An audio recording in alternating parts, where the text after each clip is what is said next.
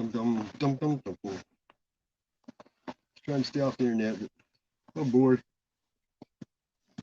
There's anybody here talking to myself. It's like dancing with myself. Let's see if anybody shows up. Everybody else talks to themselves.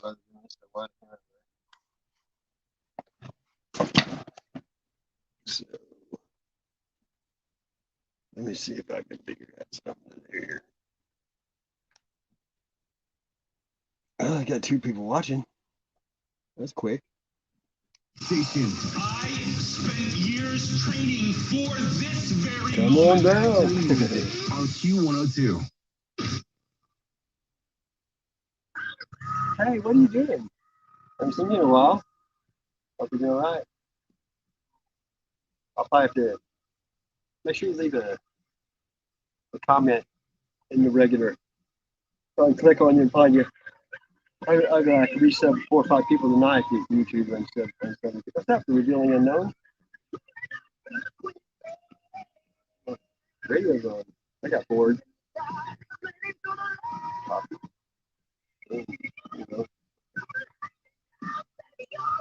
Oh, somebody come up here that never had, like Catherine or revealing. I don't even know what you guys. There you go. Anybody, I dare you. Hey, what's up? All right, appreciate it. Love you too. I can't sleep.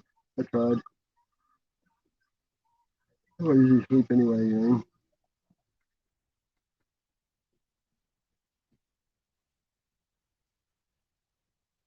It's only 1:17 here.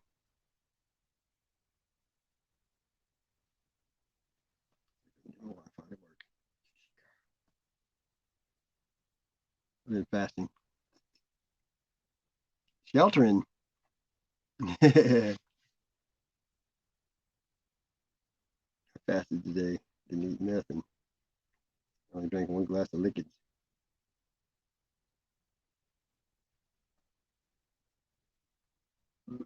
Yeah, it works.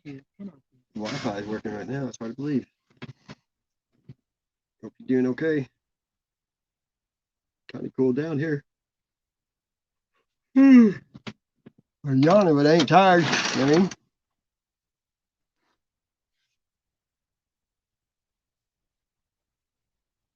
let's see if you recognize me.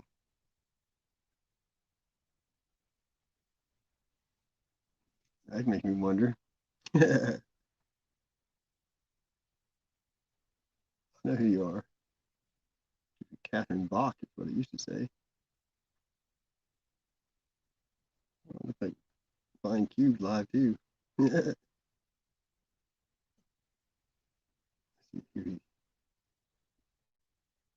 He's in Alaska, the time difference, you know.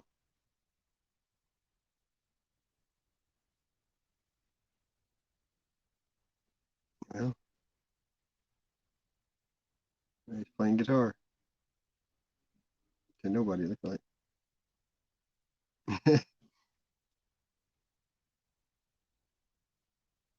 Oh yeah, we'll give you these emojis, huh? Oh. Have you ever been on a panel?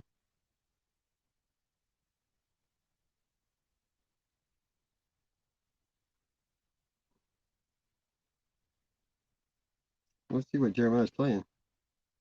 It buffers when you try to do something you want to do, you know what I mean? Yeah, I recognize him too. Every day I'm buffering.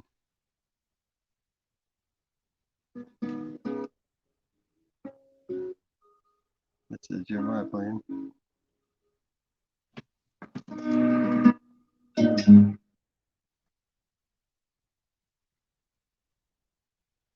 Yeah, the old circle.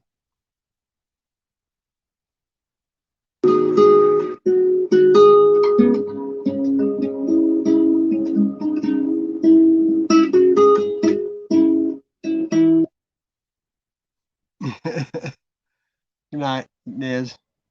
Kind of late for you. I was surprised you popped in.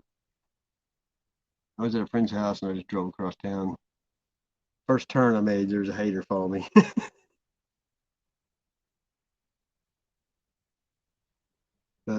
I'm legal.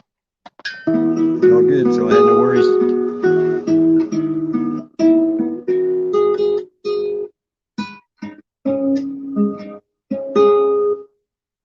Yeah, I'm gonna go in here and share. Copy link.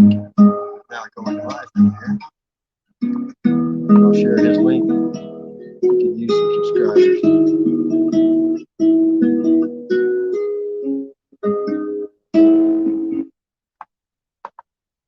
Can't really do it.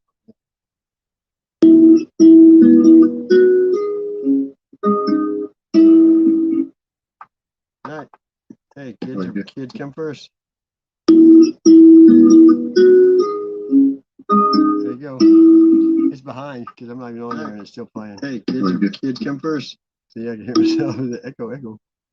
That's I guess I should put that in there. It used to be blind cube.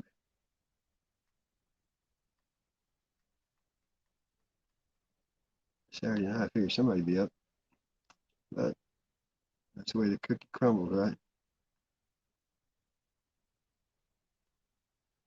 I guess I can see if anybody else is alive.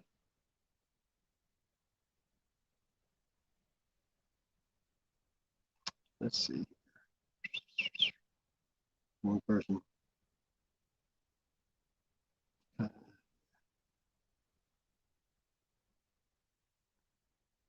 Somebody named Hey guys, I'm live. Dog bit incident. Ooh.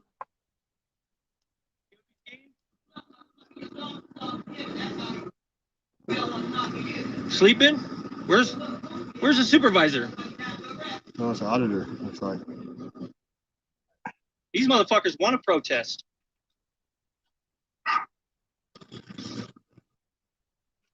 Of course, stopped whenever I wanted to show it. Let's see. What should we show? I know I could show. It's funny. Come on, wow. More people watching. It's the funniest thing I've seen in a long time. Like, find it. Close. Oh, I can show that.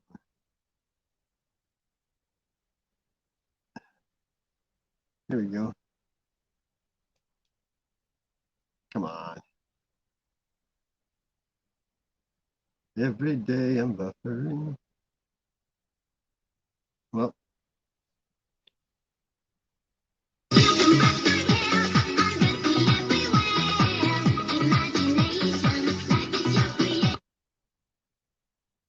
If it works, huh?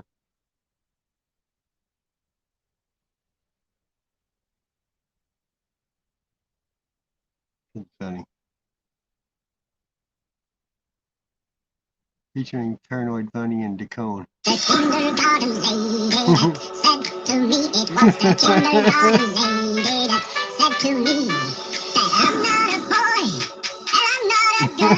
I'm a coconut. I am the coconut. I'm a coconut. Coconut. Coconut. That's the greatest one ever. Coconut.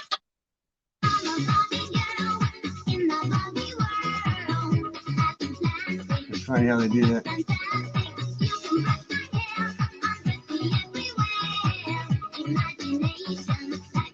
Yeah, Luckers beware. Oh, that's great, isn't it? Ring, ring, ring, ring, ring, ring, ring, banana phone. Ring, ring, ring, ring, ring, ring, ring, banana phone. I'm a gummy bear. Yes, I'm a gummy bear. Oh, I'm a yummy, tummy, funny, lucky gummy bear. I'm a jelly bear. Yes, I'm a gummy bear. Oh, I'm a moving, breathing, jamming, singing gummy bear. Potato, small This is potato, excellent. small potato, small potato, small potato, small potato, small potato, small potato, small potato, on the moon. Small potatoes. In the sea, small Give me containers. potatoes, take a bath. Small potatoes, sing when we potato, small potatoes. Whoever makes those is pretty damn good. So all I have is lurkers, huh? The way it goes. I gotta do this very long anyway. Well, I like it. So I don't like that. Door hit your ass on the way out, man.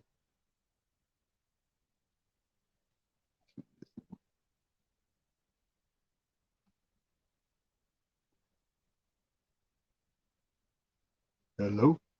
Hello?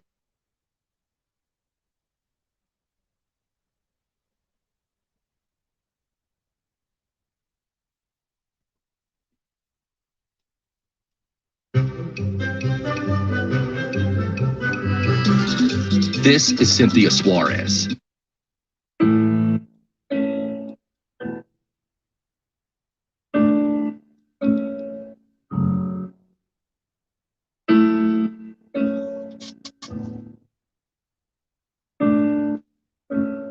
Sooner or later, lights up above will come down in circles and guide me to love. Don't know what's right for me, I cannot see straight. I've been here too long and I don't want to wait for it. Fly like a cannonball straight to my soul. Tear me to pieces and make me feel whole. I'm willing to fight for it. I know. What are you doing, brother? Know what it's like sharing. That was funny. Somebody's doing some good stuff. I missed a stream the other day because he was late. I didn't know he even did it. And then I watched it after. He did a good job of it. I like it. YouTube's been screwing me lately. Unsubscribing me to everybody, I mean.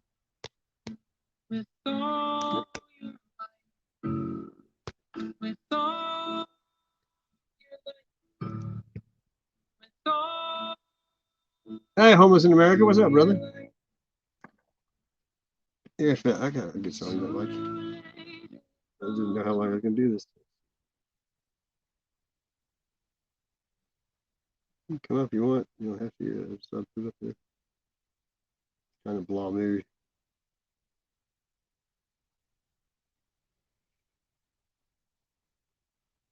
Just old being alone, but life goes on. I like this one. It's 432 hertz.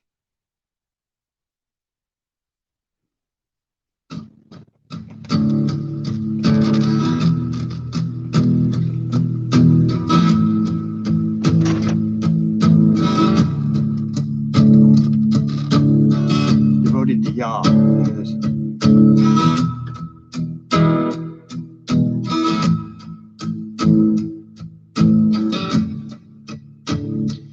In the morning when I rise to meet you, in the morning when I lift my eyes, you're the only one I want to cling to. You're the first thought on my mind.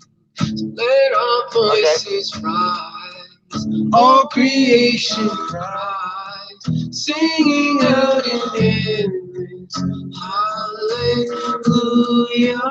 From this moment on, join with heaven's song, singing out in endless praise. Yeah.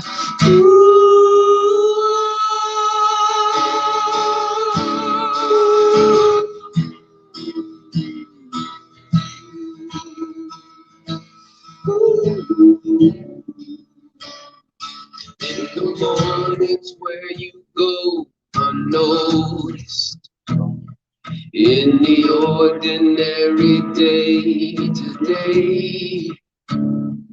countless miracles of life around us point like arrows to your name.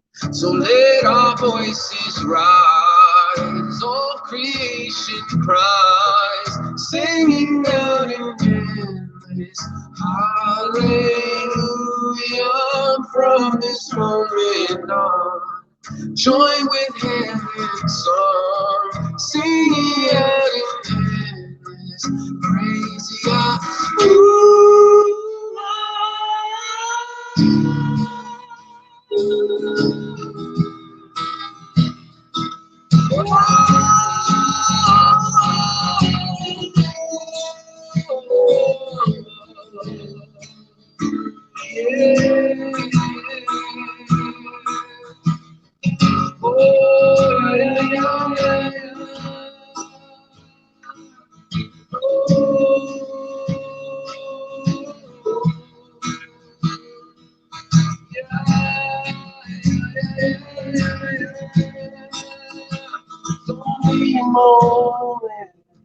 To live this life like shooting stars, burning up tonight when heaven opens and we arrive in your presence, yeah, in your presence. It's only a moment to live this life like shooting stars, burning up the night when heaven opens and we rise in your presence, yeah, in your presence, let our voices rise, all creation cries, singing out in the hallelujah from the heaven. Join with heaven's song, singing out in the praise. Yeah, you are nothing better, nothing better, nothing better than this right now. Nothing better, no, nothing better, nothing better than this right now. Nothing better, nothing better, oh God, nothing better than this.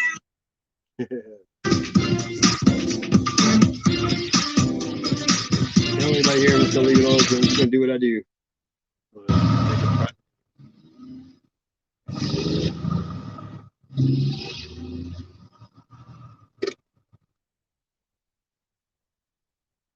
And the women get all upset. Yeah, he's not. I'll tell you what. If you've seen him before, you're going to want to see him again. And if you haven't seen him before, you're going to get a kick out of Bad Sam. Okay, Sammy?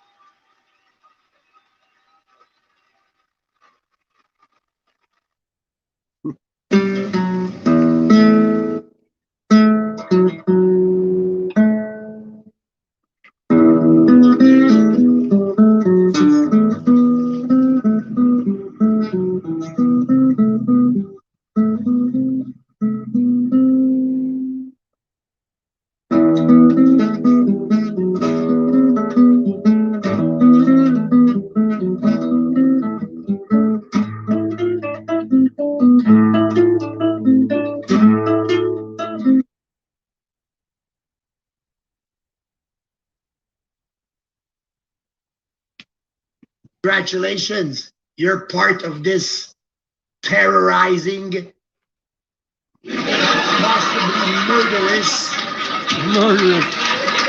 organization. Here we go. Oh my God. Are they going to even show how they were sending text messages? Wow. Brand new. Let me get a drink, people. Wow. Let me get a drink. Let's watch this. https://YouTube/ HTTPS kill them. Is that what it said? What's up, Mikey? I can't listen to that guy's voice anymore. This is too repulsive. What are you doing, bro? Sitting here dancing with myself. Anybody here? Nice, huh? Oh well, life goes on, don't it?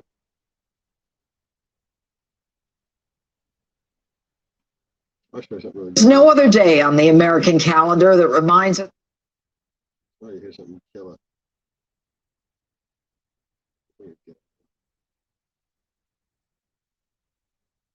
I listened to something earlier that really good. How's the weather in Florida? Sultry?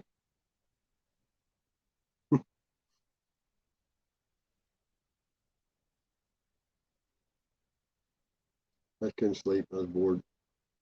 I don't go that many chats anymore. It's too boring. Still not copacetic anymore. Look at this. Did you know there is a government-funded education grant that could deposit up to $38,907? No, this is the best thing you'll hear in a long time right here. It's on.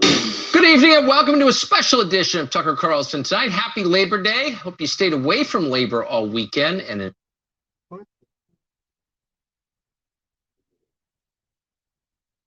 Commercial already. Enjoyed it.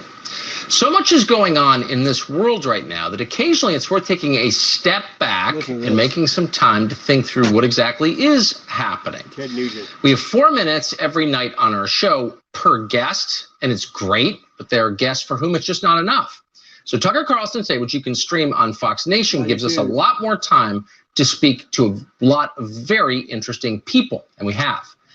In one recent conversation, for example, we sat down with Ted Nugent to talk about attacks on the Second Amendment in this country. It was an amazing conversation.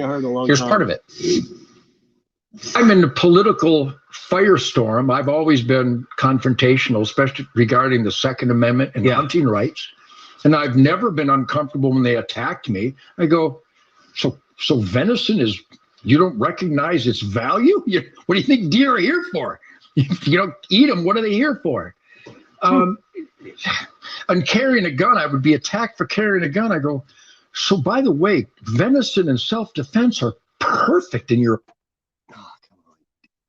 attacking me for carrying a gun and killing deer? What are you, nuts? And of course they were all stoned. So I suppose the inclination would be uncomfortable when you're attacked, but I was so confident. You may have noticed this. I'm so confident that the weekend with my dad and brothers deer hunting was perfect. Literally perfect. Yes.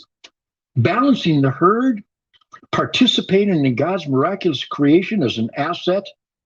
Oh, dang. Don't you hate that when that happens? I don't know why it shut off. Probably because it's truth. You know what I mean?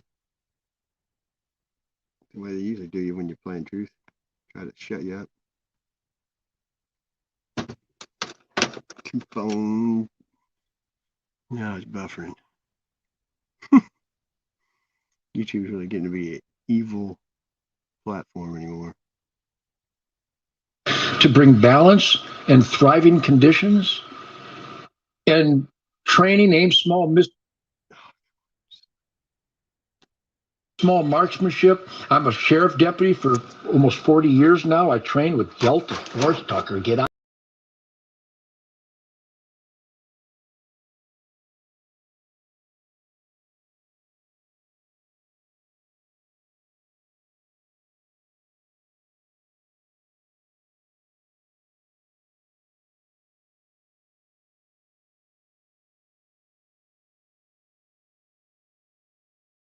Peace and love happened in spite of the Trail of Tears, in spite of the Bataan Death March. Here's a little battle cry I believe in. You Pearl Harbor me, I Nagasaki you. And that keeps us at peace. Yes, you've been turning Ted Nugent for the best way to keep peace is to be ready to destroy evil. And if you don't destroy evil, it wins. Venezuela, Cuba, China. Yeah.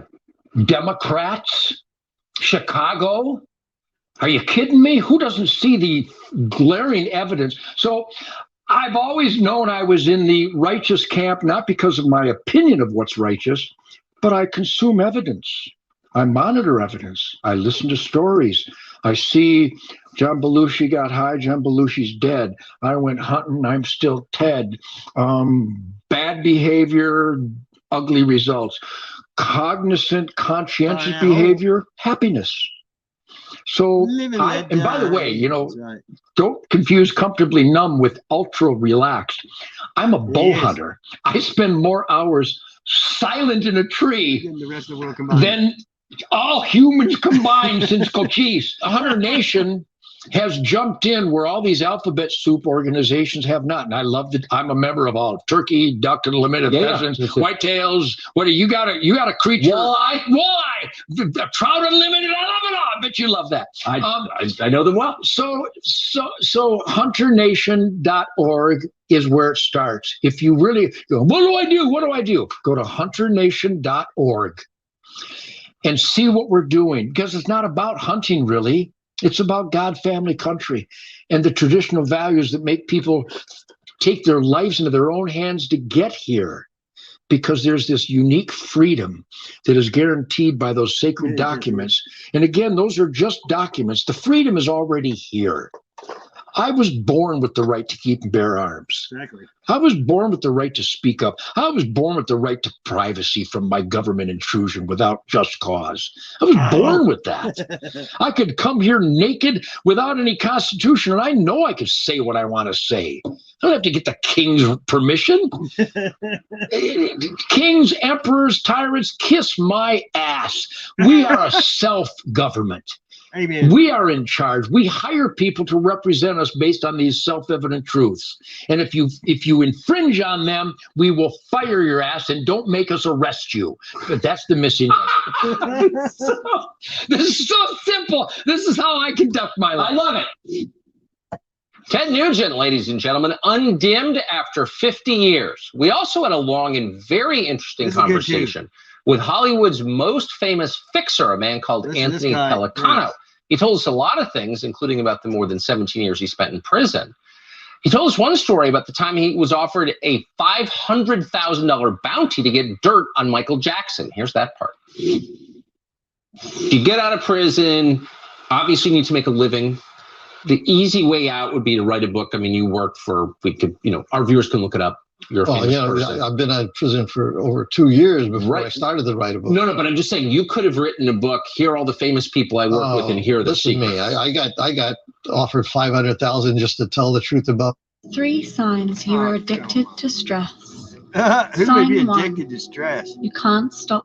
About Michael Jackson. I said no. I won't rat on anybody. Even someone who's deceased. Even somebody who's deceased. Why? Where's the honor in that? Exactly. Where's the honor? No. There's none. I know what happened, and I know what I did about it. You understand? That's all that's important to me. You don't need to tell other people about it. No. Why? I like that. What for money? No. No, thank you. I could, Ronnie, my brother has been pushing me. He says, well, you don't have to mention names. You don't have to do this. Just tell how you would handle things. I said, well, I might be interested in that. But every person that I've come across, every producer, every documentary producer, every person that's come to me, first thing out of their mouth is, tell me about this. Yeah. You work for all these famous people. Who are they sleeping with? Yeah. I mean, obvious question. No. And I said, no. And I continue to say, no. No.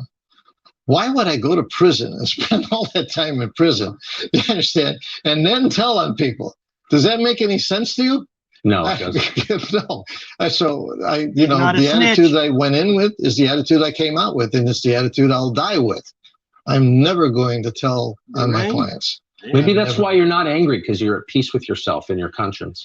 What's there to be angry about? No, but I love that. I mean, you can tell when a man's at rest inside, and you are. Well, yeah, I love myself. I can look at in the mirror and say, I love you, and mean it. I've got all the confidence in the world. I've never lacked confidence, ever. You understand? And I'm going to tell you this. I don't know if it's going to make a lot of sense to your viewers, but there was a like a poem by Lao Tzu that had an immense effect on my life.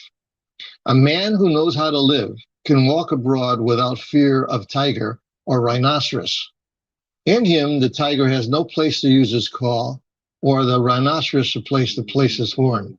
He will not die because there's no place for death to enter. Boom.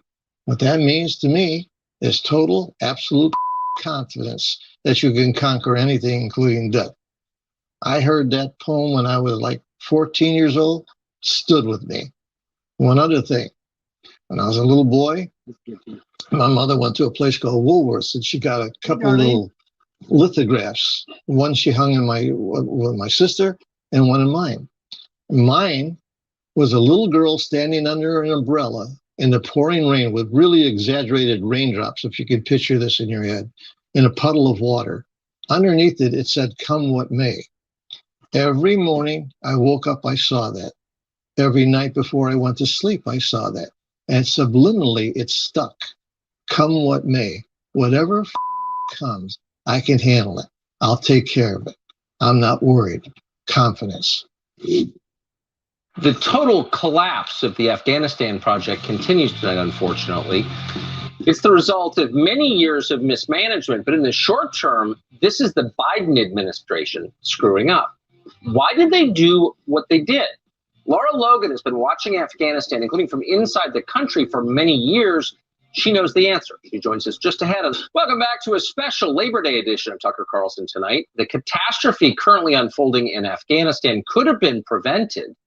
The Biden administration will not admit that, but the people who know what they're talking about recognize what this pullout is. It's a total failure of leadership. Amen. Not simply political leadership, but leadership at the Pentagon. Laura Logan understands what's happening in that country better than most journalists, and apparently better than Mark Milley. He's part of our recent conversation. I'm fixated, though, on your meta-analysis that what we're watching happen is only happening because the U.S. government is allowing it to happen, and on some level must want it to happen, otherwise it wouldn't be happening. So if the Taliban are dismantling American weapon systems and bringing them back into Peshawar, into Pakistan, or wherever in Pakistan, like why in the world would we want something like that? Well, that is a question for the Biden administration and for the SecDef and for the intelligence agencies. That is who that is a question for, because they are the ones watching it happen in real time. And they are the ones with the power to change it. And there's pictures of it, you know, whether it's Afghan troops driving their Humvees and everything across the border, whether it's the Taliban fighters. I just got sent an intel brief that came, you know, that is from a security company in Europe, and showed Taliban fighters dismantling a helicopter. I mean, they know far more than I know. I'm a peon, right? And so they have the power to change it. I don't have the power to change it. You don't have the power to change it. But we are supposed to use the accountability that is built into the First Amendment to hold people to account and get them to give us real answers. But you're not having that, because why? Ambiguity increasing. We're arguing about whether or not the Afghans are corrupt, whether or not the Afghans, you know, look at them all, they all just gave up. No, not true. They didn't all just give up. Some did, some made deals ahead of time, but there are also other, and that's where it becomes more complex. There are other factors that came into play there that nobody is talking about on the world stage. It's like the virus. It becomes very simple in the end. We can argue and scream and everything about the virus. China builds bioweapons facilities. That's what they do. They don't create vaccines. They don't create treatments to save the world. They let their people die of the most basic diseases. So we know they have bioweapons facilities. That's all they are. So when we send research to the Wuhan lab, we know we're sending it to a bioweapons lab. I mean, it's always simple. The truth is always very simple. Yep. It may have, you know, complex, there may be complicated answers to it, and you may feel very, you may have a whole range of complex reactions to it and emotions and whatever else. But the truth itself is always very, very simple, because it either is true or it isn't. You either knew, from the beginning that the virus was man-made, or you didn't, right? I mean, if you know how these things are engineered, they engineered in a host. So they're always come from a bat or some other host. They never come out of a lab. It's just that the bat is in the lab. Right. Very good point. That's funny, isn't it? So the Taliban will be running Afghanistan now? Oh, the United States has made this deal with the Taliban. Nobody asked why the U.S. made a deal with the Taliban. Why? They have been negotiating. The U.S. is negotiating with the Taliban without the Afghan government. They have not been at the talks. They have not been at the So table. we don't, I mean, the whole democracy, that's just, no one even pretends anymore. We're not for democracy, period. Who is we? Because if you look at the United States today, the narrative that is being reinforced on the world stage, every country in the world is watching. Every indigenous force or group or tribal community or whatever, every U.S. ally, every enemy is watching right now. And the message that we are sending is that the American idea is not worth fighting for. Why? Because it's based on a lie. Because at the moment, when the very people that we asked to fight for it are dying, they're being hunted down and slaughtered, what do you think is happening to those Afghan special operations soldiers or the government employees or the female, the women who went into government or have been on TV? What do you think is happening to them? Whether it happens quickly in full view of the world, or whether the Taliban pursue a clandestine strategy and control the information coming out in order to get the what they've been promised by the U.S. The U.S. will recognize them as the legitimate government of Afghanistan and will take your tax dollars and mine and fund them with it. That's what they're going to get out of it. And that's one of the things that we know about, right? I mean, how much do we not know about? Two annexes So to the deal. U.S. government is funding the Taliban. Well, consider when we know how much money and support the Pakistanis have been given to the Taliban, and we've been funding the Pakistanis, we've always been funding the Taliban. As literally, while our troops were being killed and maimed on the battlefield, we were paying the people.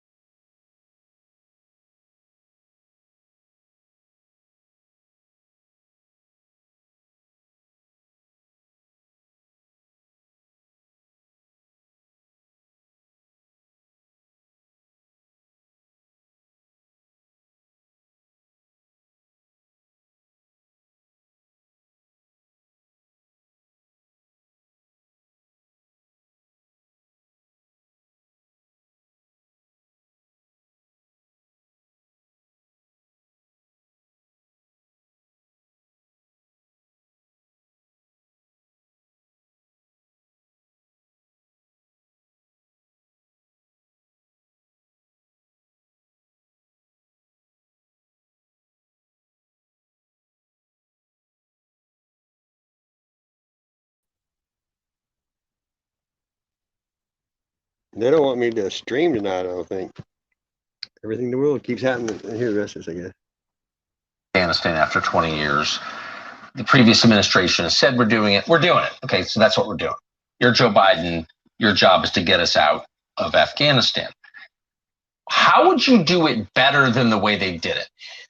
I wouldn't make a deal with the enemy, first of all, because you don't need the permission of the Taliban to withdraw from your bases. Do you? No, you don't. Good point, Laura. What, I mean, why'd you make a deal with the Taliban? That's a great question. Why? Peace deal? Where's the peace? What peace are you talking about? Don't attack my soldiers, but keep killing Afghans? The people that we've fought alongside? I didn't go anywhere. It just knocked me off. That's the deal that we made.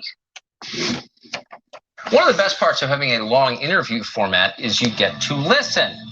You're on receive, not just transmit. And if you listen long enough, people say things you did not expect them to say. Carlson tonight. Actor John Voight has been shunned to some extent in Hollywood because his political views differ from the majority.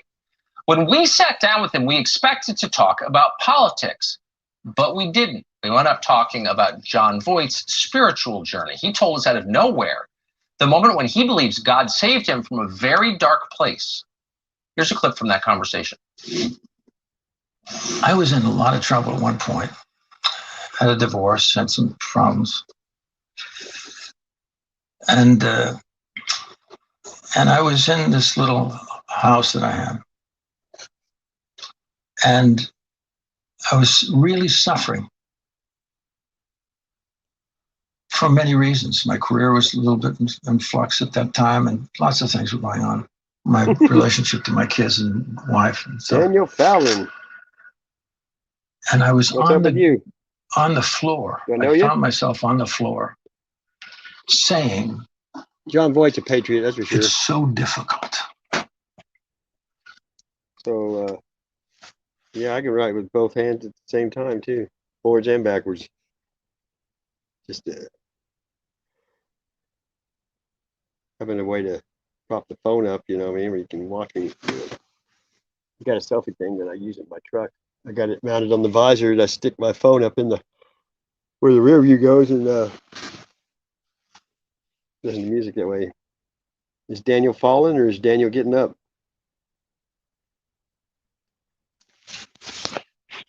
I don't think I've ever seen your name before unless you're somebody I know that's using their real name. I only know one Daniel. So, who is it?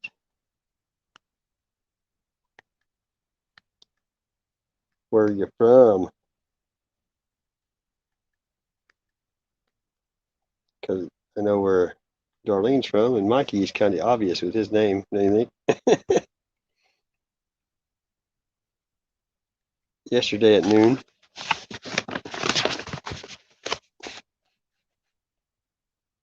Let me think.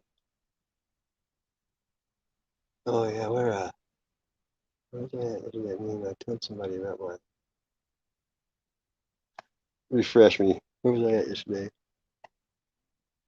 Most people I tell I have a channel don't ever even come. There we go. Okay. Right on. I seen Seven streamed earlier, but I was I guess I missed it. I don't get his notifications at all. Daniel, my son, wax on, wax off. Do you do you create videos too?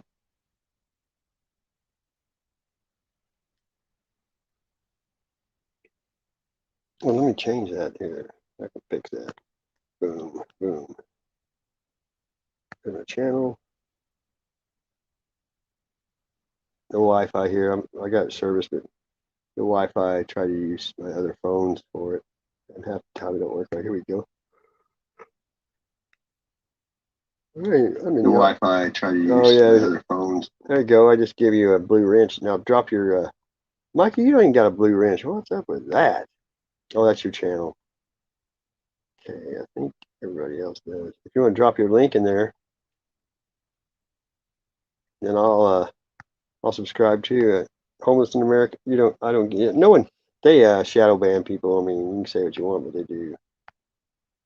Like I can be on somebody's chat and leave, and then in my history and everything, it doesn't even show them, and I was just there. If you are like God or truth, then they block you. Gang stalk, no doubt. By who? I've been getting not gang stalked, but we get stalked too. I mean, I have somebody. I don't think they made a video about me today, but I think they made 3 yesterday or something.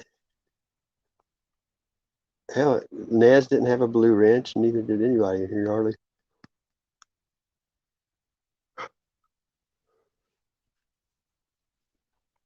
I tried to find your channel, but I couldn't find it.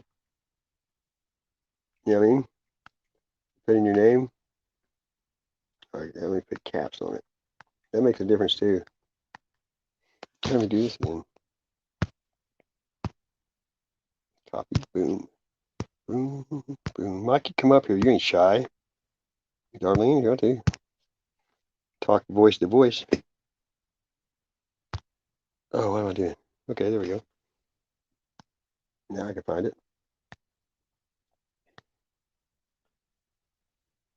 Oh, is that your, I thought it was you. Okay. All aircraft and flights over me. Oh, really? Uh-uh. No shit. Yeah. They broke up? Imagine that. Maybe it's because, probably because she worked and he don't. I never seen anybody slam their parents so much either. And, you know, I never did nothing to the cone. I used to go to his chats and nobody was there. Yeah, Daniels. How did you find that out? Did they probably set it on the live chat?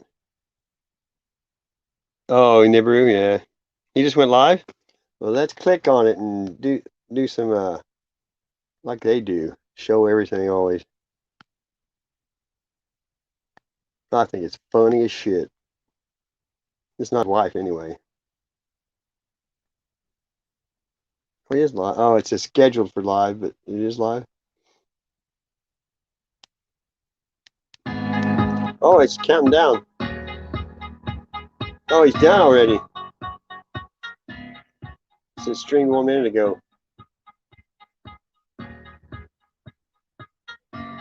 Karma is a really bitch, isn't it? I guess I have to do it. I don't have to wait. I can fast forward.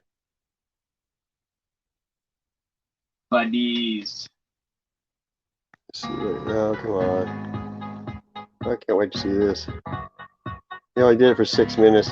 He must be bumming.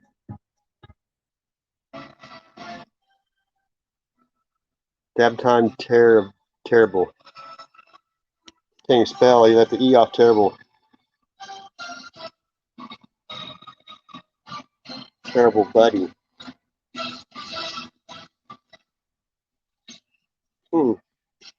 Nobody in the chat either.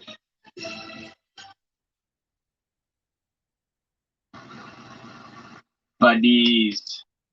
Well, it just goes to show you that everybody, not everybody, but a lot of people are untrustworthy, even if they were your significant other. Allergic. Here, let me help you. Quit looking at pennies all day. I just wanted to. You know, maybe it's because you're always Come looking. on here to show you guys what I'm going dealing copper. with here. With an ex that wants to fucking steal my phone. Oh, he says Because X. she doesn't have it, but what she doesn't know is my phone's got tracking. So I had to go and find that out myself. I hate to have to call the police because I don't really fucking enjoy doing that. But I really do need my phone. It's how I make my money. It's how I take pictures of coins. It's how I do everything. That's how you look at pennies all day. And let me show you guys. What happening? What happening? The person says they don't have it, which is awesome. I love that kind. Because I'm not a fucking idiot. Yeah, you are. And you are an idiot. I don't want to have to do this kind of shit, man. Yeah. This is fucking bullshit. Oh, it's buffering. Oh, hold on. It's My daughter's here. I just want to show this real quick. His daughter? Don't show her on the screen. The screenshot here real quick. What a pussy. Subject, hey man. Yeah, what a dick.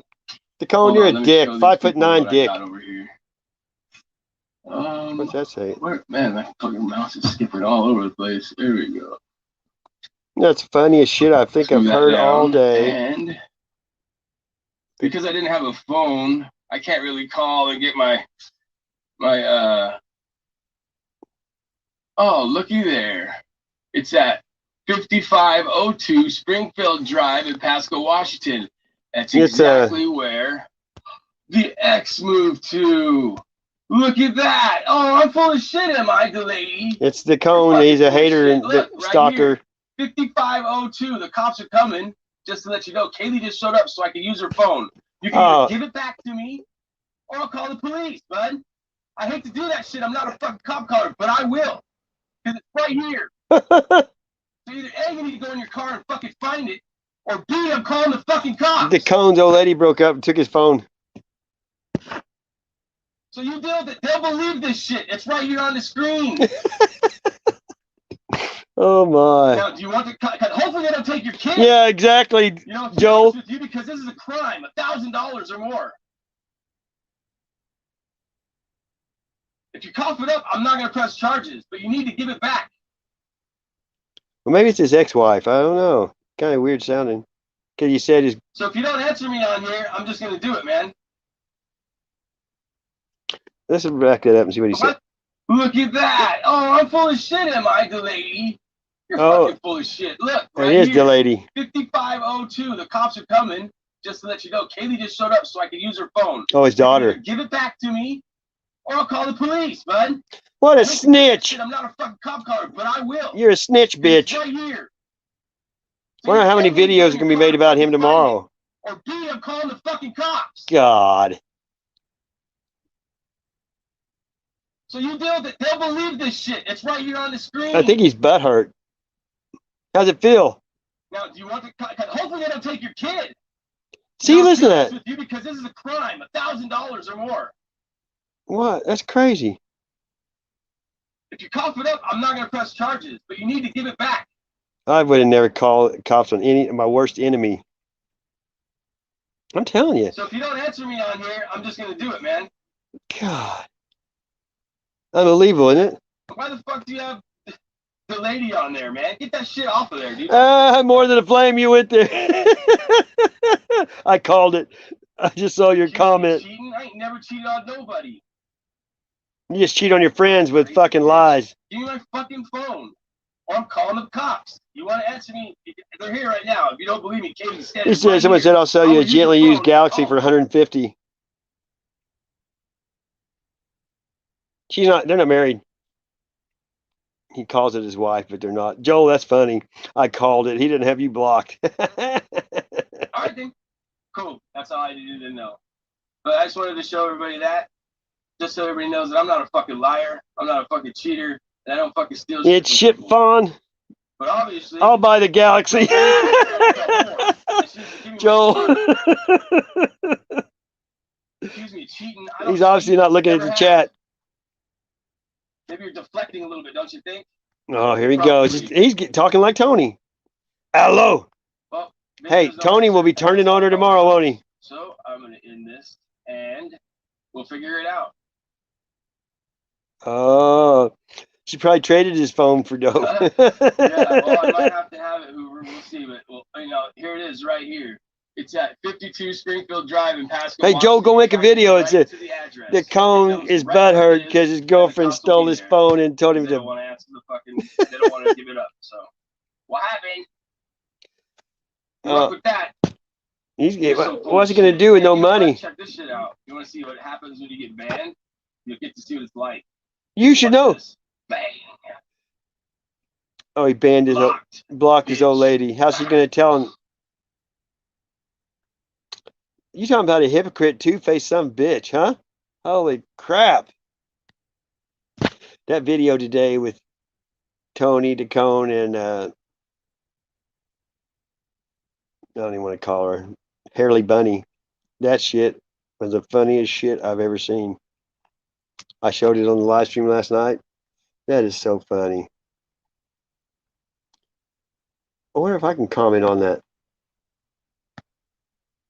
Think I can? I'm gonna leave a comment. No, he has me blocked though. We'll see if I can comment on this video though.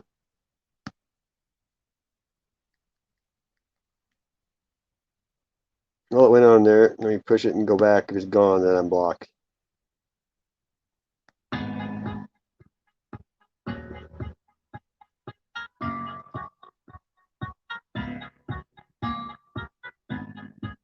Here's a comment. I haven't seen Ron's video. This says there's a comment that says Curious Bunny. Yeah, my comment's not on there. He has me blocked. Oh, she came in. Did she show she follows me everywhere? But question is, how does she know where I am? She also waited until I said I was going to sleep. So she's everywhere I go, always watching day and night. She has to be 7-7 Brigade doing her job, harassing people who tell the truth off the internet. What's she talking about? I can't comment at all. Talking about Satan and Saturday and Star David. What day do the little hats go to pray? I fell asleep. I watched the last hour. What the hell? Oh, this is a different chat. What is this? Oh, he did a string, quick dab and still, no phone, no coins. Oh, she took the coins too? Yeah, Daniel, nice to meet you, brother. Take care. Well, I didn't. Oh, that's. Let's hear his first butt hurt. The first butt hurt here. I didn't. This is the second video he did. This one's. Oh, it's just delicious. Did she steal his coins too, Flame?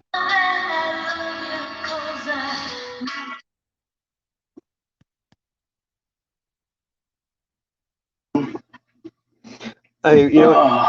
Oh, Tony. What up, everybody? Tony was in his chat. I haven't learned to do any coins, so this is the view you get. What, man? Well, he can't do coins because he has a computer. But it's yeah, gone. anytime, Daniel, come back. Funny. You're good peeps. Anything. Anybody hangs out with Sevens, good people. You know what song you should sing? All by myself. I can't look at pennies with my phone anymore. What's Tony gonna say?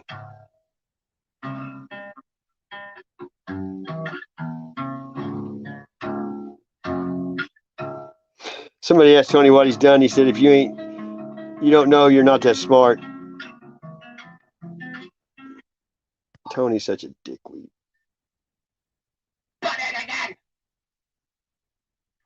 You know what you did dirty? You laughed and mocked along with all them. That tells me that you're not as much morality and truth as I thought you did. That one got me. Dirty Mike. And treated the cone with utmost respect. I came here. What's going on? It's just that made me stoned instantly. Instantly.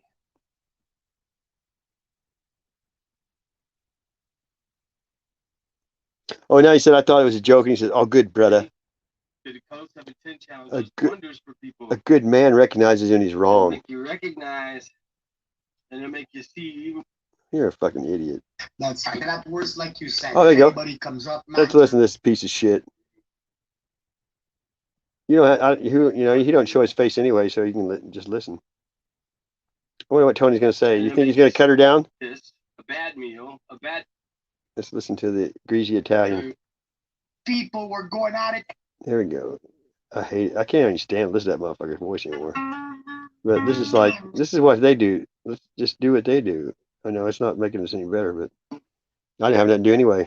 Oh, what up, everybody? Don't really have me learn to do any. Bat.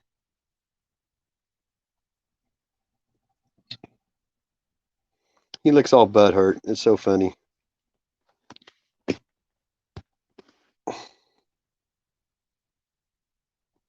Yeah, and I love it because I was there and I gave my name and everything in PDF. You know how they are. They went and looked because I never been arrested, not even touched a kid in my life. If Tony lived here, he wouldn't even be alive. Went to sleep with it here. I could spend my last days with free room and board. And I don't think God would care. I didn't leave.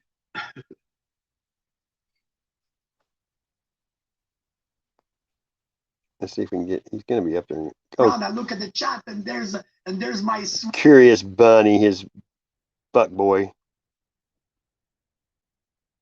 Tell me when you get that. Curious Bunny. Hey, haters. She repulses me. Penny, you at the link if you want. I'm gonna take it off here in a second. The cone heads is now just one cone head. I'm telling you, who calls the cops on your old lady, even if it's your ex-old lady or anybody, and said, I hope she don't lose her kid. Hey, what's up, Deb? You going to bed? The Cone's old lady broke up with him and took his phone. She really got tired of sporting his ass. You know what I mean, wouldn't you? All he does is smoke up her money that she makes with the fucking stupid dabs. Tell us about your new thing. You can put it up. I wasn't thinking. I was like, no way. It's hard to get this shit exact. I want to hear what he comes up, what he says. I think it's funny as shit. I don't care. Just the way it is. Here we go.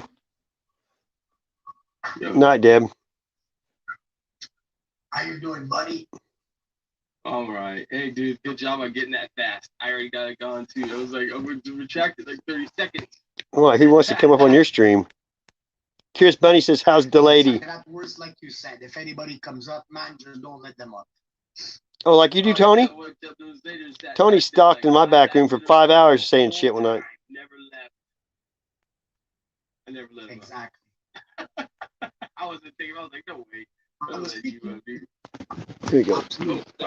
They're evil scumbags. Yeah. They are evil scumbags. That's Who's reflecting? Hey, brother, I was thinking. I'm leaving. I'm like your computer, like me, my computer, it's a portable, right? Or what do you call those? A laptop, you idiot. Portables in the States, I think. God. What do you call these little computers that you can carry around? He's stupid. Laptop, okay. Come on. Like, brother, the most obvious things they escape me. It's because you're stupid, Tony. I hear you. So anyway, is your computer a laptop? Yeah. But it's like it's actually not even a laptop. It's a notebook. Well, you can still use the camera. It's possible we might have a delay because we got a delay, brother. Okay, hold on 1 second. Yeah. You're not showing any pictures anyway. Yeah.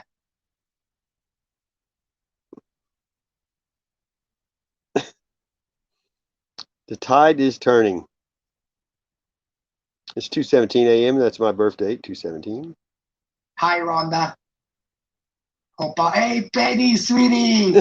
My God. Here I am. I go up, I turn around, I look at the chat, and there's my sweetie, Penny. By the way, people, don't spread this around. She's my mistress. But don't tell nobody, or otherwise they're going to start making fun of us. She's married, too. Hey, Penny, I hope you didn't tell nobody. Jeez. She said, love you, Tone.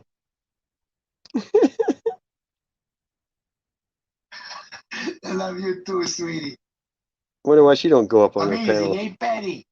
Isn't it amazing how all the most evil people, they all gather at the same place? Yeah, we're watching it.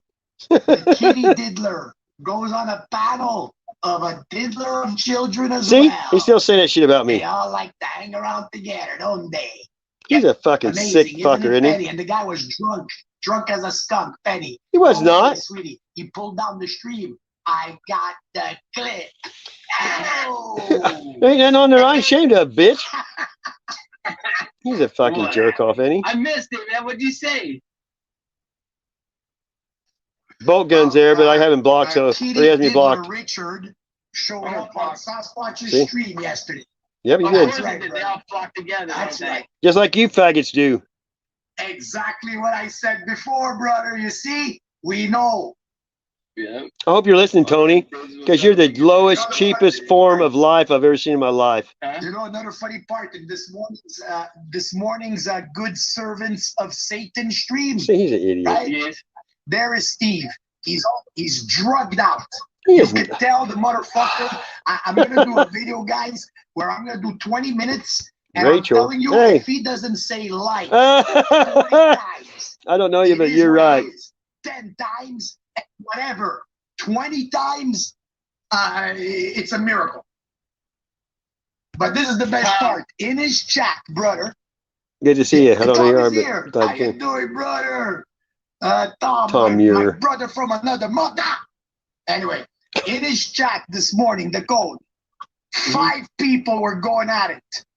5 people were going at it. No, and they weren't. Cindy was disgusting to everybody, and they're supposed to be friends. He's a liar. I just watched it. Including Penny, your stalker, Captain Stinka, was there and started fighting with Cindy Krista, with Deb Meyer, and there was someone else. No, there wasn't. Because that's what happens when you They weren't have fighting.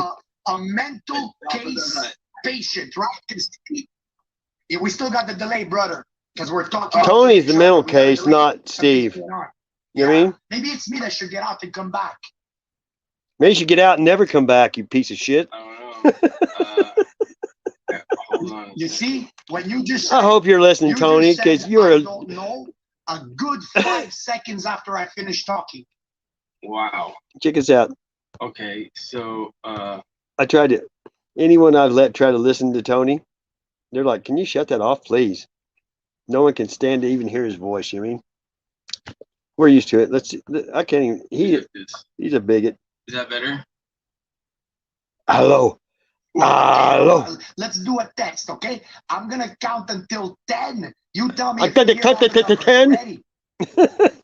Yeah. Are you stupider, Tony, or the stupidest? 2, 3, 7, 9. I know. 10.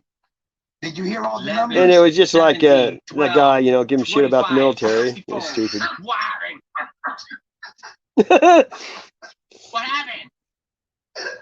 And like I say something, they go, "You mean that guy that sounds horrible?" I'm like, "Yeah, that's him." That's how it goes, buddy. They're like, "He's not serious." Yeah, he's serious. Anyone that's that demented and laughs like that when he's evil laugh here.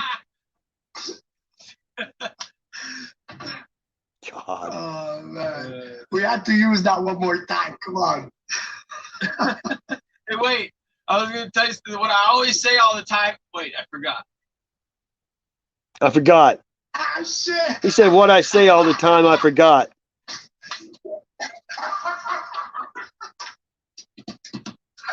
I just got it.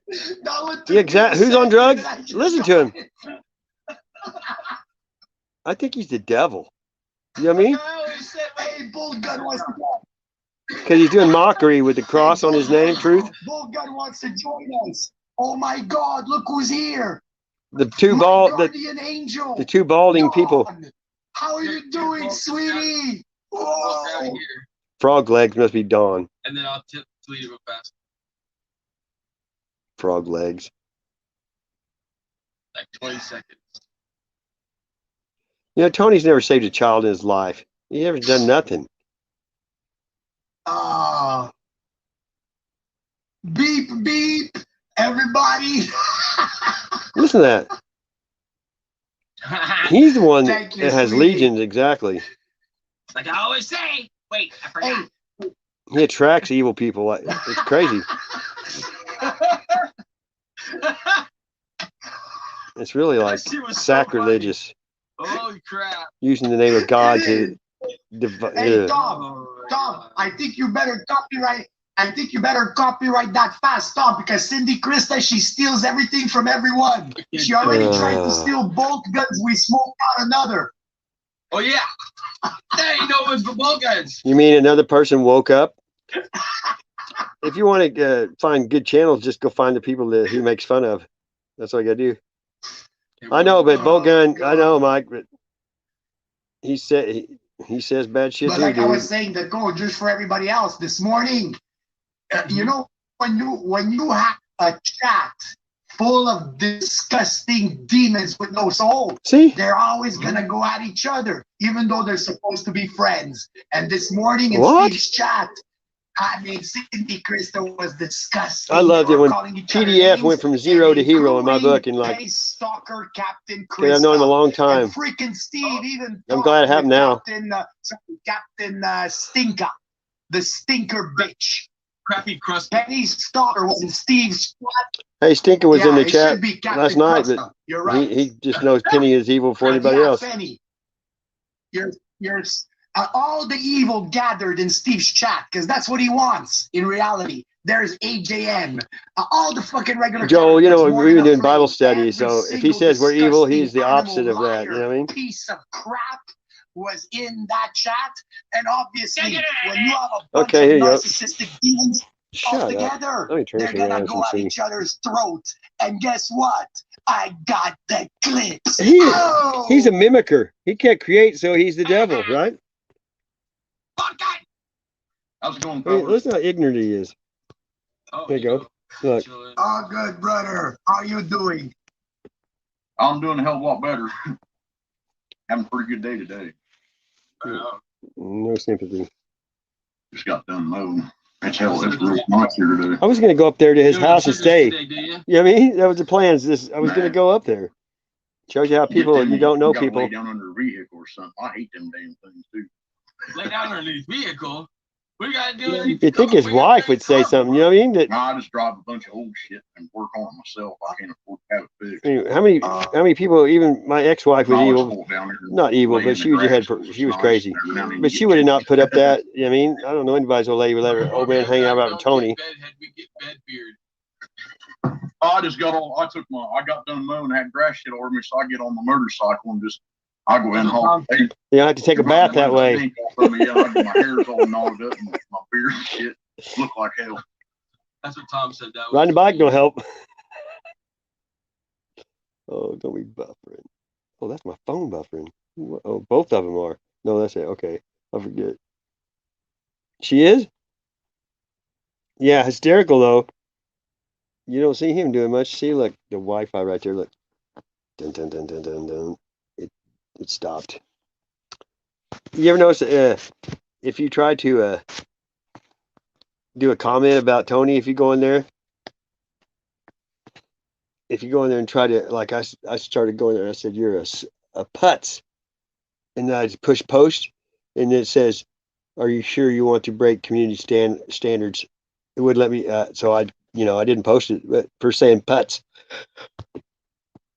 I thought that was crazy. Here we go. Oh, you just read it. Okay, yeah, Tom. Yeah. I don't have no beard like that. Oh, I have it. What happened? Uh-oh. You lost Tony? We should be so fortunate. What happened? I got 800 live streams on private. Your phone or something, bro? You know what I mean? Man, I don't know, man. I went to sleep and it was here. I woke up, it's gone. So I don't know. He don't even know what happened to it, and he's blaming his girlfriend. And I didn't turn the location on, but I got to get a hold of the company and then they pinpoint it. But right now it's like in a 100 square yard radius, they say, of me right here somewhere. And it's like not outside because I didn't go outside. I don't even go outside. He's not going to admit it. So I don't know. It'd be funny if she didn't take it and she tells him to F off. Around, I guess, for a while. Yeah, I got an iPhone and I've lost it. There was so many. Well, hell, man, when I was taking that damn chemotherapy, and shit, I was out of my mind, man. I was losing that thing like all over now? the place. So my daughter-in-law put that tracking thing on it somehow, and she can use her phone, and you can walk right up to it. Where it's at, how we laying out in the field and out on the road. Oh, I I was riding my know. four-wheeler and it fell out of my pocket and stuff. You know what? You know my grandkids. My granddaughter is not even 3 years old yet, and she knows how to use the phone. You know what I mean? She has her own. She don't have service, but she watches like cartoons on it and stuff. She's not even 3. My VCR was never flashing 12. You know what I mean? Most people. I mean, how long have we had phones? I mean, shouldn't somebody know how to use it by now? I mean, if you have an Android, they're basically all the same. You know what I mean? And if I had iPhone 3, 4, 5, 6. I think when I quit, but I still use it sometimes because iOS and Android, you know, they both have advantages and disadvantages. Let's see what the rest of they have to say. I left it at somebody's house and shit, and it'll take you right to it. Man, I'm telling you, man, it's like with the technology they tracking everybody, but you can't tell me. I got it for you. I lost my phone twice in the woods. I tracked back to it. Then this guy asked me to help him move some stuff. He had to move out of the house he was in. They sold it. So I go over there and the phone falls out of my pocket in one of those folding chairs. You know how they slant down? So then he wouldn't help me look for it because I thought I lost it walking to his house. So, you know, I do the tracker thing. And I find the house and I go to it and knock at the door. I said, you have my phone? She said, just a minute. They're gone like 5 minutes, came back and said, liar, get out of my yard. So I got the address of the people. It was an old couple and their granddaughter lived there with her boyfriend. So the guy I was helping to move, I went back to I found his Facebook. And guess what? That girl was on there as his friend. So he found my phone and sold it to him. I haven't talked to him since. Isn't that the way people are? Phone is, man, it's bullshit. You can pinpoint me like a fucker, you know, like nothing. But I only can find it when they want it to, you know. Tony must be having computer trouble because he ain't even back in the chat. Yeah, I don't know what happened. Thank God. We can't afford $25 a month for StreamYard. Yeah, he wasn't really. He wasn't really a friend. He was somebody that lived out here where I did, and I was just being, helping him out. But I tell you what, I'd never been to his house, and he lived in this old house that had a basement. Him, his mom.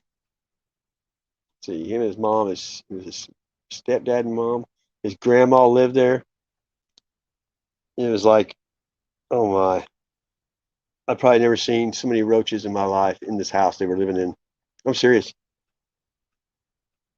I don't know, it probably was condemned when they got out of there. It was so horrid. I was like, I didn't want to touch anything. You know what I mean? It was unbelievable. And everything when they move, everything's going. That shit's going to go with them. Yeah. Because roaches put eggs in the cardboard boxes. You know what I mean? Yeah. Yeah, I had a hell of a time here past few weeks. I hadn't had it in a long time, man. I had a relapse of that damn Persian Gulf syndrome shit. And what is that shit? Why do you think it's from Tony? Brother, that's just what the VA calls it, man. Because when they finally started checking us out, I was exposed to. I'm not going to sit there and show them. Doing that. This just ain't cool. I'll show you. I'll let you listen to something a lot better. I can't. You can't even kill roaches. You can put them in a microwave. They'll be here. If there's a nuclear holocaust, the roaches will still be here. I don't think that that's got to be the weirdest creature ever. You know what I mean? Oh, just something about it just makes me give me the heebie-jeebies. You know what I mean? They make stuff to get rid of them pretty easy. They sell it at Walmart.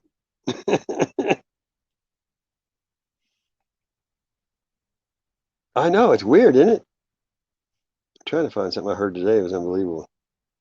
You ever listen to the Conservative Twins? No, that's some funny stuff there.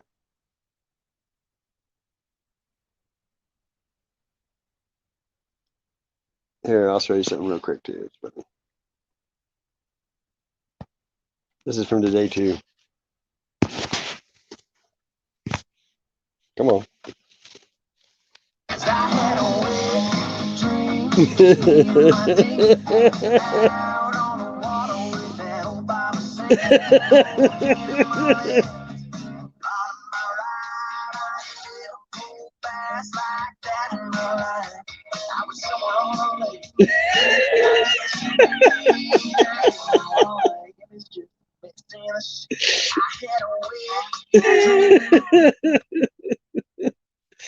I'm sorry.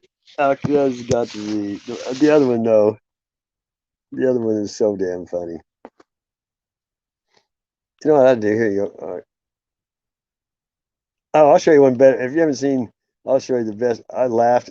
This will be like the 7th time I watch this. I mean, I don't know who Game Over is, but I know it's somebody that we know. Kudos to you, brother. Let's see where it went here. Here it is. This is the best one in the history of YouTube. You ready to laugh? This is the one that cracks me up right here.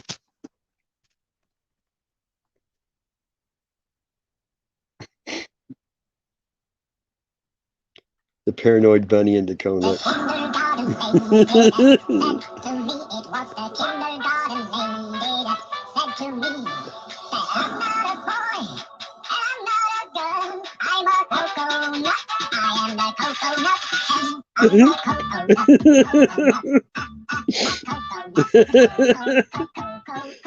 Oh my.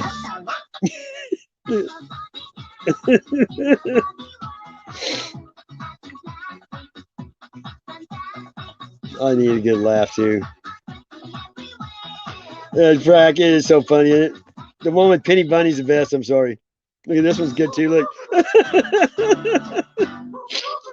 Kill him with comedy instead of.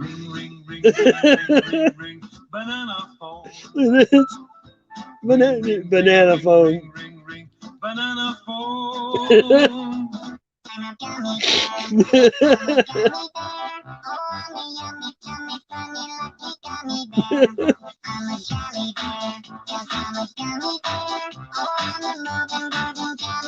I got the clip. Oh no, there it is.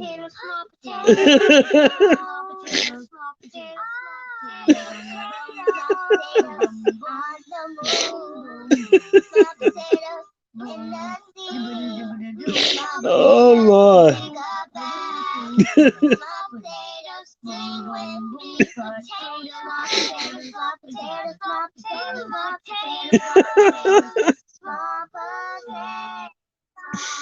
Oh, she looked at her fucking.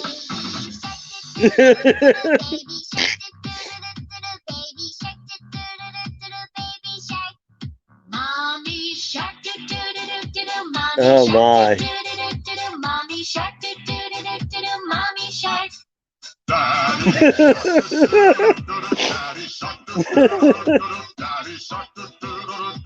We're gonna dedicate this stream to Phony. Oh, I didn't see that. I didn't watch it all, I guess. Look, I missed this part.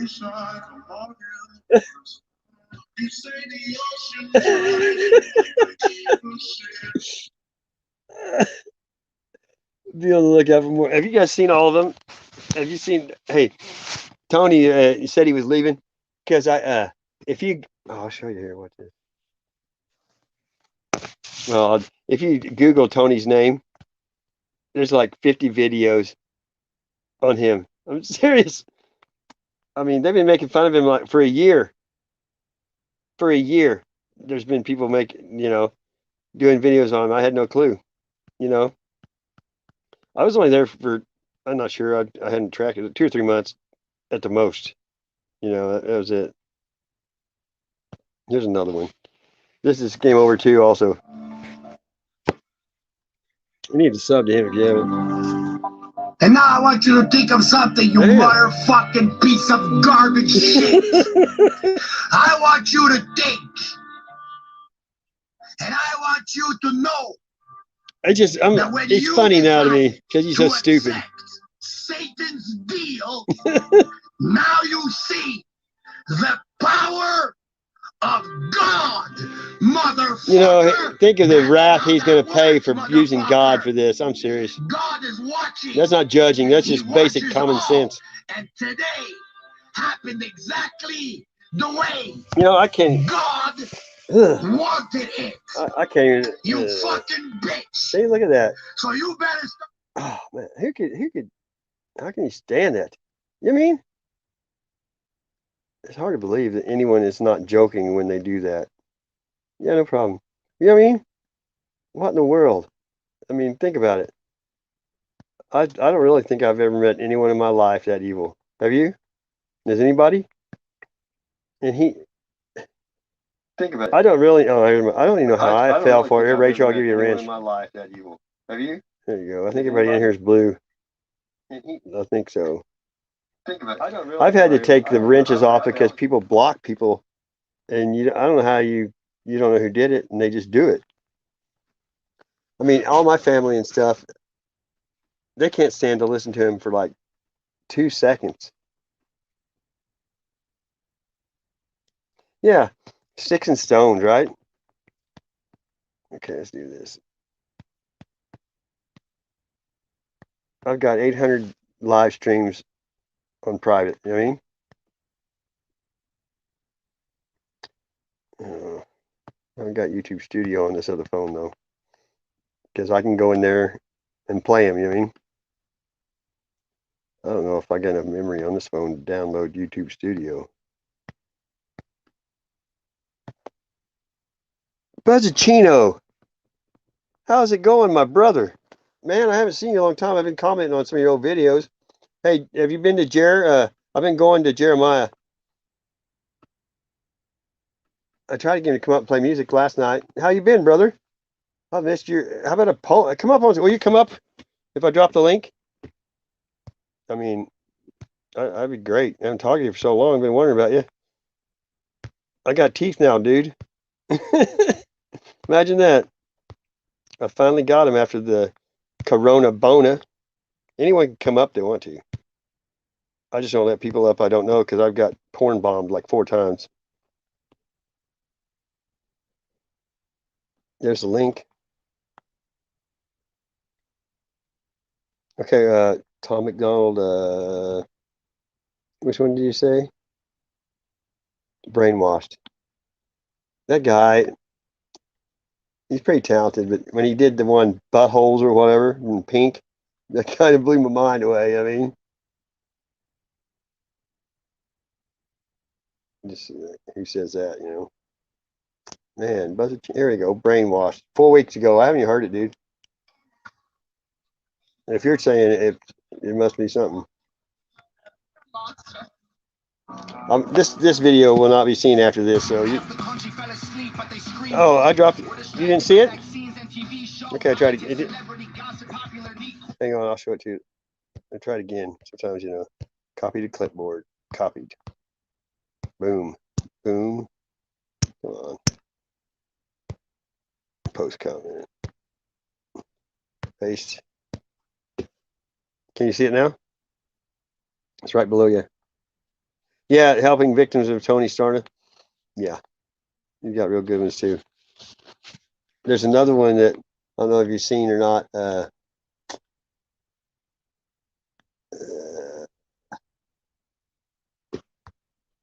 It's in there now. If you, I wonder. Let me go to you. No, you. I wouldn't see you if you were blocked.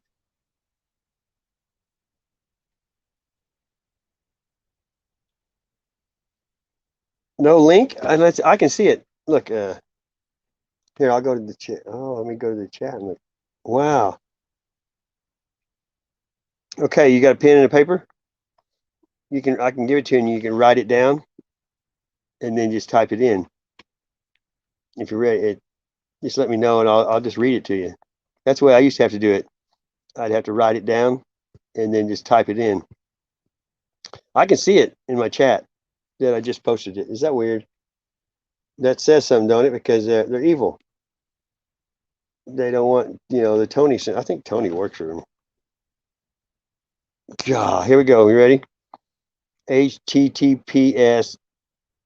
I don't know what that is called. 2 dots, you know, like semicolon with 2 periods, 2 slashes to the right, StreamYard.com, and then slash to the right, lowercase HFJ 9MZ.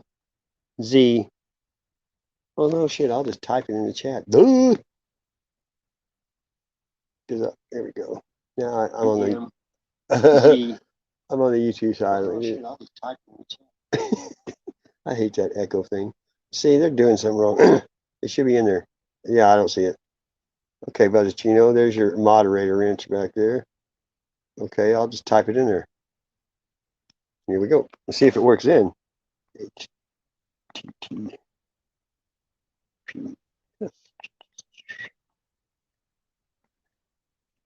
StreamYard.com. That's weird because I pay for StreamYard now, and it used, you know, it's been under this first time it's ever not worked. It used to when I didn't pay for it. But YouTube, I don't know. Satan must be possessing the people that run it. That's all I can figure out. But I heard a lot of people this week having trouble. Like I have to resubscribe to people and it won't let me comment. It don't even make sense. I'm getting closer here. Just gotta take forever to type this crap in. Okay. HFJ 9. I don't know why it won't work. That's weird. Why? Here we go. Boom. There you go. Michigander. What's up, brother? There you go. Can you see it now? Ah, it's not in there. Look at this. Look. There's where I typed it in. Look. You can see it. And look. Look at this. Oh, it's gone. The other one. What in the world? Now that's freaky, isn't it? What? That's bullshit. Look. You can see it right there where I typed it in. Let's try it again. Some bitches. YouTube is a piece of crap. It's really getting old. That's crazy, isn't it? That's called a asshole.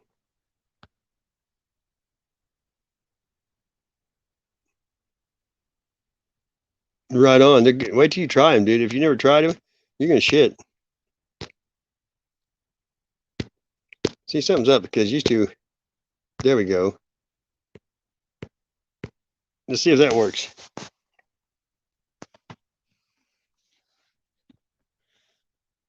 Okay, it's showing up on my phone, but it's not showing up here. What's going? Hey, I don't understand that at all. I know. And wow. I wonder what the deal is. Hang tight. I'm gonna go out and come back in and see if they'll. Sometimes you got, that'll fix it.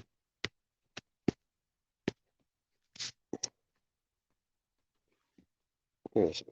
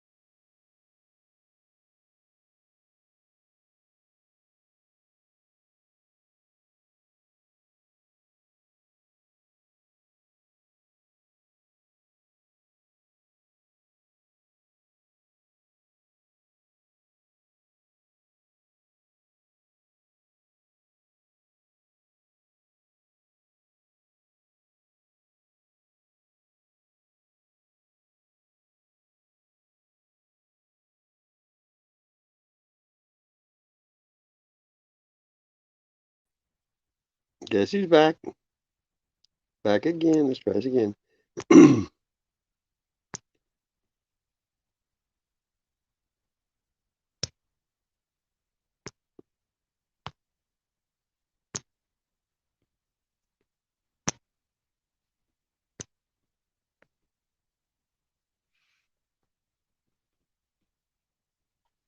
Well, I just stuck it in there again, and I can see the chat at the bottom, and it's not. This is weird. What's going on, man? It's the first time I've had this happen ever. You know what I mean? I can see it in my stream, but it's not on my phone, on the other phone. What? Can you see it, Mike? No. What's going on? I don't understand this shit at all. What?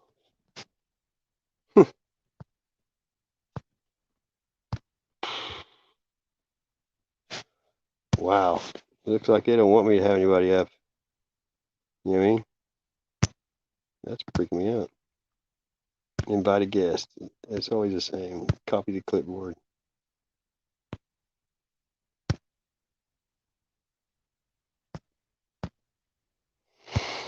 Yeah,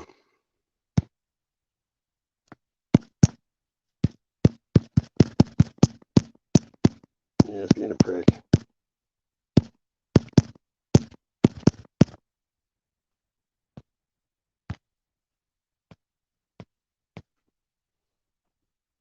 Like I can see in the chat right now. I don't have Buzzachino's already left. It looks like I don't have anybody's email. The phone. It's not coming through. I got an idea. Watch this. See how I can do this. Well, maybe that's why no one came up earlier. They couldn't see it, and I didn't know it because I didn't have my other phone on. Well, watch this. I think I know how to get around it. Right here. I have an idea. Here, I'll just read it to you. If anybody wants it, get a pen. I think I can. Man, they're not gonna. I'm gonna keep trying. They're not gonna stop me, assholes.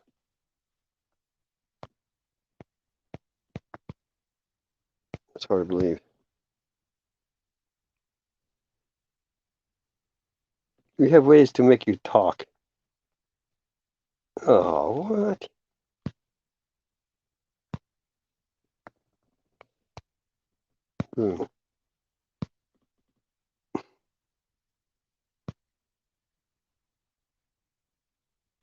I try to get in on my other phone. It says that account exists. Try logging in. Okay, now I'll be right back. I gotta go to my email to get the code.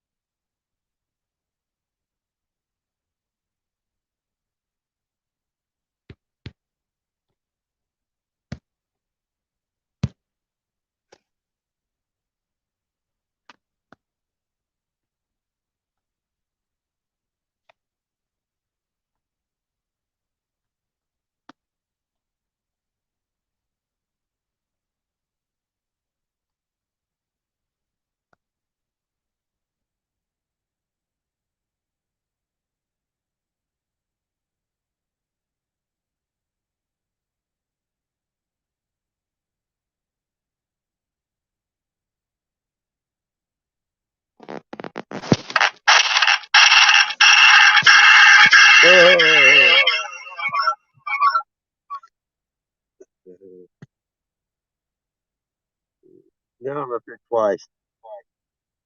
Can you see me? Yeah, we do this. We'll beat them at their own game. You know what I mean? Oh, now it kicked. That's weird. There we go.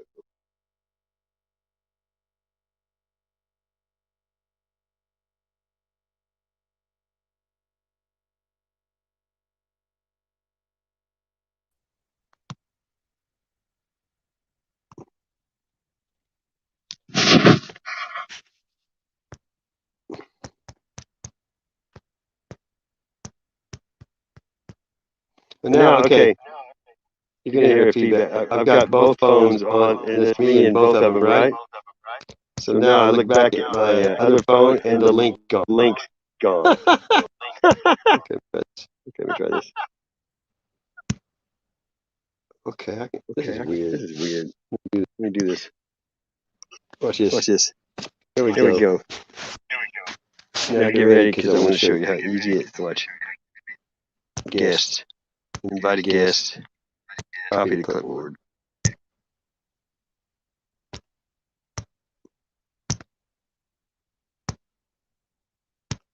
See, look, there it is. Oh, there it is, right there. There you go if you want to join. If you can see it.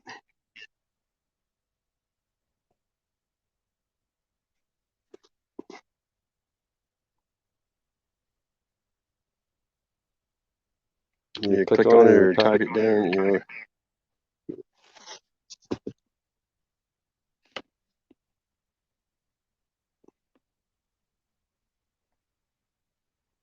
Oh, it was just there. Oh, there it is. Oh, there it is. Yeah. You can see it right here. There you go. You can write that down and then, you know, and write it down that way. Do it through email or whatever.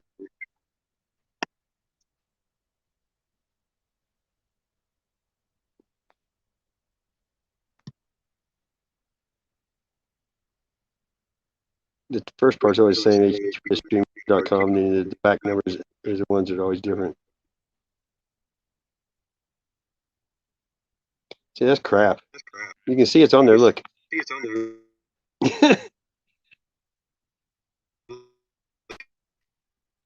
Oh, it just disappeared. Did you see that? What in the world? Look, you can see where it was. It's behind and then it just gone. What the hell? The hell? It's freaky.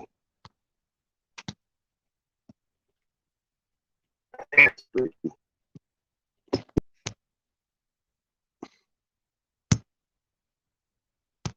Yeah, that is blowing my mind. Unbelievable. Nefarious things at hand, don't you think? Okay, well, I'll go in with this other one and see if I can. No, that's the first time I ever had this shit happen.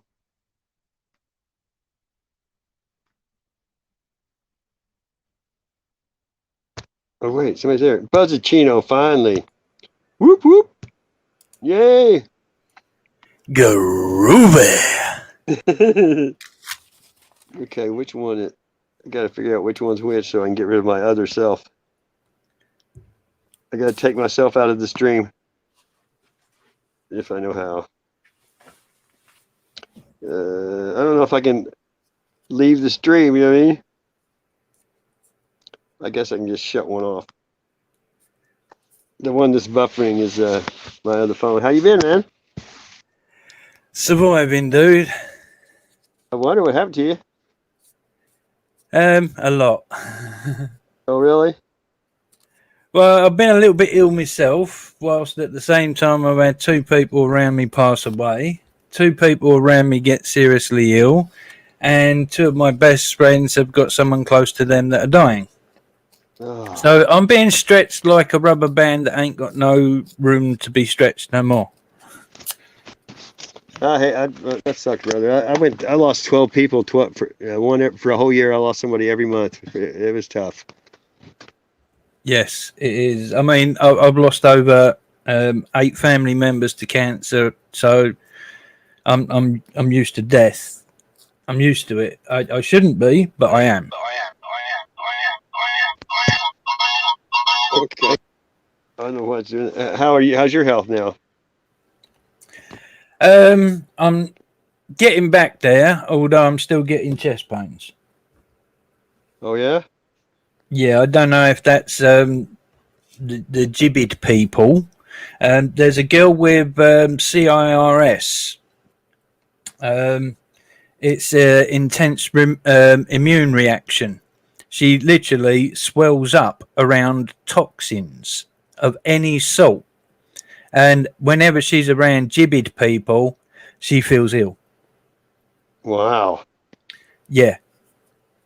There's doctors out there right now that are top doctors around the world, including the guy that made the mRNA stuff. Even he's saying this shouldn't be happening. No. The guy that invented it. I can chuck you a video with him on it telling people. Yeah, the world's gone insane, that's for sure. Like a bizarro world. It's not gone insane. This is all planned. This is satanistic. The Luciferian agenda. Yeah, this is the cull. We're in it. We're in World War III right now. I believe it. It's not going to get any better, I don't think. Oh, it will, because we're going to win. Well, we kind of already have one spiritually. Now we just got to make it physically happen. And I believe that the guillotines they ordered, it's going to happen to where if you don't take the jab, they're going to have massive killings.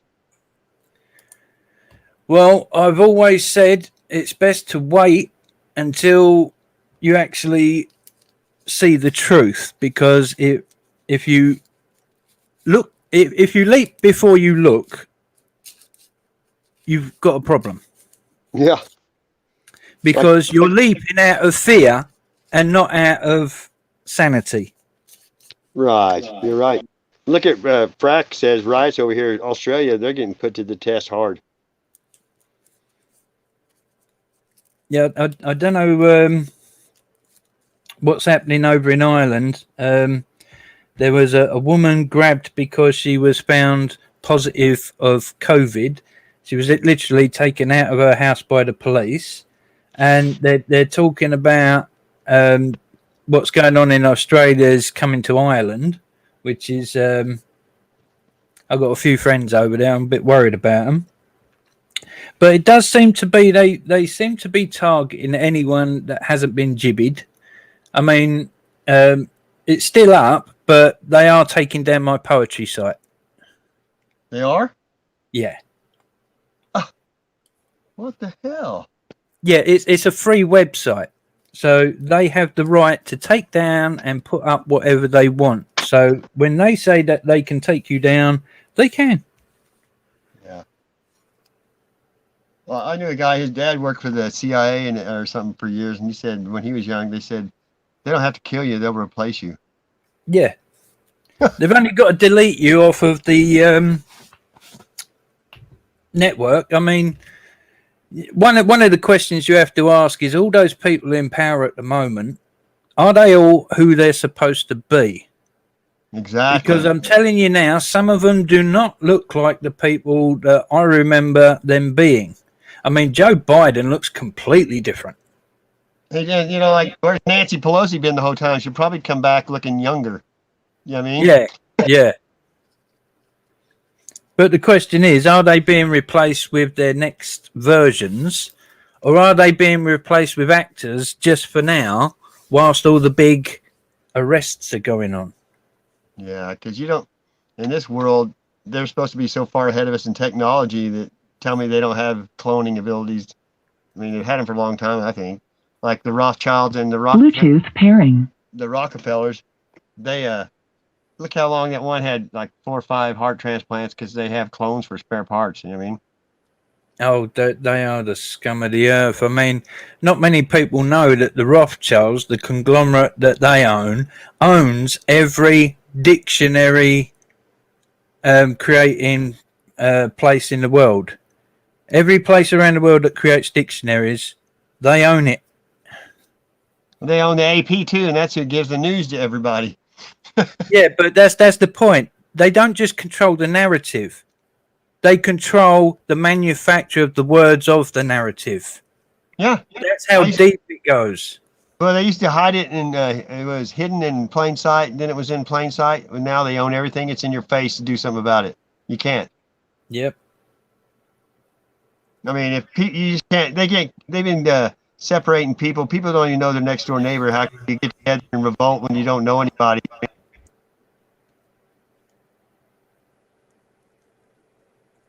I mean, we knew this was coming, but who thought it would be this soon, you know? Well, we all did. They put it out on the United Nations Agenda 21, Agenda 2030. Yeah. It's there.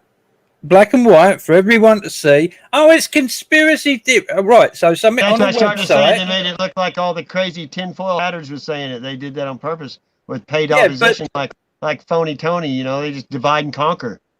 Yeah, but if you get what I mean, people believe without actually doing anything about it. That's how bad it is. Because if any of them had actually gone to the United Nations websites and just had a look, they would have seen that the Agenda 21 and Agenda 2030 are actually there. It's not a conspiracy theory. They are actually there physically. You can see them. You can read them. So it's just them not bothering. In other words, there is a massive percentage out there that are lazy, that don't want to look and see the truth. They just get too comfortable and they don't want to mess. They want to stay the way it is.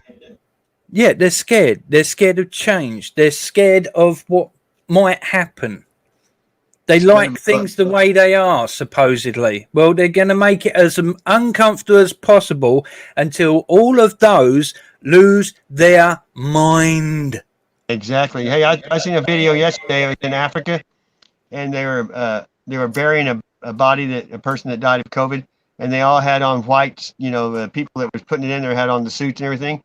Well, the people got mad and they opened up the casket. No one was in it. Yep, I saw that one. Yeah, it's like, well, where's the person that is supposed to be in there? You know. Yep.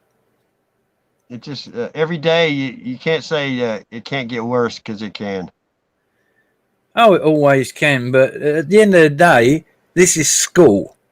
This is where we're supposed to learn, and here we are in the time, in all the times that evil has been against this world, the culling, the reset, the culling. This is the first time that we have got so many people awake to the truth. I'm not talking woke, because that woke stuff was created. It's bullshit. Awake. I call it aware. People are aware is better. You know, I quit saying awake because everybody's awake. I think most people aren't aware. Tomatoes. Yeah, exactly. Eyes to see. I like that better too. Oh, it's all changing, and it's got to, because this system, the way it's been with all the corruption and all that for all those many centuries, it's about time that we had a go at doing it ourselves. And I think this is our chance. And I think this is a chance that if we all wake up properly, get a grip of ourselves and sort this out, we can do this. Yeah, I agree. Did you see that Tucker Carlson with Ted Nugent on there? Oh, yeah. And that lady's, you know, they couldn't really give the Taliban all those weapons, so they just left them for them. They couldn't sell them to them in public, so they just left them there for them, you know? You must understand what's happening there. Jesus Christ. I mean, dude, they have literally, Biden is doing as his masters are telling him to, because China wants Afghanistan. So they've got to give the Taliban the Afghanistan and give them weapons to defend themselves in case any of the other allies try to stop them. Oh. Well, like the thing I saw earlier said the meetings they've been having over there is with the Taliban. The Afghanis aren't even allowed to go to the meetings. You watch, the next thing that you will see is the Taliban working with China. Guarantee it. I guess we owed China too much money to say anything, right? Well, it's the precursor, isn't it? It's going to go one way or the other.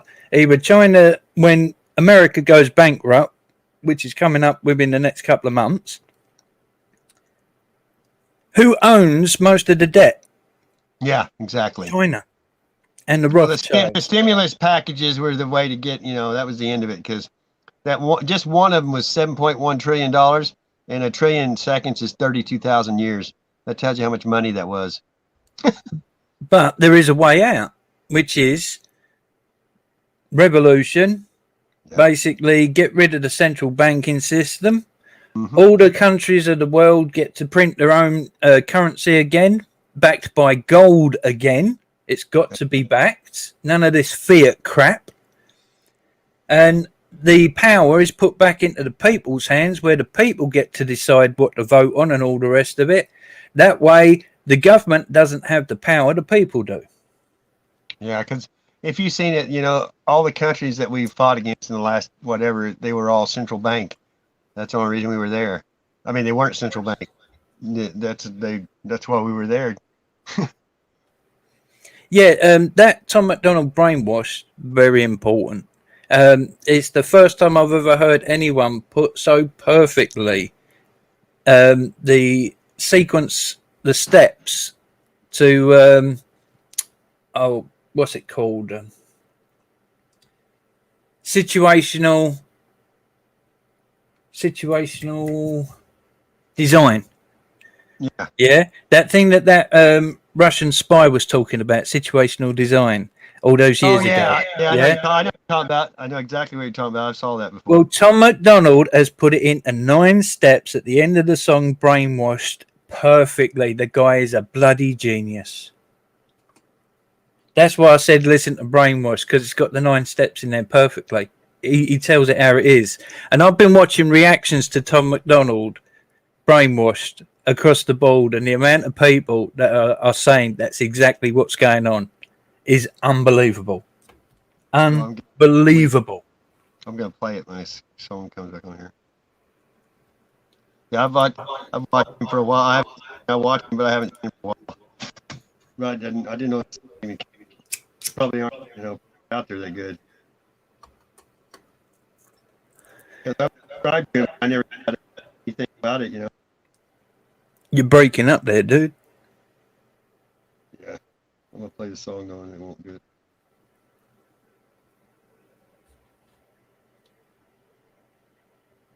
There we go. Let's see if it works. Coming for Korean tacos.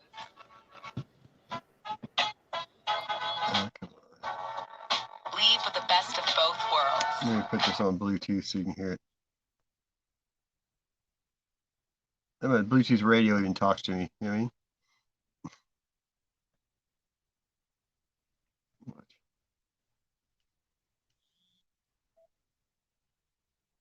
Okay, let's see if it works.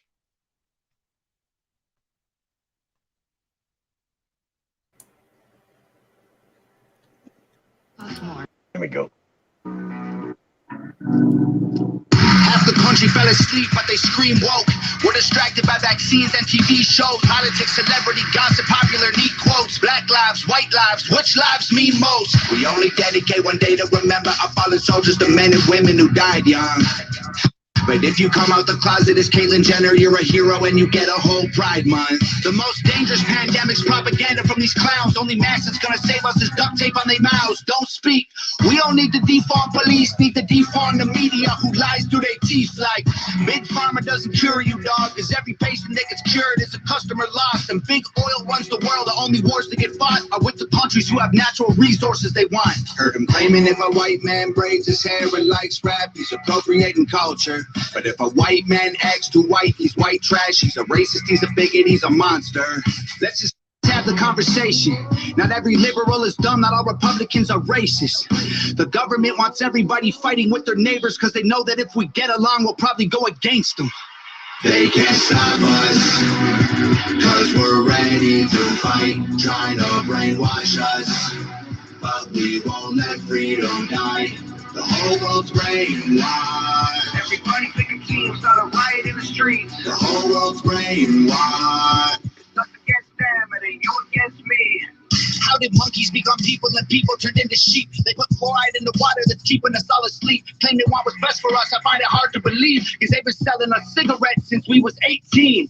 Fake news, fake woke, distract and divide. You're either right or you're left, or you're black or you're white. Big tech don't need a microchip to hack in your life. Cause the phone inside your pocket is a tracking device. And I don't know what I'm more sick of, rappers or Joe Biden looking like he ate 100 Xanax for dinner.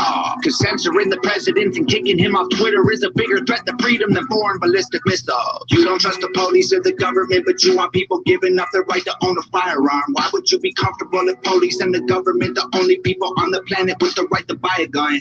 White privilege getting amplified to reinforce division. It convinces white people that they're favored by their skin, and black people getting angry because they're told they're treated different. So the conflict is between us and never with the system. Let's just have the conversation. Not every liberal is dumb, not all Republicans are racist. The government wants everybody fighting with their neighbors because they know that if we get along, we'll probably go against them. They can't stop us, cause we're ready to fight, trying to brainwash us. But we won't let freedom die. The whole world's brainwashed. Everybody pick a team, start a riot in the streets. The whole world's brainwashed. It's us against them, it ain't you against me. Step 1, train the people only to consume. Step 2, infiltrate adults with the news. Step 3, indoctrinate the children through the schools and the music and the apps on the phones that they use. Step 4, separate the right from the left. Step 5, separate the white from the black. Step 6, separate the rich from the poor. Use religion and equality to separate them more. Step 7, fabricate a problem, made a lie. Step 8, put it on the news every night. Step 9, when people start to fight and divide, take control. This is called situational design. They can't stop us, cause we're ready to fight, trying to brainwash us. But we won't let freedom die. The whole world's brainwashed. Everybody pick a team, start a riot in the streets. The whole world's brainwashed. Us against them, it ain't you against me. Yeah. Nailed that. Can't say it any plainer than that. Wow. Oh yeah. Got 7 million views in a month. Yep. Wow. He's starting, this guy, right? Number one, he's an independent artist. Yeah. This is why they're having trouble cancelling him, because he ain't part of their system. He's independent, this guy. Number 2, he started a movement called the Hog, right? It's called the Hog Hangout Gang. That's their name. They are a family, according to them, all of them. And you can join the Hog. You can be part of the Hog. But they ain't putting up with it. They are against it all. And you heard him.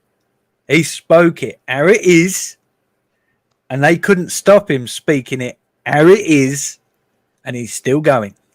Yeah, and he don't take shit. I seen that.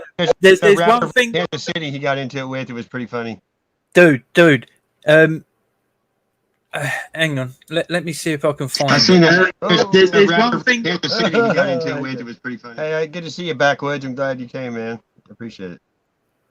Now you got your, as the English people say, there's your spanner. Yeah, spanner in the works, mate. What else they call it? Something else too. Hang on. Are you guys locked down again there, and where you're at?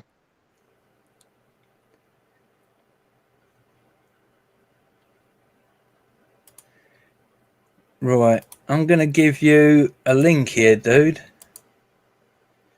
And I want you to play that, yeah? No, I can do it. I'm going to chuck it in StreamYard for you. Now, this is the one. oh.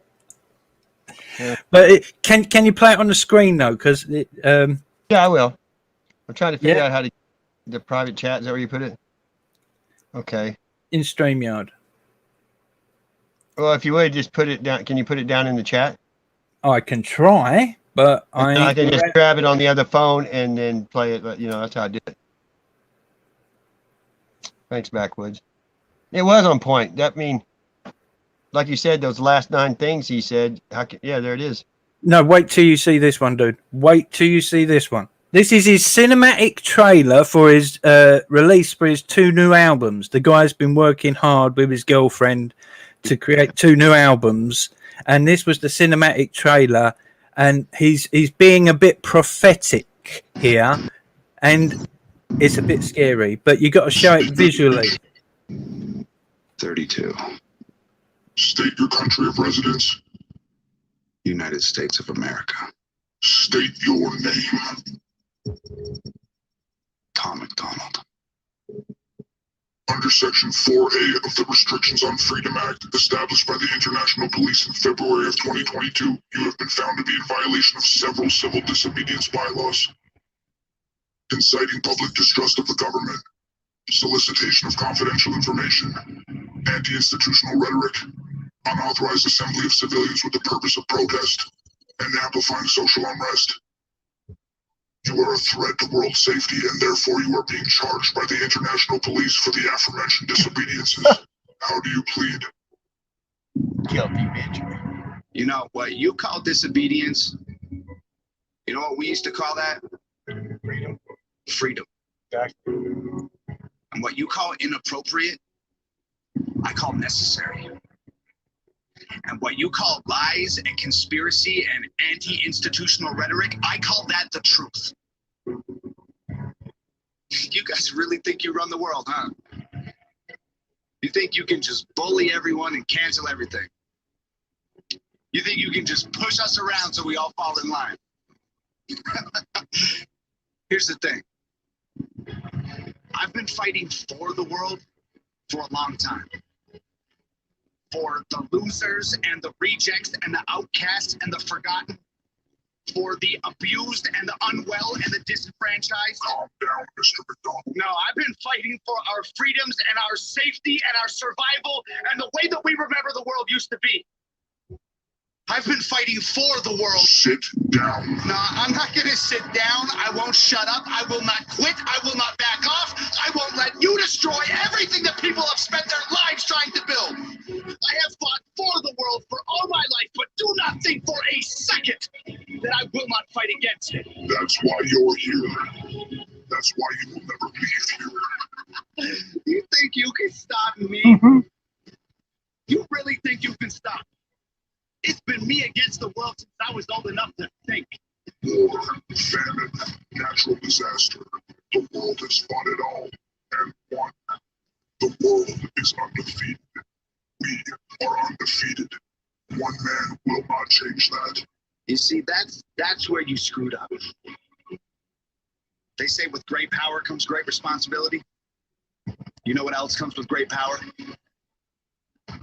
Ignorance. Careless mistakes. The ability to vastly underestimate the people who you have power over. And I am not alone. You can lock me up, you can hide me away, you can shoot me down like a dog in the street, but I promise you, you cannot kill me. My word, my message, my vision, my spirit will live on through Hangover Gang forever. And you know what? I guess you're not the only one making mistakes. Because when I said it was me against the world, I was mistaken. It's not me against the world. It's us against the world.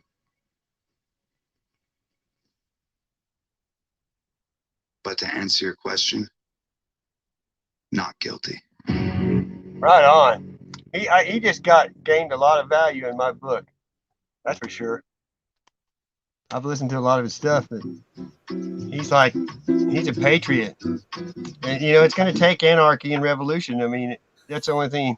And half the people in the military, they got families, you know what I mean? It's going to be a civil war again is what it's going to be.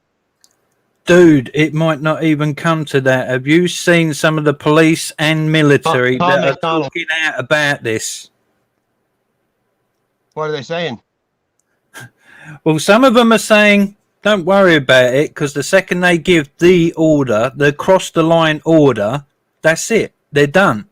We're all going to turn around and stop them. And there's more people than cops in the army and everything. You know what I mean? Yeah, but if you get a few cops, a few army, and the whole rest of the world people join together, they're done for. No matter what, because you've got your cops and your military involved with the people, and at least half of them are going to join us. Yep. When Kennedy started the special forces, the Green Berets, and all that, it says against foreign or domestic. It was in case the government turned against the people. Plus, there's also so many rumors of certain people being replaced. There might actually be something going on in the background already that we don't know about. I'm keeping my fingers crossed. Well, look how different Hillary Clinton looked every time you saw her. And Bill Clinton looked like somebody drained him. Oh, he looked, and all. Did you notice when all the people in there had the black eye for a while? Like every one of them, it was weird. Maybe that's part. Somehow they get the black eye when they. I don't know. It's weird, but it showed all these people, heads of states and stuff, all been punched in the face at one time. Yep, they'd all been down to Antarctica, dude. Yep. Even everybody. Yep. Even the Pope went there, and Buzz Aldrin got sick there and had to go to the hospital when he left. Remember? Yeah. And old what's his name? John. What's it? Kerry. He wasn't supposed to go down there. He went down there, and then he went to leave, and he ended up in an accident and ended up with a broken leg. Yeah, that's mafia shit there. That's a gang, United States gang. It's like those that turned up that did wrong got the black eye and were told sort this out, and he went down there without being told to, and his punishment was a broken leg. That's crazy. Wow, I can't believe Tom McDonald. I knew he was a rebel, but he's really, and he's right though. He has been taken up for all the mistrodden white trash, more or less. People say, and remember that guy, Lil Nas, when he had that song with Billy Cyrus, riding the horse and all that crap. And my grandkids were singing it. Everybody in the parking lot one day was singing it, and then he comes out and says he's gay. You know what I mean? After he got everybody won over. Now his album cover, he's pregnant. His videos, he's dancing naked with naked guys in them. That shit is sickening to me. That's satanic, dude. And he had those tennis shoes with 666 on them and his blood in them. Remember that? Yep. Hey, do you ever watch the Conservative Twins? Yes. Often. Them guys are funny, aren't they? It's a damn good show. I know. Ever since the one they did about the Cinderella, the fairy godmother's a genderless black man. Yeah, I mean, not being funny, but that is a paradox of paradoxes. You cannot have a fairy godmother be a bloke. Exactly. Because no bloke can be a mother. And God, there's no, like Mother Gaia. Everybody's talking about that. When I finally looked it up, that's Greek mythology. Gaia was the mother of Zeus. You know what I mean? And she had sex with her, it's all incest and stuff. And it's just Greek mythology. It's that new age old script is what I call it, because nothing's new under the sun, They just change the names on it and try to make it look like it's something new. There's an old way of saying something in England. It's when something don't make sense, we say, it's all Greek to me. See you. Oh, Greek. Yeah, I've heard that. We'll see you, Ray. Ray of Sunshine.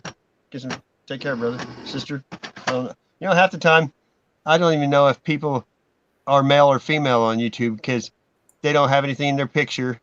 And, sometimes it's not something like after you've known them for a long time to ask them if they're a boy or girl because it doesn't really matter. You know what I mean?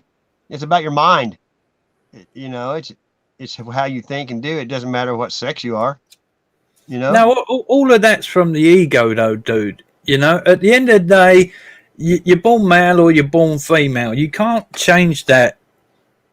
No, God don't make mistakes. That's when I always say, no ego, amigo. And all this transgender stuff is about not just how they perceive themselves, but how they want other people to perceive them. In other words, it's all ego. Yeah. And They need help. They need help because there's nothing wrong with a feminine male. There's nothing wrong with a masculine female. It's making out that all of those different aspects of male and female are bad when they're not. Right. Every one of us has male and female aspects in us. We all have the ability to love. Love is not just female. Love is also male. Feelings are not just female. They are Read also the Bible, male. you know, God is love. That's all about is love your brother, love your neighbor like yourself.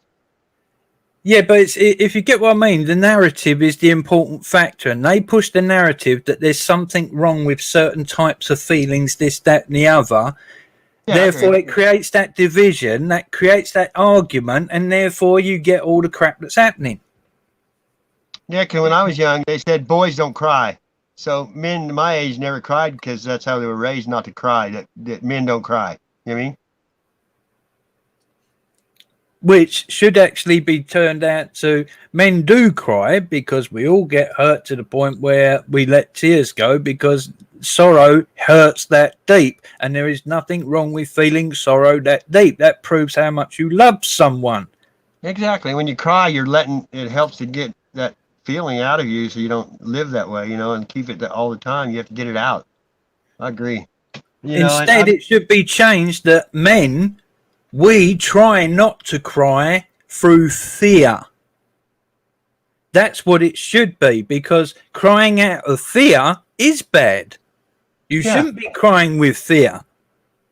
You should be facing fear. Emotions, you know? It's your emotions coming out. I don't fear. We're taught not to fear. If you believe in God, which, you know, everybody has their own anymore, I just let everyone, you know, everybody's gonna be judged. Everybody has to answer for everything they do. You know what I mean? We're not supposed to judge anybody.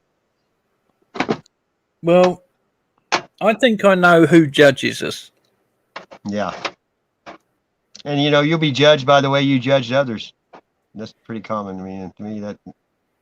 Do you want to hear my, it's only a theory, but do you want to hear my theory of judgment? Go ahead. I think personally you choose what you're going to learn in life. And I think this is because you are your own judge. And I think every time you start a new life, however many lives you lead with, I'm just one of these people. I think reincarnation is a possibility. Yeah. So it's in the theory. So at the end of your life, you get to judge yourself. And here's how you judge yourself. Every bad thing that you ever did to anyone or anything, you get to feel it from their perspective. Yeah. And you get to feel it all. And this yeah. is how you judge yourself, by your own actions, and you get to feel how much you hurt yourself. As in, you get to feel all those people's pain yourself. So you get to feel what you've done. That's And exactly that's how what you I judge said. It's yourself. different, you know what? It's the same thing. You'll be judged by the way you judge others. It's exactly what you're saying. You're judging yourself. I agree. It just, I never looked at it like that. Makes sense that way. It's a balanced way of doing it, dude. And I look at balance because everything I see is balance. Well, you know, it's also do unto others as you would do unto yourself. So that's it. That's it again. You don't want somebody to come up and smack you in the face, so don't go around smacking people in the face. Exactly. I mean, it's really easy if you think of it's common. It's not hard, you know. It's pretty plain. The truth is like simple, but people complicate it. Well, again, I think that is part and parcel.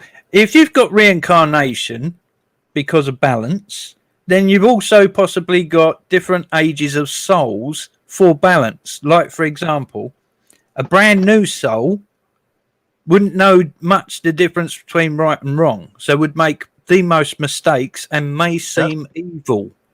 Whereas an old soul, where they've made a lot of mistakes, they know the difference between right and wrong, and they don't seem evil. Trial and error, they always say. Trial, you're being judged, and error, trial and error. That's it too. That's an old saying. We learn by trial and error.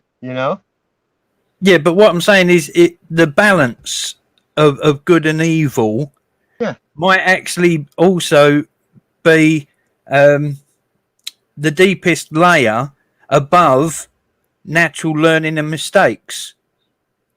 Not everyone that does something bad is evil. They've made a mistake. The only time that it's evil is when there's intent. Intent is evil taking over. Somebody who makes a mistake and apologizes and says sorry and means it is not a bad person. They are a human being who's made a mistake and feels that they've made a mistake and are trying to correct it. Big difference. We've got to learn that. We've got to learn that at the moment. Dude. I just went through that and I'm still going through it. I made a big mistake, and you have to pay your dues when you do that. You just don't. You gotta, like you said, you gotta feel what everybody else did, and I have been. It's all part of the process, brother. I know. I can relate to it exactly, though. But we learn from our mistakes, and I've never, if I'm wrong, I want somebody to tell me, because I don't want to tell somebody else I'm wrong. Do you? I keep telling people when they're wrong, because I'm a moral person with a big mouth. I can't help myself. But because of this, I've lost a lot of friends over the years when I've told them the truth, how it is. and they've literally chucked me out of their life. And what I said was the truth and would happen actually did happen. And now they regret it. But that's their choice. I agree. I can only point. I can't actually lead. Horse to water and all that. If you just treat people right and try to help people and always forgive. 2 areas to human, to forgive divine, And I agree with what you're saying about evil people. People make mistakes, and they're going to, because we're all sinners. We fall short of the glory of God, And plus, evil people, not being funny, but you can tell the difference between an evil person and a normal human who's a cheeky bugger who makes mistakes because they're human. We've all known that cheeky mate who makes mistakes, and he's cheeky and he's egotistical, but he actually feels the problem. He apologizes. He tries to make up for it. But we all know he's a cheeky bugger who's going to keep making mistakes, because that's what he's like. It doesn't make him an evil person. It makes him a young soul that needs a bit of help. Right. But people, like you were talking about, I tell people that I've never purposely done anything wrong to anybody in my life. I'm not that kind of person. Whereas Bill Gates and people like him are pure evil, because they have got that intent of pure evil within their actions, which is so blatant that he needs arresting. You're right. I've been talking to people tonight. I was talking to somebody for a couple hours earlier. It's like some people get up and plan to do evil shit to people. They do. They do. That's your intention. Intention is also spelled intension. You know what I mean? Intention. Like, there's so much wordplay. But I was just talking to somebody tonight about it. I said, there is people that get up in the morning and think, and evil people, when you talk to them, they don't hear anything good. They just wait to hear the evil. They can they don't only look for anything evil. They don't even hear anything good out of you. I've been studying stuff like this, and it's just crazy. Because I was naive when I was young. I went to church. My dad was a preacher, and I didn't think people were evil. And I hung around some people and got in trouble before because I didn't have a clue. You know what I mean? What they were doing. I was so lucky, dude. I ended up with the best parents anyone could ever wish for. I ended up with my grandparents adopting me at 8 days old. My grandparents, who had both been through the Second World War, He was a desert rat engineer, tank driver, and she was a wren. He got injured. She fixed his wounds. They fell in love, got married, had 8 kids. That's the movie scene, you know, where you see that on movies. You can't write that stuff, and it's real. But that's what actually happened. And then once all 8 kids had grown up, got married, and left home, there's me going to be put into a foster home, and they said, no, we're having him. And they adopted me. And they brought me up, and I was brought up in old folks' homes. So all my friends were the old folks, and they always died. So I got used to death very quick at a young age. Because I was always talking with old folks, I was speaking like an old man at the age of 10. You learn more from them than anybody. Oh, dude, the war story. Where I got my knowledge is my grandparents and old people. The same thing, dude. I hung out in the nursing home every weekend. We went and sang to them at church. Everything I know is from my grandparents. They taught me all the food I could eat, the forest, everything. Yeah, well, imagine what I was told. Imagine what I was told. Dad was a desert rat engineer, tank driver, you know, ex-military, and Mum was a wren, and then she was what is it? Top of a ward in hospital, and then she was a nurse, and then she was old folks home carer. Warden. My dad was in the Air Force, and then he was a preacher, and my mom was a nurse. And my grandparents were God-fearing people on both sides. My grandma on my mom's side was a Sunday school teacher that never drove a car. You know what I mean? She lived to be 90-something. But I had good parents. My dad was, you know, he died when I was 6. But he was a good person too. I never heard anybody say a bad word about him. And you know, last year my daughter, somebody out of the blue, gave my sister an 8mm film of my dad preaching, and they put it on CD. And I started listening to it. I could only listen to a little bit of it because I remembered his voice. And you know who he sounds like? We lived in the country, Barney Fife. And he said, I was never standing in a cornfield. God didn't come to me and say, Gene, you need to go preach. You know what I mean? I like what he's saying. I don't like the rest of it yet because it's hard, you know.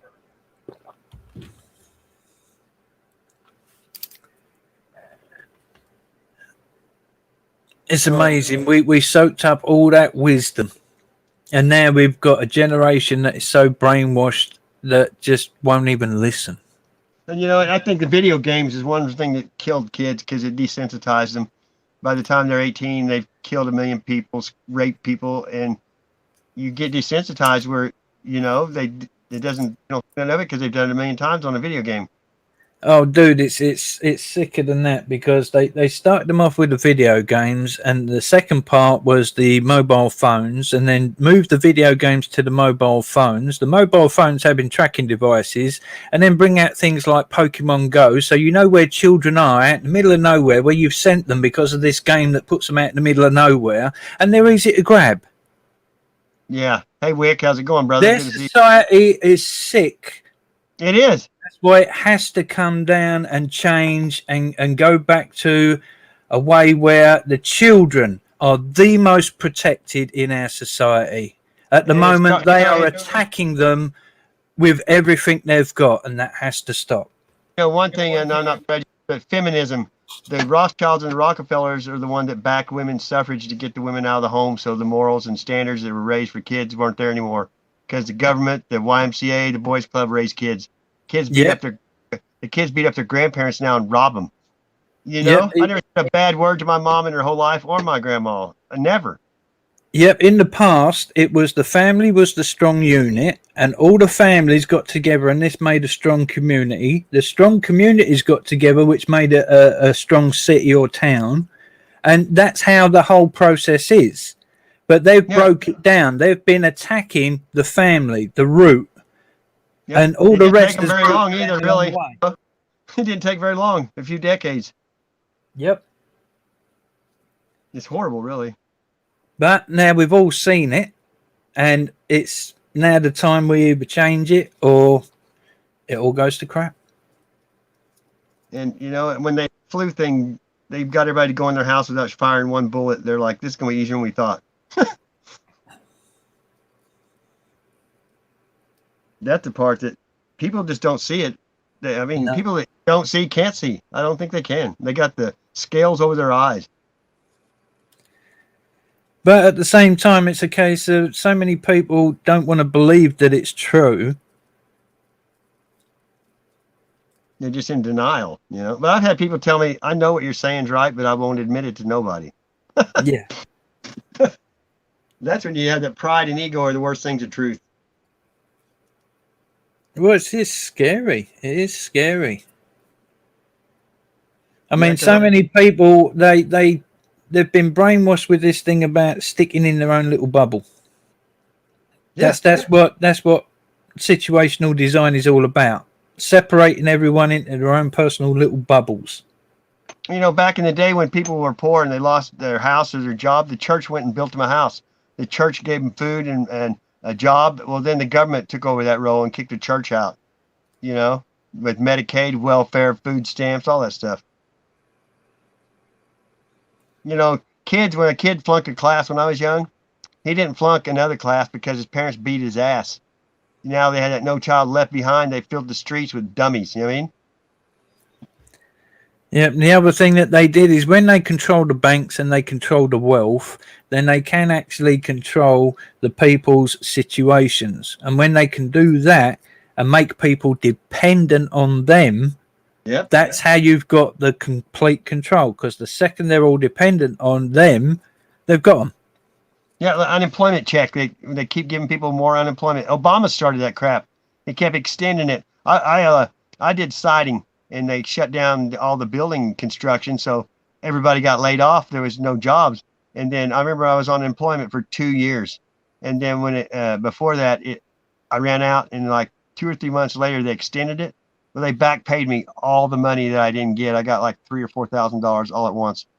And I went and bought new tires and brakes for my car and stuff, you know. But I know people that as long as they were giving that money, they said, I'm not going back to work. Why should I go to work? If I go get a job and pay taxes, I'm going to make half of what I'm getting free.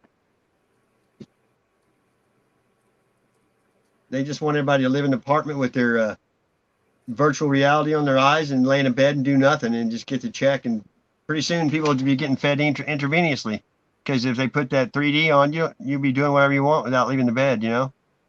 It's coming to that. I mean, they've done all this predictive programming in movies for how long, showing everything that's happening, you know. Well, one of the things that is happening that I've been keeping an eye on for years is automation. And that's the thing. When you're going from one technological age to another, like when the industrial age hit, everything changes.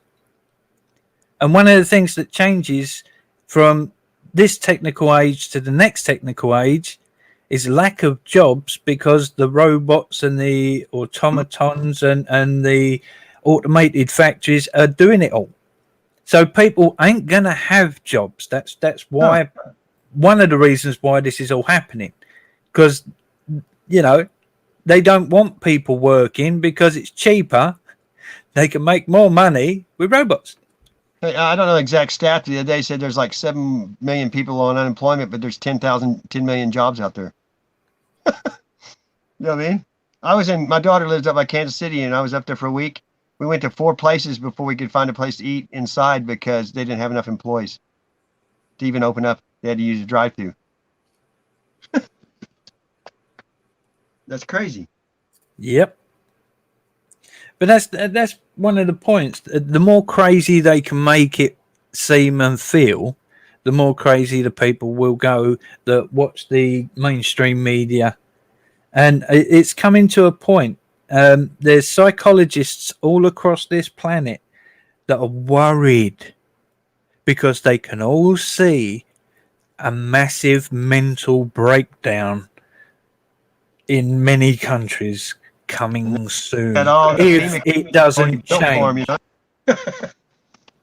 You know, all the FEMA camps have crematoriums there where they cremate people. And they're all right next to the railroad tracks, like, something happened that you were talking about, your grandparents went through, the war.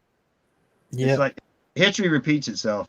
And we've killed so many babies here that I don't think God's got pretty good favor on us, Well, it's a paradoxical impossibility. You know, it's like they're on one hand they're turning around saying Texas is bad because like they've done this ban against abortion.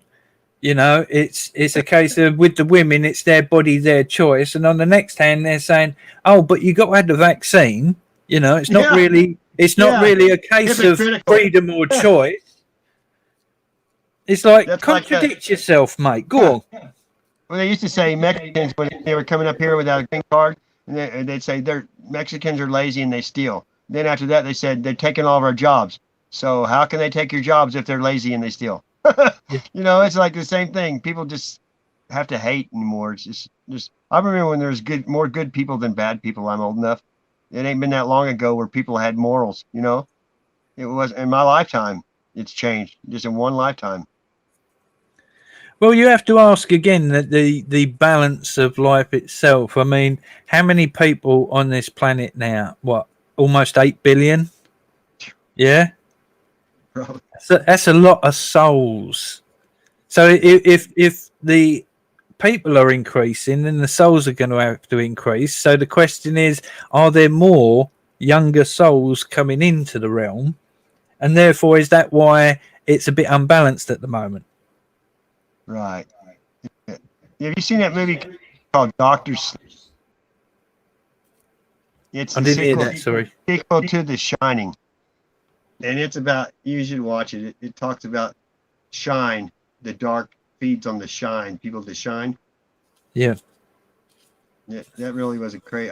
It had a lot of Stanley Kubrick. You know, he put a lot of stuff in his movies. Truth. Yeah, creepy stuff. It is. That movie was really creepy. I just watched it the other day, first time, and it was just. I don't know. Every day I try to study something and learn. That's what I do. I don't watch TV. I try to find something that resonates with me and learn from it, you know. I've been reading the Bible pretty hard every day. And that First Thessalonians the other day and James. I've been reading a lot. I've been doing a different sort of reading, dude. With everything that's going on being stretched left, right, and centre, I've been trying to read my heart. That's good. I had a wake up. It's making more sense than anything else that I'm hearing. Is it a strong beat? Well, it goes boom, boody, boom, boody, boom, boody, boom, boody, boom, boody, boom, boody, boom, boom, boom. Better than going bone, chick a bone, chick a bone. Ay, ay, ay. I know. Andre, Iba. Si, Senor Speedy. Yeah, that was my favorite cartoon I think when I was a kid. Speedy Gonzalez. But you can just go back.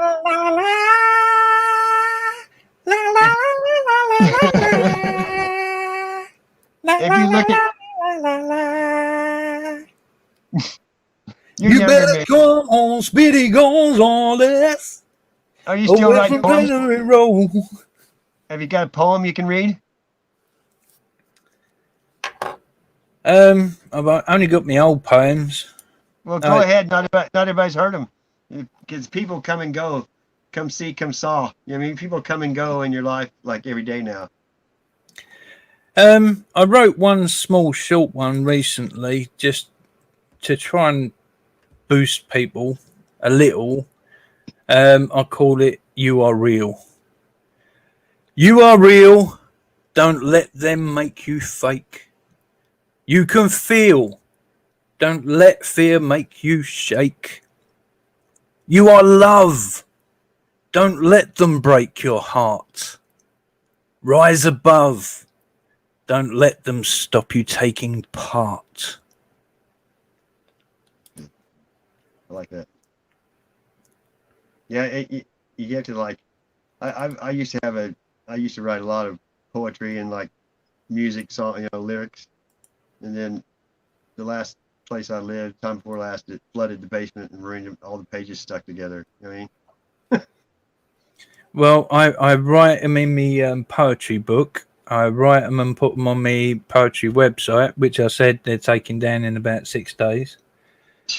I ain't got a clue why. They haven't given no reason. They just said either because it's a free site. You don't have to pay for it. That's the whole point of it being simple site. And yet they're saying we actually need you to pay for it now, otherwise we're going to chuck you off. You Just out of the blue. Out of the blue. You got all backed up everything, don't you? Yeah. I've got everything here. I mean, I'll do one more called More Than, yeah? Yeah. You are more than you. I am much more than me. We are much more than us. More than we all can see. More than we all can sense. More than we all can feel. Much more than we all show. Sorry, I've missed the line. I'll start again. You are much more than you. I am much more than me. We are much more than us. More than we all can see. More than we all can sense. More than we all can know. Much more than what we feel. Much more than we all show. We are much more each day. Much more because we grow. Becoming more ourselves. As much more we find our flow. Right on. Yeah, we definitely need to find our flow. Well, that's why I talk about looking inside, you know. Oh, that reminds me of that other poem. You can read as many as you want. Okay. One more then, little one. From within.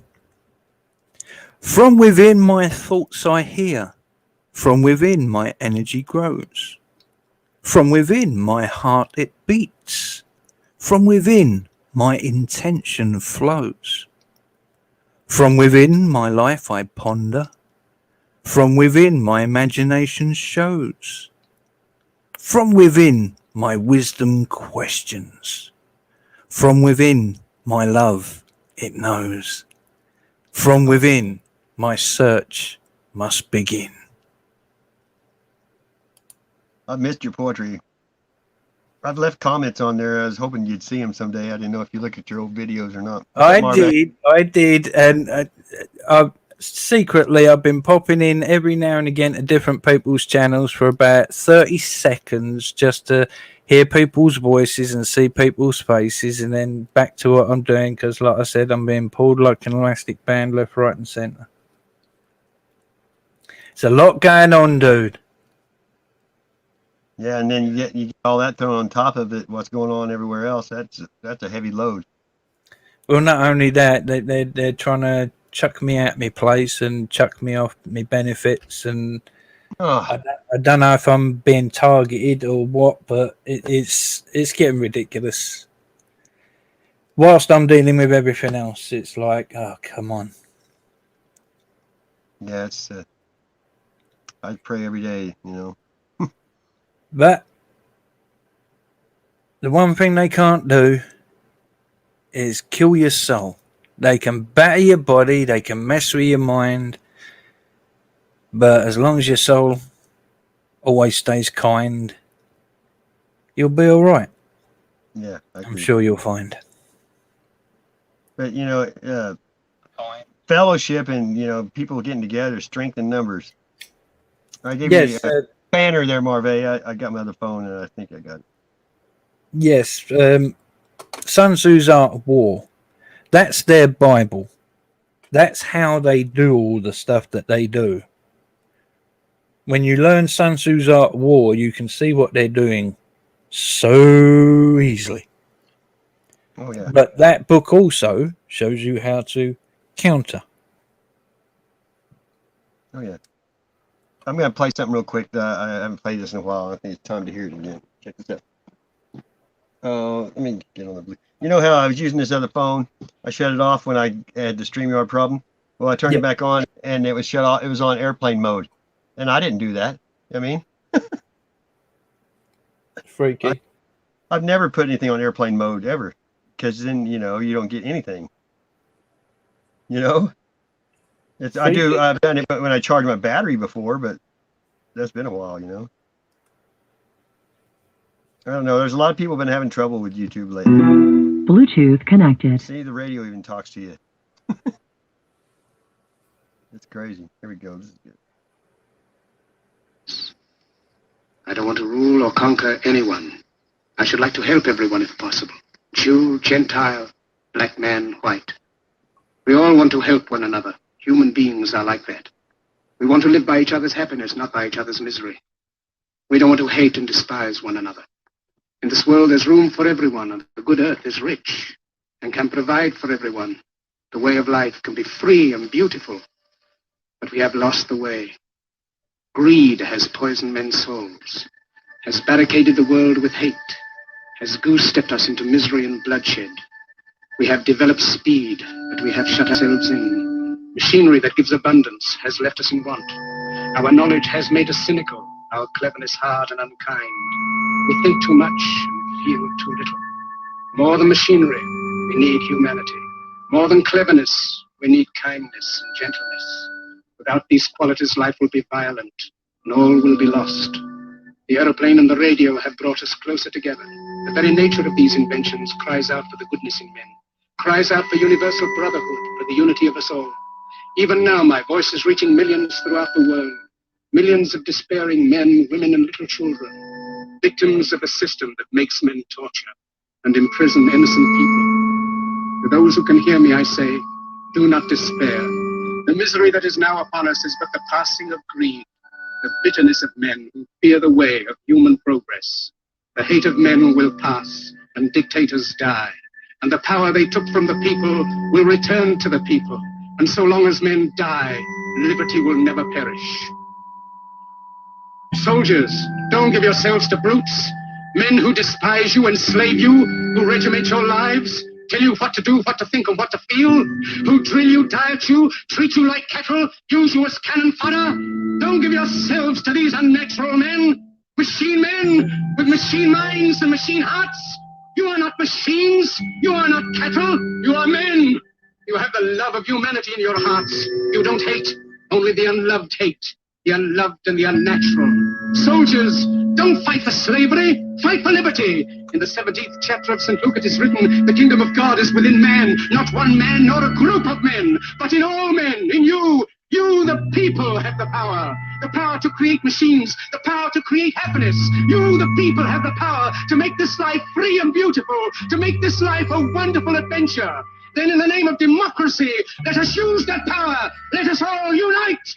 Let us fight for a new world, a decent world that will give men a chance to work, that will give youth a future and old age a security. By the promise of these things, brutes have risen to power, but they lie. They do not fulfill that promise. They never will. Dictators free themselves, but they enslave the people.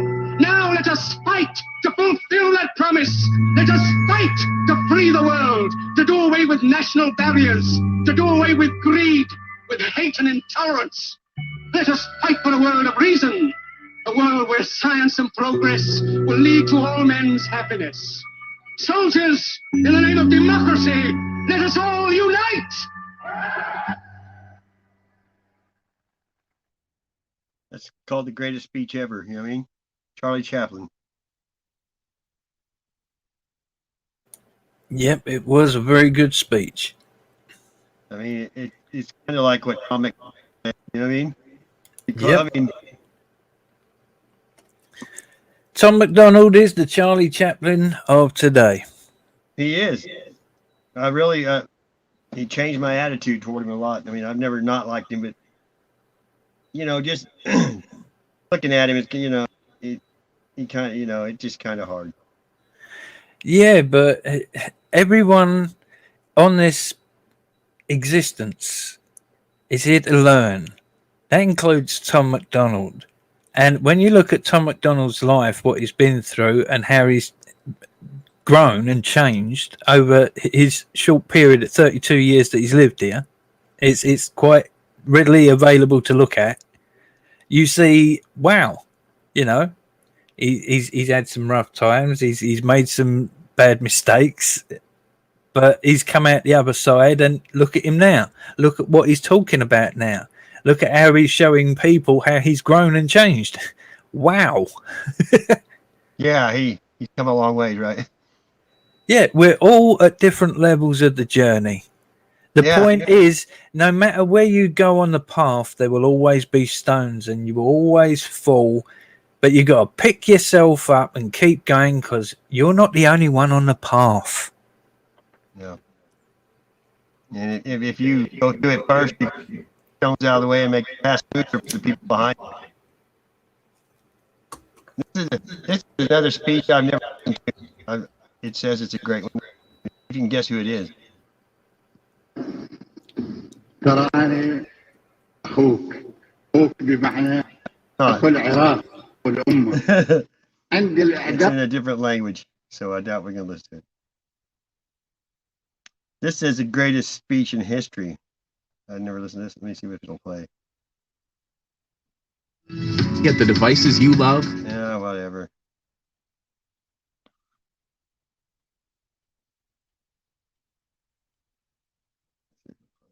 Usually something great won't play. High faces too, if you hadn't cowered in fear. Who sailed into the great sea from the mouth of the Indus. Yeah. That was who is it? Alexander the Great. It sounds more like a war speech to me. There's a lot of good speeches and quotes. I look up a lot of them, you know what I mean, on the internet.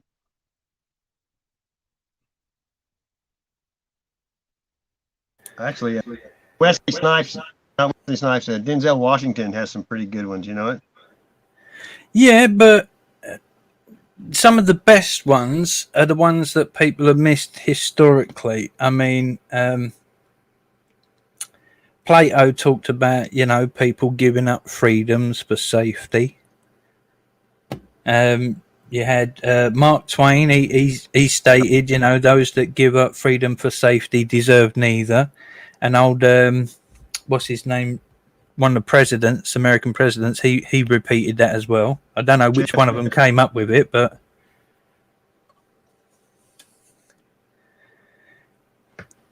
JFK had last speech he gave got him killed. Yeah. But that's the thing, you know, we are against the system. Oh yeah. Here's let me see, 2 weeks ago. You must go on. The reason is that we are not living in the eternal now, where reality is. We are always thinking that the satisfaction of life will be coming later. Don't kid yourself. Only suckers put hope in the future. There isn't much of a future. You're going to die. So, therefore, this hope for the future is a hoax. It's a perfect hoax. Because you're not fully alive now, you think maybe someday you will be. Look, supposing I ask you, what did you do yesterday? Most people will say, well, I got up at 7:30 and I brushed my teeth and I read the newspaper over a cup of coffee. And then I looked at the clock and dressed and got in the car and drove downtown and did this and that in the office and so on. And you go on and on and on, and you suddenly discover that what you've described has absolutely nothing to do with what happened. Right. You've described a fleshless list of abstractions. Whereas if you were actually aware of what went on, you could never describe it. Because nature is multidimensional. Language is linear. Language is scrawny. And therefore, if you identify the world as it is with the way the world is described, it's as if you were trying to eat dollar bills and expect a nutritious diet. Or eat numbers. A lot of people eat numbers. People play the stock market. and doing nothing but eating numbers. And they're always unhappy, absolutely miserable, because they never get anything. So therefore, they always hope more is coming, because they believe that if they eat enough dollar bills, eventually something satisfactory will happen. So eating the abstractions all the time, we want more time. Confucius very wisely said, a man who understands the Tao in the morning may die with content in the evening. Because when you understand, you don't put your hope in time. Time won't solve a thing. And the Christian word for sinning in Greek is amatanin, which means to miss the point. And the point is eternal life, which is here and now.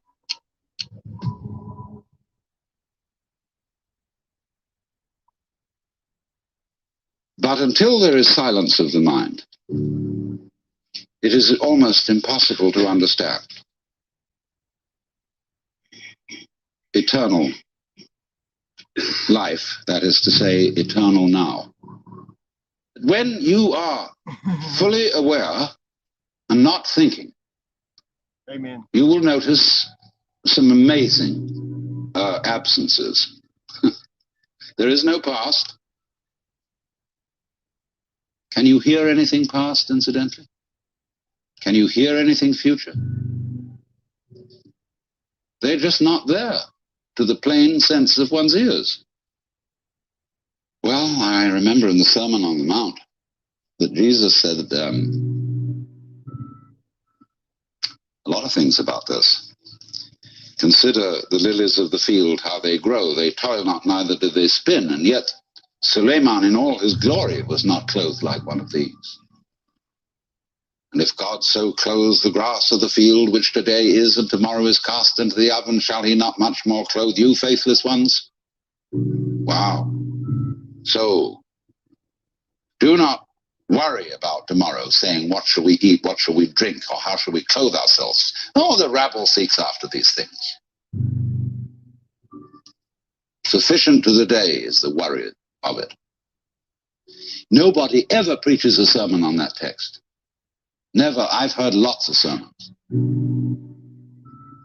Never one on that one, because people say, look, that's all very well, because Jesus was the boss's son. And he knew, you see, that he was really in charge of the universe, and he's nothing to worry about. But we have to be practical. Oh? What do you suppose the gospel was? The good news. Do you know it never got out?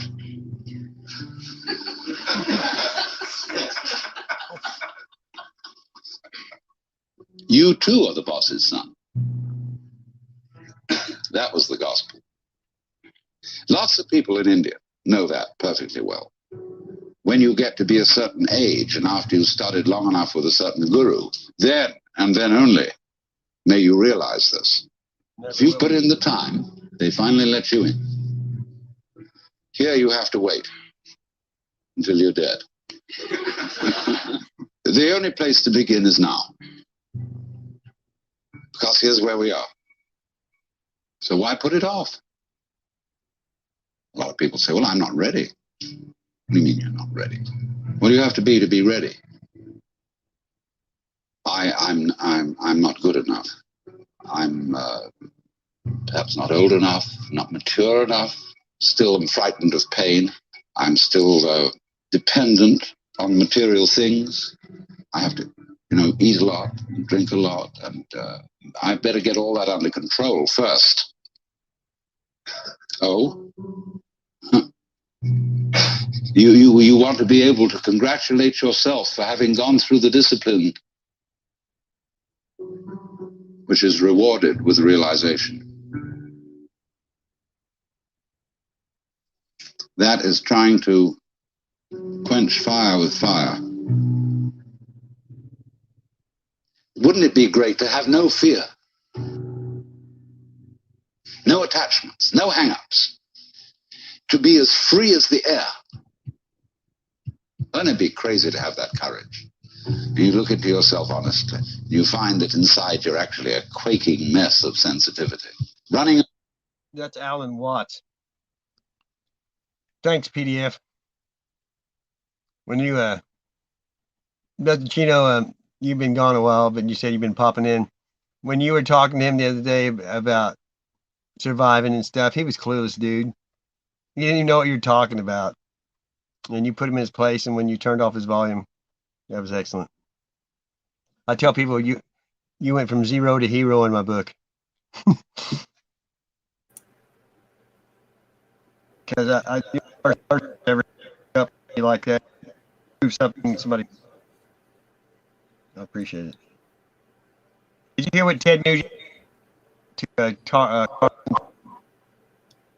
You're breaking up at the moment, dude. Am I? Yeah. Well, here, check my audio. Well, a while ago, I was trying to put that. I'll be right back. You hang tight. I'm going to go out and come back in.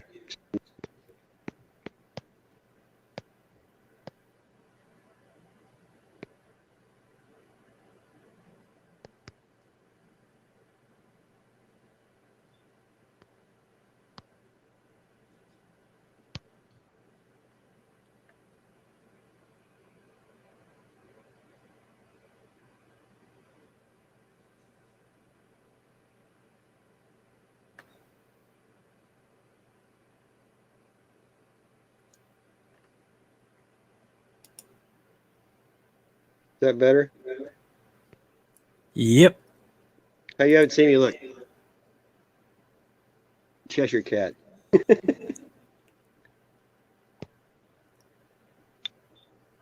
Did you hear what I was talking about? Nugent? Awesome. Ted Nugent, I mean, Jesse Ventura and on the place. Did you hear it, Poor Dirt Farm? It reminded me of you, kind of. See, I can hear them echoing. Why? Because I got the echo thing on, cancellation on. Let me try something else. No, is it still echoing? No, it ain't. Is it? Can you hear me? Yep. That's better. Well, I can hear it now. Oh, yeah. Yeah, I've heard a lot of Alan Watts stuff, and I would say I agree with about 90% of what Alan Watts says. 10% I have my own opinions on. Yeah, I hadn't heard that. There's a thing called After School. They do animation to stuff that people say, and I've heard him on there before. Well, I don't know who he is. He do it live.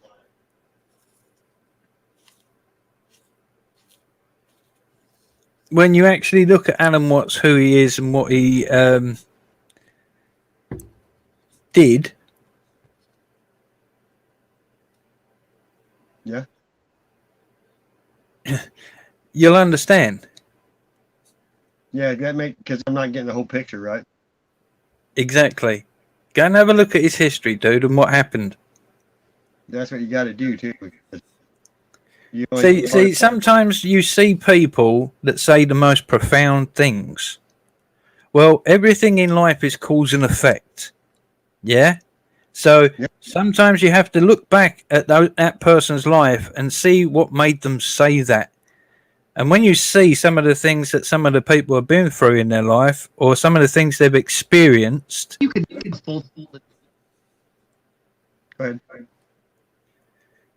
No, that's what I'm saying. You know, that's what's caused them to say those things, because they've learned properly that something's happened, something they've experienced, something has shown them.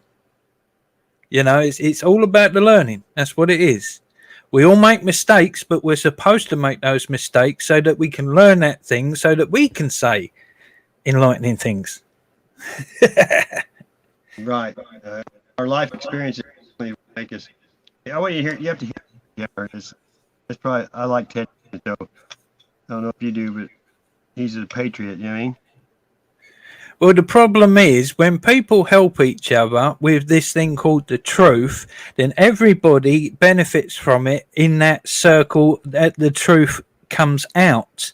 So what they've done is they've put a price on the truth. You have to buy and sell the truth in this consumer world. So less and less people help each other because they need to live and survive, and the truth is worth money. Exactly. So we have to literally stop the truth being worth money and have it now being worth freedom. Exactly. And start helping each other. This ain't very long, but listen to what Ted Nugent says. It's an amazing conversation. Here's part of it. I'm in a political firestorm. I've always been confrontational, especially regarding the Second Amendment and hunting rights. And I've never been uncomfortable when they attacked me. I go, so venison is, you don't recognize its value? What do you think deer are here for? If you don't eat them, what are they here for? And carrying a gun, I would be attacked for carrying a gun. I go, so by the way, venison and self-defense are perfect, and you're attacking me for carrying a gun and killing deer? What are you, nuts? And of course, they were all stoned. So I suppose the inclination would be uncomfortable when you're attacked, but I was so confident. You may have noticed this. I'm so confident that the weekend with my dad and brothers deer hunting was perfect. Yeah. Literally perfect. Yes. Balancing the herd, participating in God's miraculous creation as an asset to bring balance and thriving conditions, and training, aim small, miss small, marksmanship. I'm a sheriff deputy for almost 40 years now. I train with Delta Force. Tucker, get out of here. And so marksmanship and tactical capabilities to stop evil, could it be anything but perfect? Yeah. It's literally perfect. So my hunting and my guns, perfect. And the beatniks and the hippies would attack me for those things, because if you're comfortably numb, you think peace and love happened in spite of the Trail of Tears, in spite of the Bataan Death March. Here's a little battle cry I believe in. You Pearl Harbor me, I Nagasaki you. And that keeps us at peace. Yes. The best way to keep peace is to be ready to destroy evil. And if you don't destroy evil, it wins. Venezuela, Cuba, China, Democrats, Chicago. Are you kidding me? Who doesn't see the glaring evidence? So I've always known I was in the righteous camp, not because of my opinion of what's righteous, but I consume evidence. I monitor evidence. I listen to stories. I see John Belushi got high. John Belushi's dead. I went hunting. I'm still Ted. Bad behavior, ugly results. Cognizant, conscientious behavior, happiness. So and by the way, don't confuse comfortably numb with ultra relaxed. I'm a bow hunter. I spend more hours silent in a tree than all humans combined since Cochise. Hunter Nation has jumped in where all these alphabet soup organizations have not. And I love that. I'm a member of all: turkey, duck, limited pheasants, whitetails. What do you got? You got a creature. Walleye, trout unlimited. I love it all. I bet you love that. I know them well. So hunternation.org is where it starts. If you really go, what do I do? He's a funny dude, but he can be a pompous ass too. A friend of mine, his dad was friends with Ted Nugent, and Ted Nugent wrote a book called Kill It and Grill It. And he was at the mall at the bookstore, and he was charging $75 to autograph the book. And that guy brought his guitar up there that his dad knew him, and he wanted to charge him $75, and he started like causing a riot, and the police threw him out. Because he said he shouldn't be charging people for his autograph, Hey, he says he's never done a drug in his life. He says he's never done any drugs, There's famous people, and well, you have to read them a bit different because they're in a different situation. Yeah, exactly. And unfortunately, some of them, they have to live in the evil world to be able to see it. Yeah, I know what you mean. I just did that for a couple months. It's a case of people's words represent what their characters having to go through, whereas people's actions tell you more about their soul. So look at the actions and don't listen so much to the words all the time. That's like poor dirt farmer said to Tony. He said, "What do you do to go out there to?" He does. You know, people say a lot, but if they don't do anything, you know what I mean? Yeah. I'm gonna play your song. That song again. Brainwashed. It's a good song, dude, and that beat, that rhythm. It just like that's one time the word he's doing the action and the words. Well, the bit he says about the white people, they're making it out that the white people. By vaccines and TV shows, politics, celebrity gossip, popular neat quotes, black lives, white lives, which lives mean most? We only dedicate one day to remember our fallen soldiers, the men and women who died young. But if you come out the closet as Caitlyn Jenner, you're a hero and you get a whole Pride Month. The most dangerous pandemic's propaganda from these clowns. Only mask that's gonna save us is duct tape on their mouths. Don't speak. We don't need to defund police, need to defund the media who lies through their teeth like Big Pharma doesn't cure you, dog, cause every patient that gets cured is a customer lost. And big oil runs the world. The only wars that get fought are with the countries who have natural resources they want. Heard him claiming if a white man braids his hair and likes rap, he's appropriating culture. But if a white man acts too white, he's white trash, he's a racist, he's a bigot, he's a monster. Let's just have the conversation. Not every liberal is dumb, not all Republicans are racist. The government wants everybody fighting with their neighbors because they know that if we get along, we'll probably go against them. They can't stop us, cause we're ready to fight, trying to brainwash us. But we won't let freedom die. The whole world's brainwashed. Everybody pick a team, start a riot in the street. The whole world's brainwashed. It's us against them, and ain't you against me. How did monkeys become people and people turned into sheep? They put fluoride in the water that's keeping us all asleep. Claim they want what's best for us. I find it hard to believe, because they've been selling us cigarettes since we was 18. Fake news, fake woke, distract and divide. You're either right or you're left, or you're black or you're white. Big tech don't need a microchip to hack in your life, because the phone inside your pocket is a tracking device. And I don't know what I'm most sick of, rappers or Joe Biden looking like he ate 100 Xanax for dinner. Because censoring the president and kicking him off Twitter is a bigger threat to freedom than foreign ballistic missiles. You don't trust the police or the government, but you want people giving up their right to own a firearm. Why would you be comfortable if police and the government the only people on the planet with the right to buy a gun? White privilege getting amplified to reinforce division. It convinces white people that they're favored by their skin, and black people getting angry because they're told they're treated different. So the conflict is between us and never with the system. Let's just have the conversation. Not every liberal is dumb, not all Republicans are racist. The government wants everybody fighting with their neighbors because they know that if we get along, we'll probably go against them. They can't stop us, cause we're ready to fight, trying to brainwash us.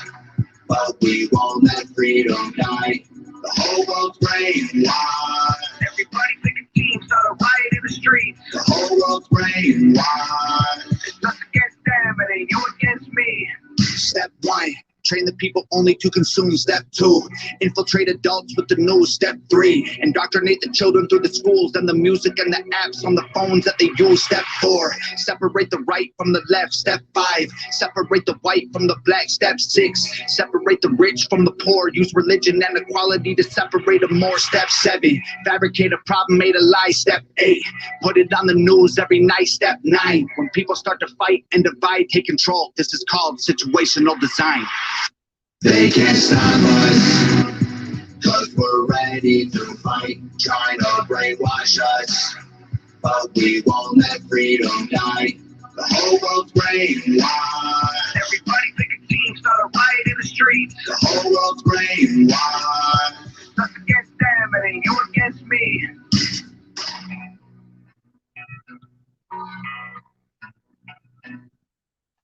I'm surprised that YouTube doesn't try to take that off. You know what I mean? Yep, but he's an independent artist, and he is raking in the millions of views, and they're going to make loads of money on adverts on him. That's like drugs, you know. They say all this stuff, but I did a look up a thing once, and just like crack pipes, you wouldn't believe how much money the government makes off taxes every day from that. You know what I mean? They're not going to stop it because they make way too much money on that crap. Plus, not being funny, but you've got to allow some element of opposition. Their rules, you know, they can't shut everybody up. No. They, number one, have to tell us what they're doing, because that seems to be what they always do. And number two, it seems that they're not allowed to shut everybody up. No. And they go after the family and the children because that's what the main things that God loves. I mean, that's why I think that's what their main agenda is, because they don't want us to think we're special. They want us to just think we're random, you know? And we're not. Well, the strongest thing is love, and what holds love the strongest is the family unit, and that's why the family unit has been the target from the start, because everything else comes from there. The strength of community, the strength of towns and cities, all comes from the strength of family, the strength of love. And they brainwashed everybody that women staying home was because men thought they were better than women, instead of the truth that the women instilled manners and knowledge and morals to the kids. And then the kids, if they passed that down to their kids. So, you know, they made it look like feminism, that it didn't get them nowhere. You know what I mean? Plus, they actually got both parents out the house so they could actually brainwash the kids in the schools and on the TVs. And at the same time, they could change the economy to make it harder for the families to survive, and have the two parents working and be able to tax two lots. So they gain even more money and even more control. And taking the parents out of the house, the kids lost respect for them, you know? They created a win-win for themselves. But people have been brainwashed now for so many decades that people don't even know. They just think it's the norm. Sometimes people don't even know that they're doing the wrong thing, you know? They're doing it just because that's the way the person before them did. And plus, women should have had equal rights from the start anyway. It's the bad guys that have been controlling the system all the time that put those things in place in the first place. It's a woman's right to stay at home and bring up kids or go to work. It's a bloke's right to stay at home and bring up the kids or go to work. In the past, it was a case of it wasn't always the woman that stayed at home. Sometimes it was the bloke that stayed at home. It was rare, but it did happen. You'd have some nurse would be the one making the money for the family, and the dad would stay at home and he'd do the washing and the cooking and all the rest of it. Because we have that capability. Hey, I agree, because I'm not going to talk, but I've doing laundry, you know, everybody always act like that's a big deal. To me, it was fun. I mean, I quit the slave system in 2011, and my buddy, he refused a breathalyzer and lost his license, and he had to spend 15 weekends in jail. And that's what I lived with him in his basement for 4 years and took him everywhere. And I did I did the roof, the privacy fence, but I also did painted the inside of the house. I kept it clean. I did all the cooking. I did the baseboards, and I got to see the other side of it, because the girl that lived there too, she worked and I did all the menial things. And when they came home from work, no one noticed anything. And I worked my ass off all day long. You know what I mean? And I could see the other side, how we just take it for granted when you come home, that, you know, you think your old lady's been watching soap operas and eating chips or whatever, but people don't pay attention and see what they're really doing, you know? It's pretty wild. I got to see both sides of it. And when I got divorced, I stayed with I had no utilities for a year. And then that's how I got deprogrammed, because I didn't watch TV for a year and all that shit went away. But I would go stay with my friends because I was bored, and they called me HB, and it was house bitch, because they'd go to work and I'd clean their whole house, cook, and you know, because a lot of people are working so hard, they don't have the time to do it. And when they have time off, they want to go enjoy something for the money they're making, you know. And I didn't mind doing it. I think I just always like cleaning. It doesn't bother me to clean. I'll clean toilets. That shit don't bother me. I've been that way a long time though. Yep, I'm the same. I mean, I'm not like one time my ex-father-in-law, rest his soul, he was a Vietnam veteran, and he told me he went into Vietnam. He was like 100 pounds soaking wet, and he was in the Air Force. He got stationed at a duty station, and he said he went in the bathroom, and it was the nastiest bathroom he ever saw in his entire life. And he got in there and scrubbed the toilet and cleaned the whole thing, and he said it was never dirty again because he just got there and did it, you know, and people seen it. And yeah, Rachel, they were making fun of Matt Man because of his daughters. You know, she's talking about people being hypocrites. What's up, AJM? What's up? You want to come up? Do you know him? Buzzachino, AJM? No, who's that? He's a good dude. He's in the chat. He just came in. See, do you know who Tony It's Time to Wake Up is? If you don't, you're blessed. I'll just say that. Isn't that Tony that was on with you before? Well, yeah, that guy. Well, he was deceptive, and, you know, I hung out with him for a while, but we all realized it took us some longer than more, that it wasn't right, and that everyone that leaves, you know, see what he does. You know, well, I'm very lucky. I was born with something, I think, from a very early age. From the age of 10, I get a gut feeling. And when I get a gut feeling, you can hear it in my voice when I talk to people, because I suddenly talk to people as if I'm on a different level. You are, though, on a different level than most people, dude. That's a good thing. No, I'm not. I'm just doing what everybody else can do. They just don't choose to, because the system tries to brainwash it out of us. We all can do it. We all can do it. I'm no different. Some people are good with the silver tongue, you know, and especially if you let your ego get in the way and people are pumping you up, you don't see it because you're getting that feeling of like, you know, it's your ego. It's most of it. Hey, dude, I've stood on stage in front of 3,000 people and sung and got standing ovation. I know how it feels to have your ego lifted, but I've also had no home, lived on the streets for a short period of time, and ended up living in somebody else's house and literally living off the kindness of others for a few years. And I know how it feels to be in the gutter and work your way back up. And that humbles you. That humbles you beyond belief. I had to lose everything I had to wake up, you mean? Everything. Yeah, same here.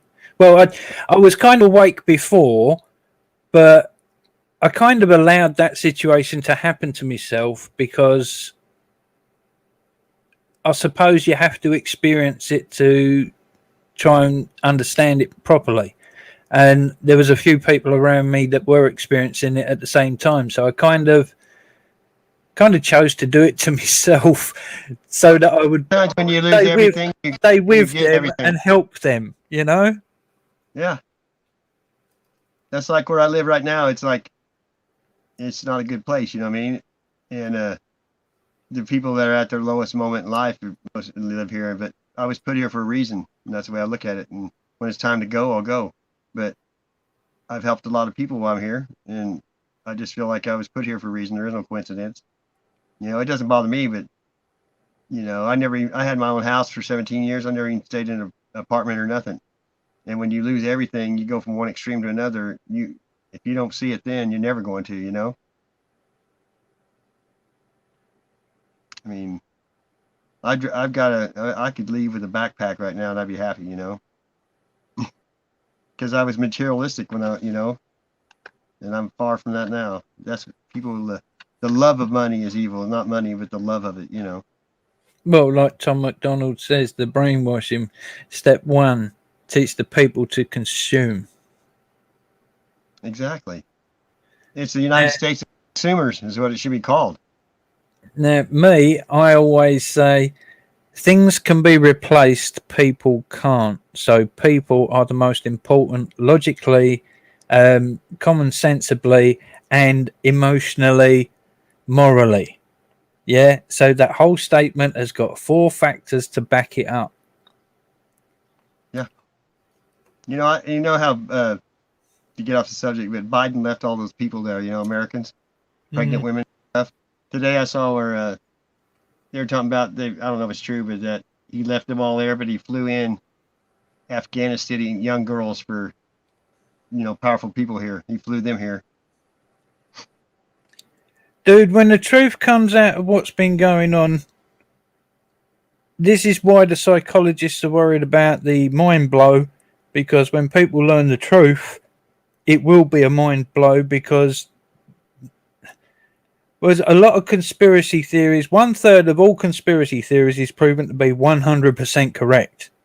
And the problem is there's been more conspiracy theories being proved correct more often the closer we get into the crap. Like you're talking about, I don't think people will even be able to rationalize that it's true. I don't think it'd be more than they can even, they can't handle it. I mean, it'd be more than their brain can even, because it's so much against what they've believed in and believe, But I think this is part and parcel of why the whole situation, because you've got secret societies are bad, but you must have secret societies are good. That's the balance of things. Otherwise, we'd all be dead already. Yeah. So something's going on. There's a battle going on in the background that we ain't all seeing. And here's the problem. If you know that by bringing out the full truth, it's going to blow everybody's bloody brains because of what's going on right now, then how do you actually bring out the truth gently, slowly, to not blow people's minds so fast? This is why I think it's all taking so long, and why I think it's going to carry on taking so long, because I think it needs to be done slowly so that everybody doesn't blow up. Yeah, I had a saying. It's like, if you can't be negative, or can't be positive, don't go negative. Hang out in neutral and coast for a while till things get better. Yes. I mean, if you put things in layman's terms, sometimes people understand it better, like things they already relate to, like vehicles and stuff, I look at neutral as the balance point, and in the balance point, you turn off your mind, you stop thinking, and you just stretch out your emotions. Try and feel. Just be. You know what I mean? Just be. That's what. Just feel. Just allow the world and all of what's happening just to enter you. Let all that information flow through you. Just become part of it. Be one with the ocean. Well, I always say we're not we're not one drop in the ocean. We're the drop of the ocean. Instead of the ocean, one drop in the ocean, we're the ocean in one drop. You remember my saying on that one then? Tell me. I wrote a little saying called ocean drop. Really? Maybe that's what This is that statement. When a drop of water is in the ocean, it only knows that it is the ocean. So the drop must be taken out of the ocean to learn what it is to be a drop. So that when it rejoins the ocean, it knows that it is both the drop and the ocean. We are both the drop and the ocean. And we can choose to be either, or we can learn the balance of nature and be both and be whole. That's good. I have a saying kind of like that. It's like, you don't know you're in the box until you get out of the box and look back in it. The beast system, People don't even realize when they're, like they say, they call it the American dream because you only see it when you're asleep. George Carlin said that. Some people talk about energy realms and other dimensions and all the rest of it. And I actually named the other dimension as the Sea of Souls. So the Sea of Souls is the ocean, and we are the drop that has to do this thing called life to learn what it is to be a drop, so that when we go back into the ocean, we know that we're both the drop and the ocean. The balance. We must learn the balance. You see, most things, like even that, there's stuff like in the Bible is just like that, because this is our time on earth is kind of like our practice, because if we can't act right here, how can we act right in heaven? Well, therein asks the question.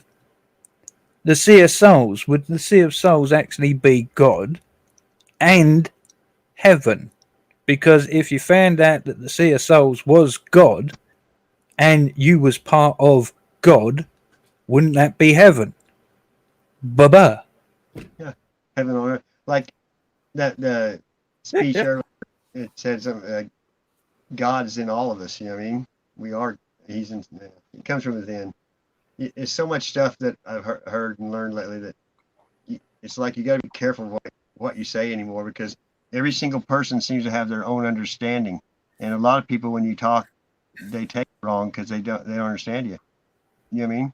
Yeah, but that again mainly comes with ego and literally the brainwashing of the mainstream system is that we sometimes don't do that, as in like ignore the negative, listen to the words, look at the actions, and judge people by their actions, and then say something in regard to their actions rather than their words, because words can have you arguing eternally, whereas actions, you can take facts from actions, you can employ the truth through actions. You know, if you're trying to make your life better and be happy, if you go out and make other people happy, you'll find it yourself. Yeah.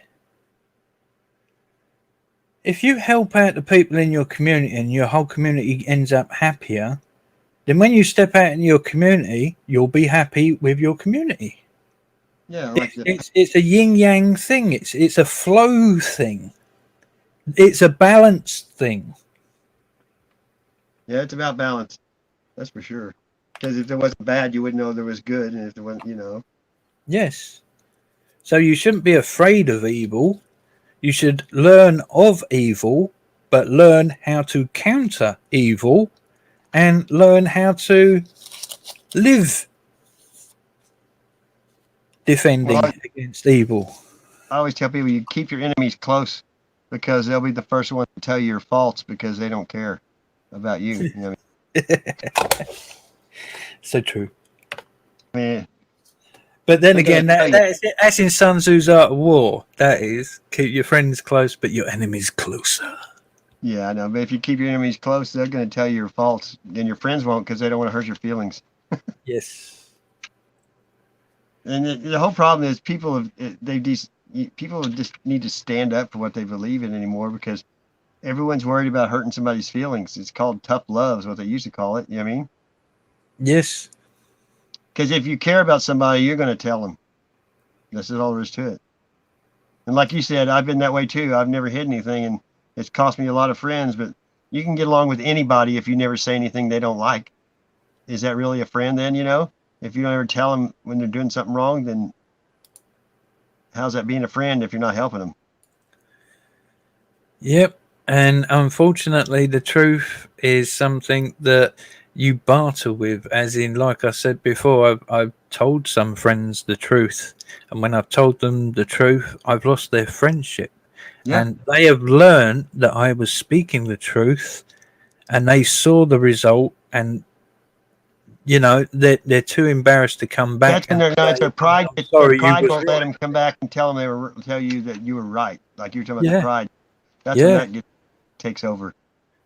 But how many times I've known people that their old lady or either the husband or the wife were cheating on each other, and then they went and told their friend, and then neither one of them talked to them. Again, because they both hate you for it. But that's the extent of love, yeah. It's also part of the ego. Our ego wants us to keep our friends and our loved ones close all the time and all the rest of it. But sometimes that's not the right thing for them. So that is a bit selfish of our egos to always want for us. It's sometimes best to actually want for others. So sometimes we have to give the truth and actually throw our cards on the table and gamble at whether or not we're going to lose that friendship. For their sake. I know. If you really like them, then you'll let them go if it's going to help them. Yes. I mean, my ex-wife wasn't happy with me. We just, how when you get in a rut, and then when I'm just glad no one got killed or went to jail, and I always wanted the best for her. So if she's happy now, then so be it. You know what I mean? Yes. That's better than being miserable than me. You know. Plus, in this world of information, it's a case of you can step away from people and yet still keep an eye on them from a distance. Yeah. And sometimes you need to. Yeah, I agree. I haven't talked to her in a couple of years. It's just hard, though. You know, everything in life that we go through makes us who we are. Yes. I mean, I wrote that pain one. What was the pain one? Where is it? Did I put it under? Yeah, there it is. Go for it, dude. I like your points. Do not take my pain, for my pain has molded me.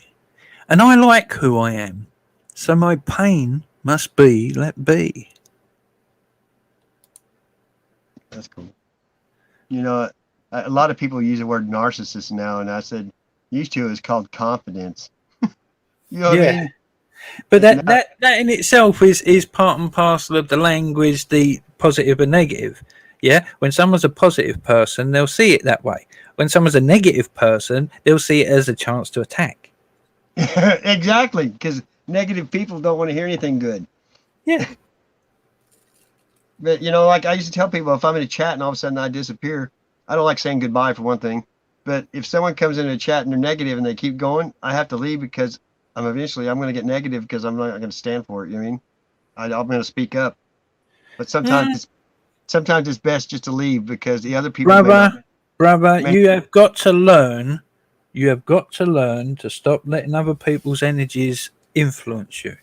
Oh, I know. Yeah, because that's what it is, dude. From the sounds of it, you're empathic, and you ain't really putting any blocks on any time. You're just letting it all go through you 24/7. It's like I've gotten a lot better since you haven't been around though. Tony, that people can say what they want, but I'm glad it happened now because it was a really learning experience. everything happens for a reason, dude. And sometimes to get woke up, you have to hurt. You know, pain. You have to have pain. Yes, you have to fall down to learn how to pick yourself up. And you know, and sometimes I'm a better leader than follower usually, though. But me, you know, I mean, sometimes I've never followed the crowd, but sometimes you gotta be careful when you lead too. Everything has responsibility. And you know, I've learned that now I'll get ready to say something, and I sit there and think about it now before I say it. You don't believe how many times in the last month I've started to say something or even typed it out and then didn't post it. You know what I mean, in a chat or anything. And so I know that something's working because I'm watching what I say now. And there's a lot of times before they always say when you can quit caring what other people think, but that's not right to me. I don't think that's right. I mean, if you do that, then I used to be that way. You have to care what other people think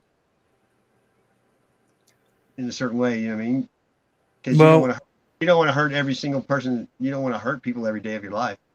Well, this is just it. Your words can be positive or negative, just like your thoughts, just like your feelings. So if all this is coming through as energy in waves, then it's going to ebb and flow. So some people, they can't stop themselves because they don't block any of the negative. So it builds up within them. And then just like all bottles, there's an overflow point. I've learned this over the years that whereas when I was younger, I bottled up so many emotions, I really did, that I exploded out a couple of times, and it showed me that is not the way to do it. Instead, you've got to deal with those emotions and actually learn to not feel the negative coming in from other people. You've got to block some of it. You got to. And sometimes that even means having a siesta for a couple of weeks, building yourself back up again, letting some of the stress out, letting some of that bottle overflow into nothingness so that you can just carry on again.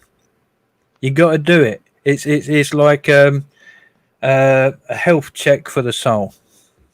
Yeah, I've tried to learn not to keep anything inside. I speak, if something's, I just say it then instead of you let stuff bottle up. Like eat a little poison every day so you don't die at the end of the month, It's a case of where it builds up, it turns into a beast inside you and then explodes out into other people. So it not only hurts you, but it hurts others. But also where we store it up most of the time is through fear. And it creates the never-ending cycle of fear, because when it explodes out, now you're creating fear amongst all those people that you exploded upon. It's a never-ending cycle of fear when you bottle your emotions and don't deal with them. Yeah. Hindsight's always 20/20. I've had people like, well, why didn't you tell me after it's too late, because they want to hurt them, but a little hurt along the way is better than big hurt, at the end. Well, like I said, I have a habit of telling the truth and putting friendships on the line, but only with the things that really matter. Yeah. So, well, I tell people everyone's going to hurt you in life. You just have to figure out which ones are worth suffering for. No. You also have to look at which ones ain't particularly hurting you on purpose. It's just their truth is hurting you, and you're seeing it from a point of misguidance rather than from love, because True. you're not seeing it as coming from love. When a lot of people out there do a lot of stuff out of love, but it gets taken the wrong way. Oh, I know. I tend to rub people the wrong way at first because they don't know me. But that's, again, part and parcel of it. It's communication. They've messed with it. Yeah. They own the dictionaries. They own the narrative. So two people talking to each other in their language is not going to be as important as the actions two people take towards each other. That's why I said actions speak louder than words now more than anything else in this world. Because if we carry on using their words, their way, we're always going to be arguing because they keep changing the words. Exactly. Saying and doing are two different things. I've always said that too.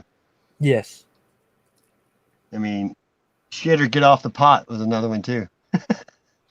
You've been saying all this, but when are you going to do it?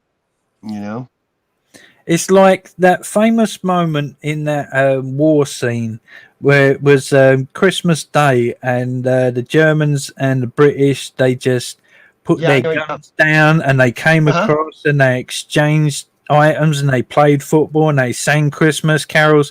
They stopped the war for Christmas Day because of all the death and destruction and despair and everything. They needed something positive at that moment. All of them. And their humanity came out during that worst of times. Even for a brief moment, at least I know that was a great scene. Yeah, but it was actions instead of words, German versus English. They couldn't really understand each other too well. You had a few translators here and there, but we're talking about a massive place and a lot of people. Yeah. So in some places they weren't understanding each other and it was all just actions. Yeah. There's a movie that came out, I can't remember now, but it was in the future where it made it to where hardly anyone had babies. You remember that one? And there was a girl pregnant and they were protecting her. Yes. And then they were the same thing. They were fighting and she walked out there and it all stopped. And the minute she got out of, into safety, it went right back the way it was. Michael Caine, isn't he? Yeah, that's when he had strawberry cough. He was growing weed. That's what I remember. Yeah. Yeah, I like Michael Caine. He's a good actor. He's done a lot of stuff, you know what I mean? But now it's like Morgan Freeman and the guy that always screams. There's like two. He's in every movie now, it seems like. Well, some people fit the industry better than others because some people in the industry toe the line better. Yeah. But then again, they get the best rewards. That's why they're around for the longest. Yeah, but some of them, you know, they're in the system. That beast system, they call it, or whatever. Yeah. Yeah, exactly. Man, I love those guys. They're so funny. The way they've taken it all and just make fun of all the stuff that people hate about, you know? And if you didn't see them, you wouldn't even think that's what they look like, would you?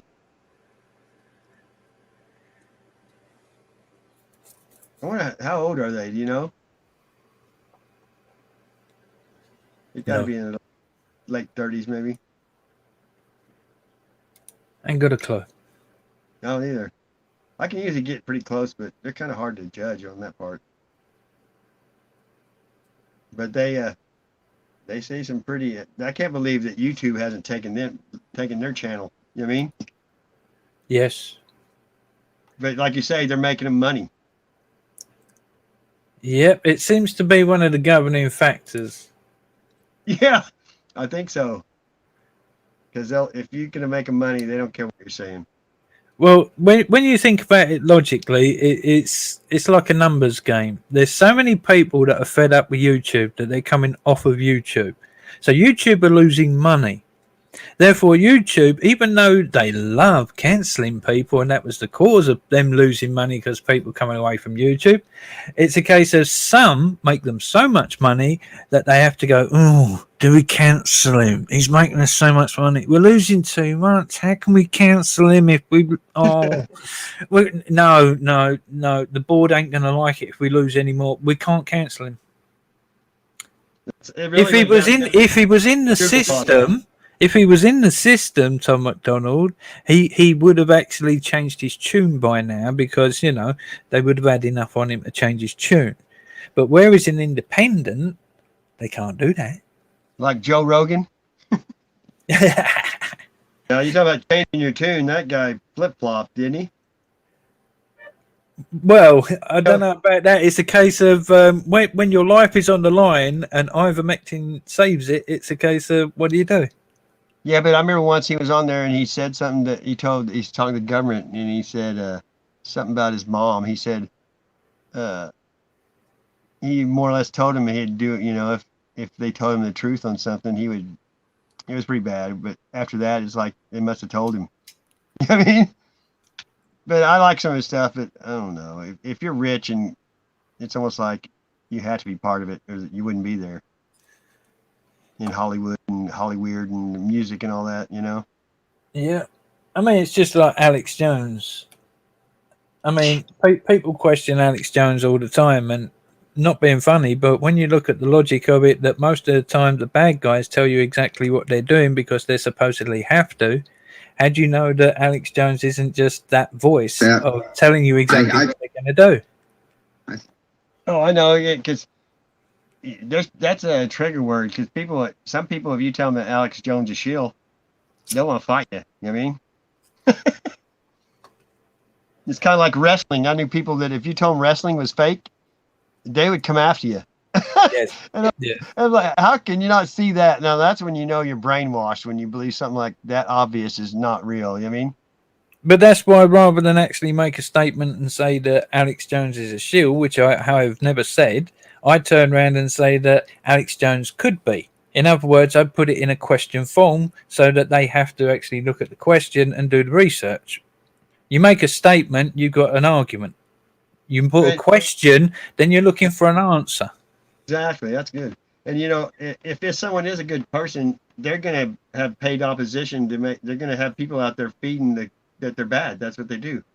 Yeah, and the truth comes out in the end, and people's actions will always show whether or not their words are false or not. And it's a case of sometimes all you need to do is wait a little while, and the truth will come out. That's like people, you know, if someone does something, if you don't seek revenge, they'll do it to themselves, and you get to enjoy it because you had nothing to do with it. You know, because some people are evil, and if you just wait long enough, like you say, they will expose themselves because the ego won't let them. You know, they have to. They just after a while and you got to be careful. People will try to trigger you with different things nowadays. They're trying to get you to do that. You know. Yeah, that's why. Although I will say sometimes you have to go the opposite way with it because sometimes a situation will come up where time is not part of the situation. It's a case of you got to act now. And at those times, I have a tendency to just open my mouth, spill the truth there and then, and let consequences sort itself out. Yeah, I've been there many times, dude. Since I did my little stunt with the devil, I've lost a few friends that I thought were friends anyway. But that it's getting better. But people that were hating on me, almost every single one of them, I'd done the shout out video for them before. You know what I mean? It's sad because the people I did stuff for, it shows you how things can change in a drop of a hat. Life does that. It teaches us all. Yep. And it's not where you're from, it's where you're at. You can't look at the past because the past is over. Like that one said, you can't hear the past. Is it real? Like another thing I found is the past is history. The future is a mystery. It's called a present because it's a gift from God. Yeah. But at the same time, you can also say the man that learns from the past and prepares for the future makes wiser choices in the now. Yeah. That's one of the things I don't agree with Alan Watts over. We all, with all the data that we take in 24/7, we all try and predict the future 24/7 all the time, because that's how we deal with what comes to us. We all, to a degree, know our own history, to know who we are, what we are about, and other people's history to know what they're about, and this, that, and the other. And history teaches us a lot of moral lessons in life as well. So it's a case of that is a source of wisdom, the past. So the New World Order, yeah, those three letters, NWO, just move the W and the O around and you've got the now. They want everyone to live in the now. They don't want them to actually perceive the wisdom of the past. They don't want them to prepare for the future, because that means they've got full control in the now. That's where I differ from Alan Watts. The only way to fix bad things in the past is to add good things to the future. Well, it's a case of the past is a path that's been trod. And to actually forget the past and ignore the past is to ignore the efforts of other people's paths trodden. Yeah. You can't do that because that's where your history comes from. Exactly. That's where your roots come from. Over in the grave. Look at all the stuff that our grandparents and great parents did to give us a good, they worked and killed and got killed and did all that for what, It's all part of us, all of it. It's all part of us. So to ignore it is to ignore part of yourself and give up that part of yourself to them and their control.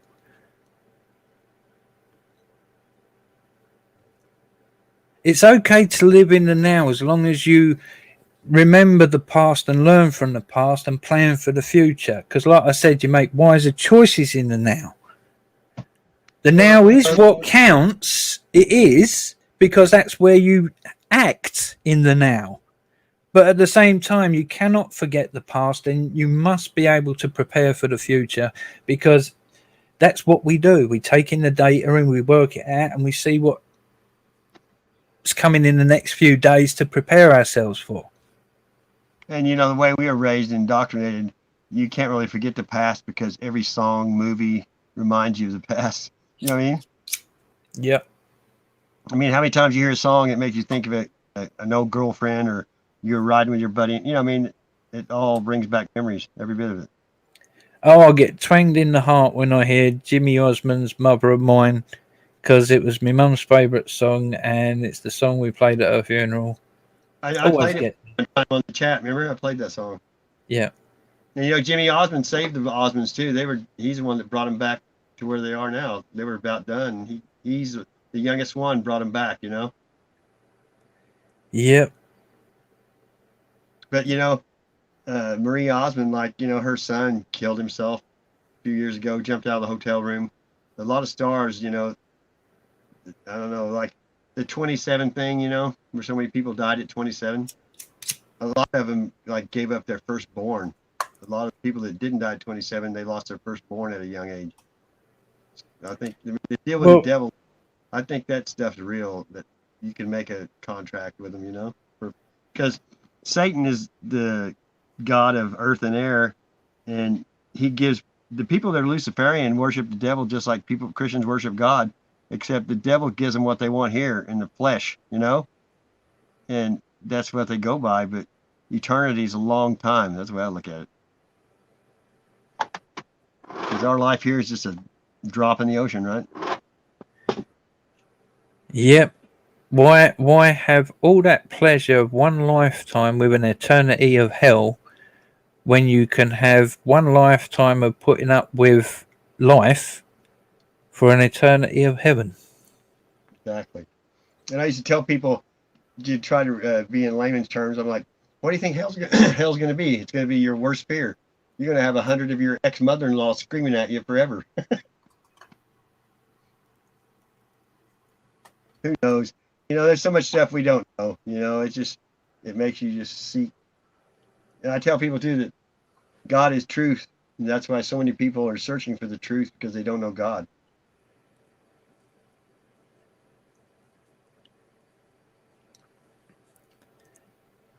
And most people that don't read the Bible have never read it. There's a lot of people that feel from the heart that society just pushes down. But you got to look at New Age stuff, though, is all about the heart and feeling good, But if you're a lukewarm Christian, you will be spit out of his mouth. I mean, the Bible is just, basic instructions before leaving earth. I mean, if you read the Bible and say that it does nothing but instill goodness and wholesomeness and to treat your brother, I mean, how can you see anything bad out of it when all it does is tell you to be a good person? It's not so much the Bible. Again, it's history and control and the bad guys, because everything good can be corrupted. Yeah. And that's what it's about. It's not about the Bible. It's not about the words. It's not about any of that. It's about it being used for bad. That's why there's so much against it. Cell phone's the same way. You can use it for good too. And we have all the knowledge that's ever found right at the end of your hand, and no one uses it for good. Yeah, I mean, it's not just the Bible. Yeah, you look at religious texts across the board. You look at historical texts across the board. You look at scientific texts across the board. There's stuff that's good amongst all of it, but there's also stuff that's really, really bad amongst all of it. Yeah.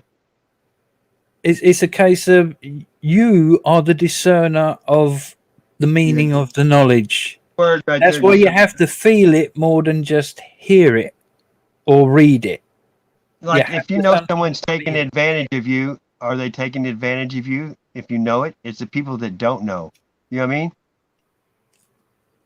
Some people don't see it, but if you know someone, they're not taking advantage of you if you know it. It's the ones that don't know. Because like George Burns, he was 100 with all them young women around, and who was taking advantage of who? You know what I mean? Yeah. Mutual taking advantage of. Yeah, but like, I think the industry allows for that.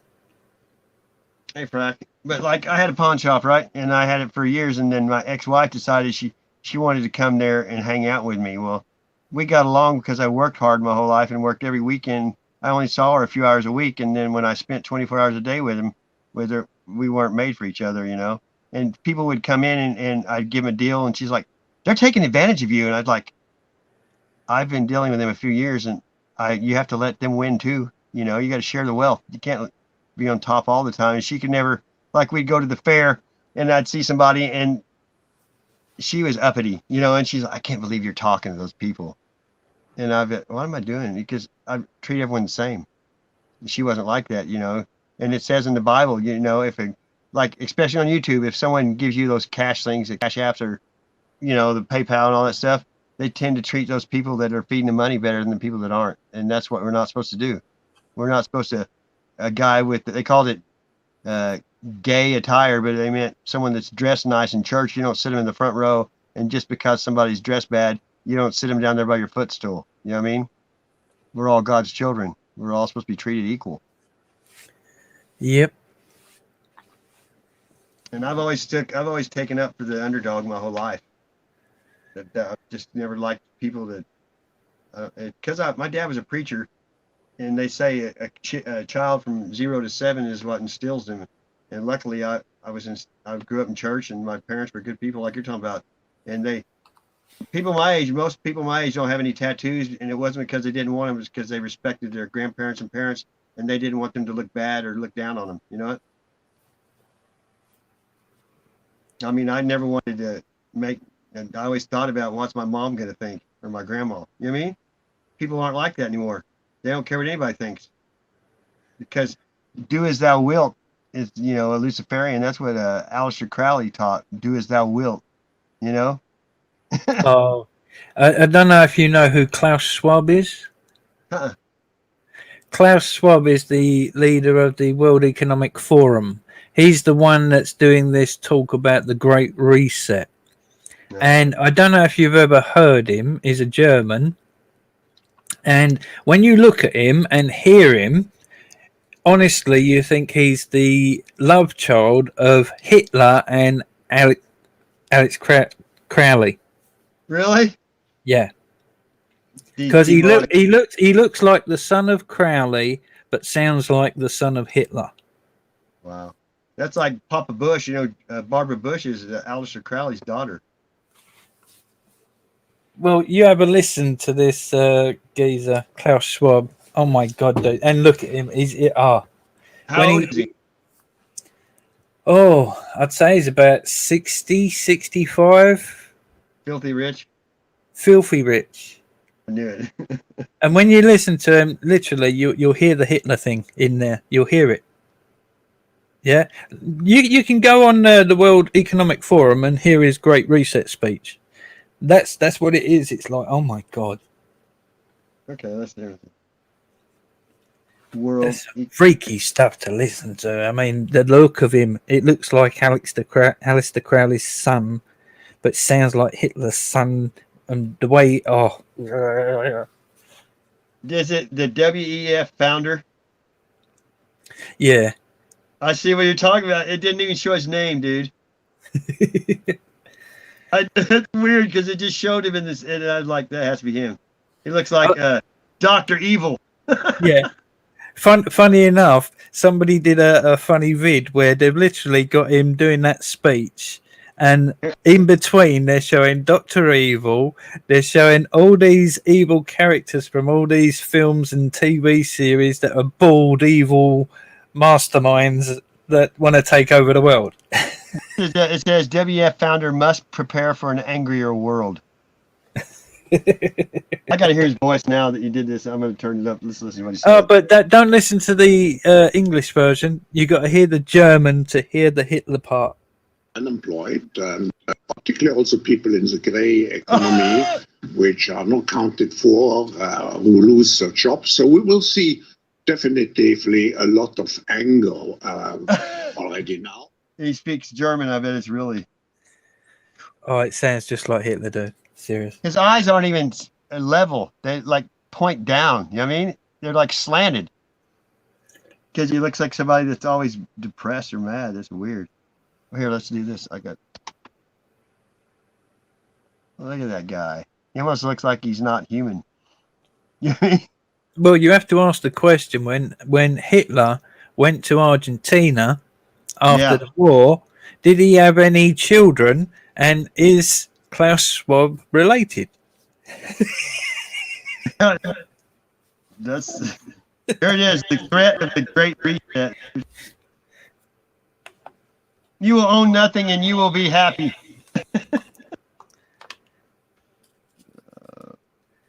There's a bunch of stuff on it on YouTube, dude. There's a movie, The Great Reset, 2021 in full motion, and they're losing it. There's a bunch of stuff on him in there.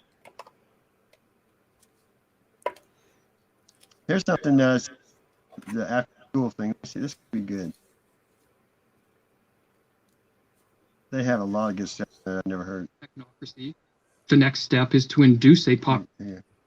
This after-school presentation was written and narrated by Academy of Ideas. Check out their YouTube channel for more of their videos.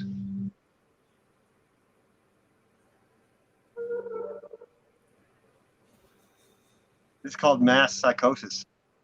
The masses have never thirsted after truth. They turn aside from evidence that is not to their taste, preferring to deify error if error seduce them. Whoever can supply them with illusions is easily their master. Whoever attempts to destroy their illusions is always their victim. According to the psychologist Carl Jung, the greatest threat to civilization lies not with the forces of nature, nor with any physical disease, but with our inability to deal with the forces of our own psyche. We are our own worst enemies, or as the Latin proverb puts it, man is a wolf to man. In Civilization in Transition, Jung states that this proverb is a sad yet eternal truism, and our wolf-like tendencies come most prominently into play at those times of history when mental illness becomes the norm rather than the exception in a society, a situation which Jung termed a psychic epidemic. Indeed, it is becoming ever more obvious, he writes, that it is not famine, not earthquakes, not microbes, not cancer, but man himself, who is man's greatest danger to man, for the simple reason that there is no adequate protection against psychic epidemics, which are infinitely more devastating than the worst of natural catastrophes. In this video, we are going to explore the most dangerous of all psychic epidemics, the mass psychosis. A mass psychosis is an epidemic of madness, and it occurs when a large portion of a society loses touch with reality and descends into delusions. Such a phenomenon is not a thing of fiction. Two examples of mass psychoses are the American and European witch hunts of the 16th and 17th centuries, and the rise of totalitarianism in the 20th century. During the witch hunts, thousands of individuals, mostly women, were killed, not for any crimes they committed, but because they became the scapegoats of societies gone mad. In some Swiss villages, writes Francis Hill, there were scarcely any women left alive after the frenzy had finally burned itself out. When a mass psychosis occurs, the results are devastating. Jung studied this phenomenon and wrote that the individuals who make up the infected society become morally and spiritually inferior. They sink unconsciously to an inferior intellectual level. They become more unreasonable, irresponsible, emotional, erratic, and unreliable, and worst of all, crimes the individual alone could never stand are freely committed by the group smitten by madness. What makes matters worse is that those suffering from a mass psychosis are unaware of what is occurring. For just as an individual gone mad cannot step out of his mind to observe the errors in his ways, so too there is no Archimedean point from which those living through a mass psychosis can observe their collective madness. But what causes a mass psychosis? To answer this question, we must first explore what drives an individual mad. While there are many potential triggers of madness, such as an excessive use of drugs or alcohol, brain injuries, and other illnesses, these physical causes will not concern us here. Our concern is with psychological, or what are called psychogenic triggers, as these are the most common culprits of the mass psychosis. Triggers, exactly. The most prevalent psychogenic cause of a psychosis is a flood of negative emotions, such as fear or anxiety, that drives an individual into a state of panic. When in a state of panic, an individual will naturally seek relief, as it is too mentally and physically draining to subsist in this hyper-emotional state. While escaping from the state of panic can be accomplished through adaptive means, such as facing up to and defeating the fear-generating threat, another way to escape is to undergo a psychotic break. A psychotic break is not a descent into a state of greater disorder, as many believe, but a reordering of one's experiential world, which blends fact and fiction, or delusions and reality, in a way that helps end the feelings of panic. Silvano Arietti, one of the 20th century's foremost authorities on schizophrenia, explains the psychogenic steps that lead to madness. Firstly, there is the phase of panic, when the patient starts to perceive things in a different way, is frightened on account of it, appears confused, and does not know how to explain the strange things that are happening.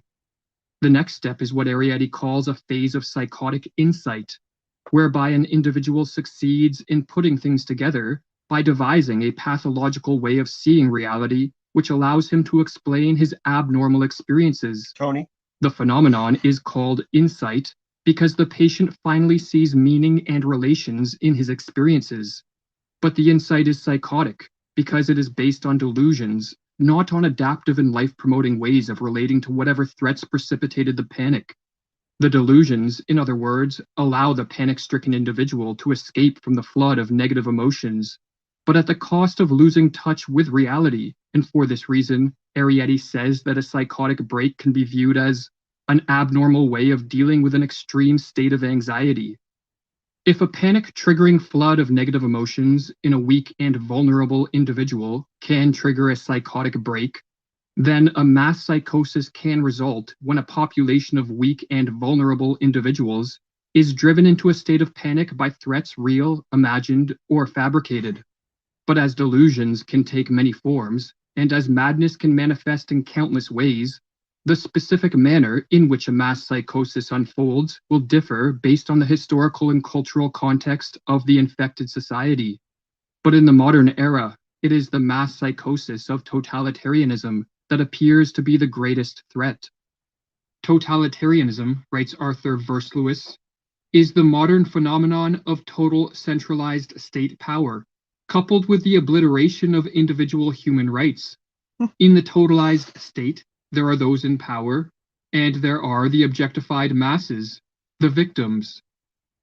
In a totalitarian society, the population is divided into two groups, the rulers and the ruled, and both groups undergo a pathological transformation. The rulers are elevated to an almost godlike status, which is diametrically opposed to our nature as imperfect beings who are easily corrupted by power. The masses, on the other hand, are transformed into the dependent subjects of these pathological rulers and take on a psychologically regressed and childlike status. Hannah Arendt, one of the 20th century's preeminent scholars of this form of rule, called totalitarianism an attempted transformation of human nature itself.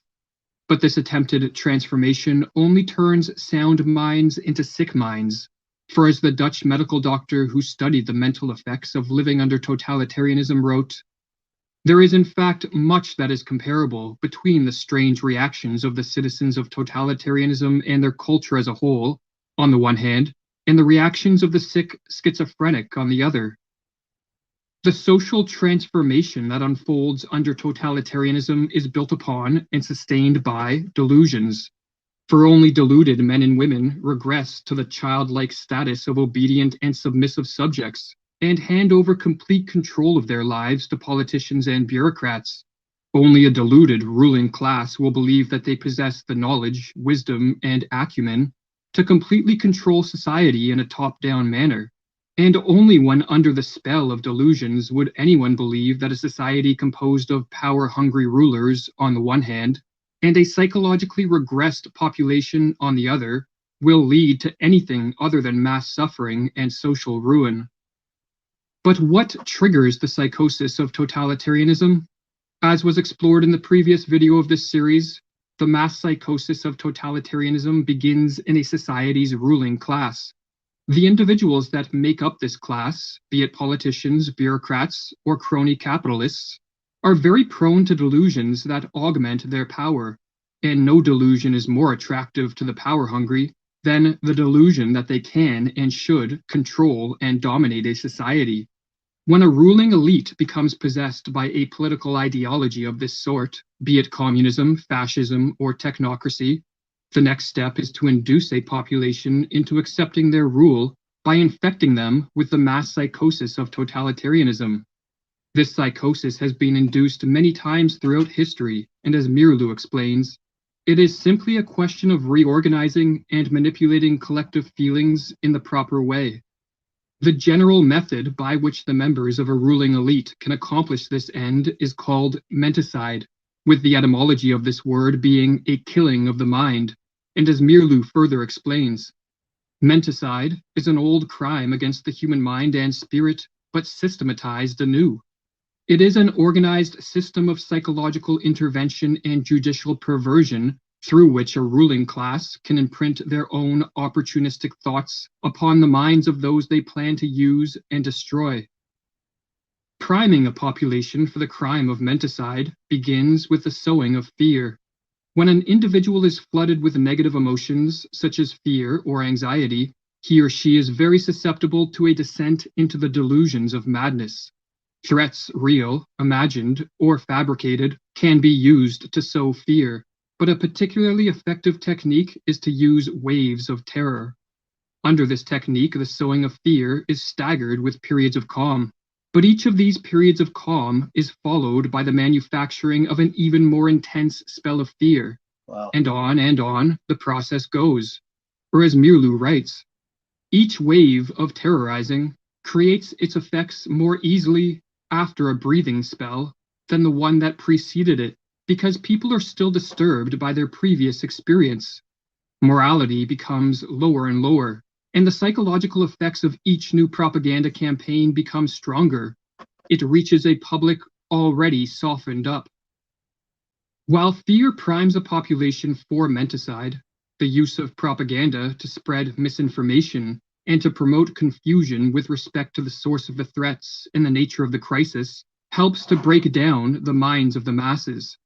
Government officials and their lackeys in the media can use contradictory reports, nonsensical information, and even blatant lies. As the more they confuse, the less capable will a population be to cope with the crisis and diminish their fear in a rational and adaptive manner. Confusion, in other words, heightens the susceptibility of a descent into the delusions of totalitarianism.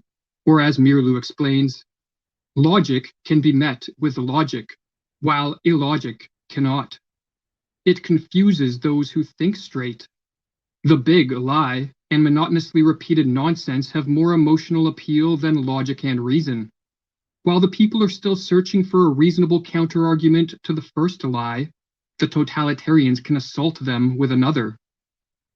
Never before in history have such effective means existed to manipulate a society into the psychosis of totalitarianism.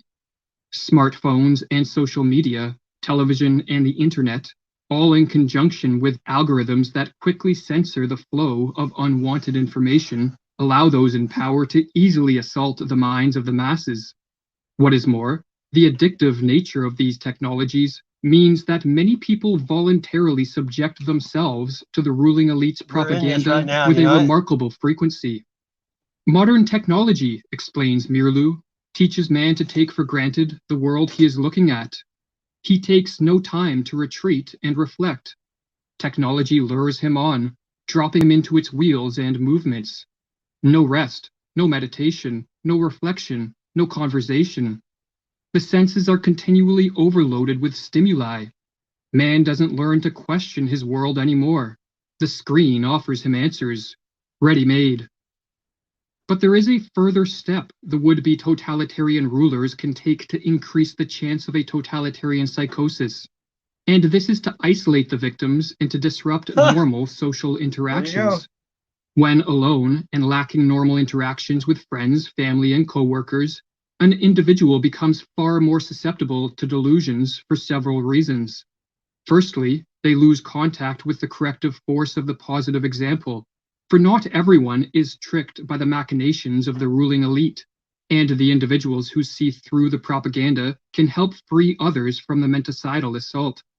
If, however, isolation is enforced, the power of these positive examples greatly diminishes.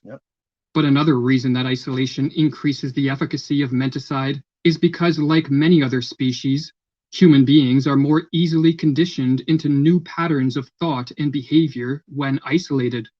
Or as Mirlu explains with regards to the physiologist Ivan Pavlov's work on behavioral conditioning, Pavlov made another significant discovery.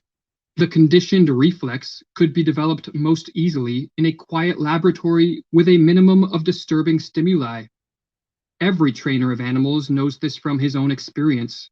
Isolation and the patient repetition of stimuli are required to tame wild animals. The totalitarians have followed this rule. They know that they can condition their political victims most quickly if they are kept in isolation. Alone, confused, and battered by waves of terror, a population under an attack of menticide descends into a hopeless and vulnerable state. The never-ending stream of propaganda turns minds once capable of rational thought into playhouses of irrational forces. And with chaos swirling around them and within them, the masses crave a return to a more ordered world. The would-be totalitarians can now take the decisive step. They can offer a way out and a return to order in a world that seems to be moving rapidly in the opposite direction. But all this comes at a price. The masses must give up their freedom and cede control of all aspects of life to the ruling elite. They must relinquish their capacity to be self-reliant individuals who are responsible for their own lives and become submissive and obedient subjects. The masses, in other words, must descend into the delusions of the totalitarian psychosis. The totalitarian systems of the 20th century represent a kind of collective psychosis. Whether gradually or suddenly, reason and common human decency are no longer possible in such a system. There is only a pervasive atmosphere of terror and a projection of the enemy, imagined to be in our midst. Thus society turns on itself, urged on by the ruling authorities. But the order of a totalitarian world is a pathological order.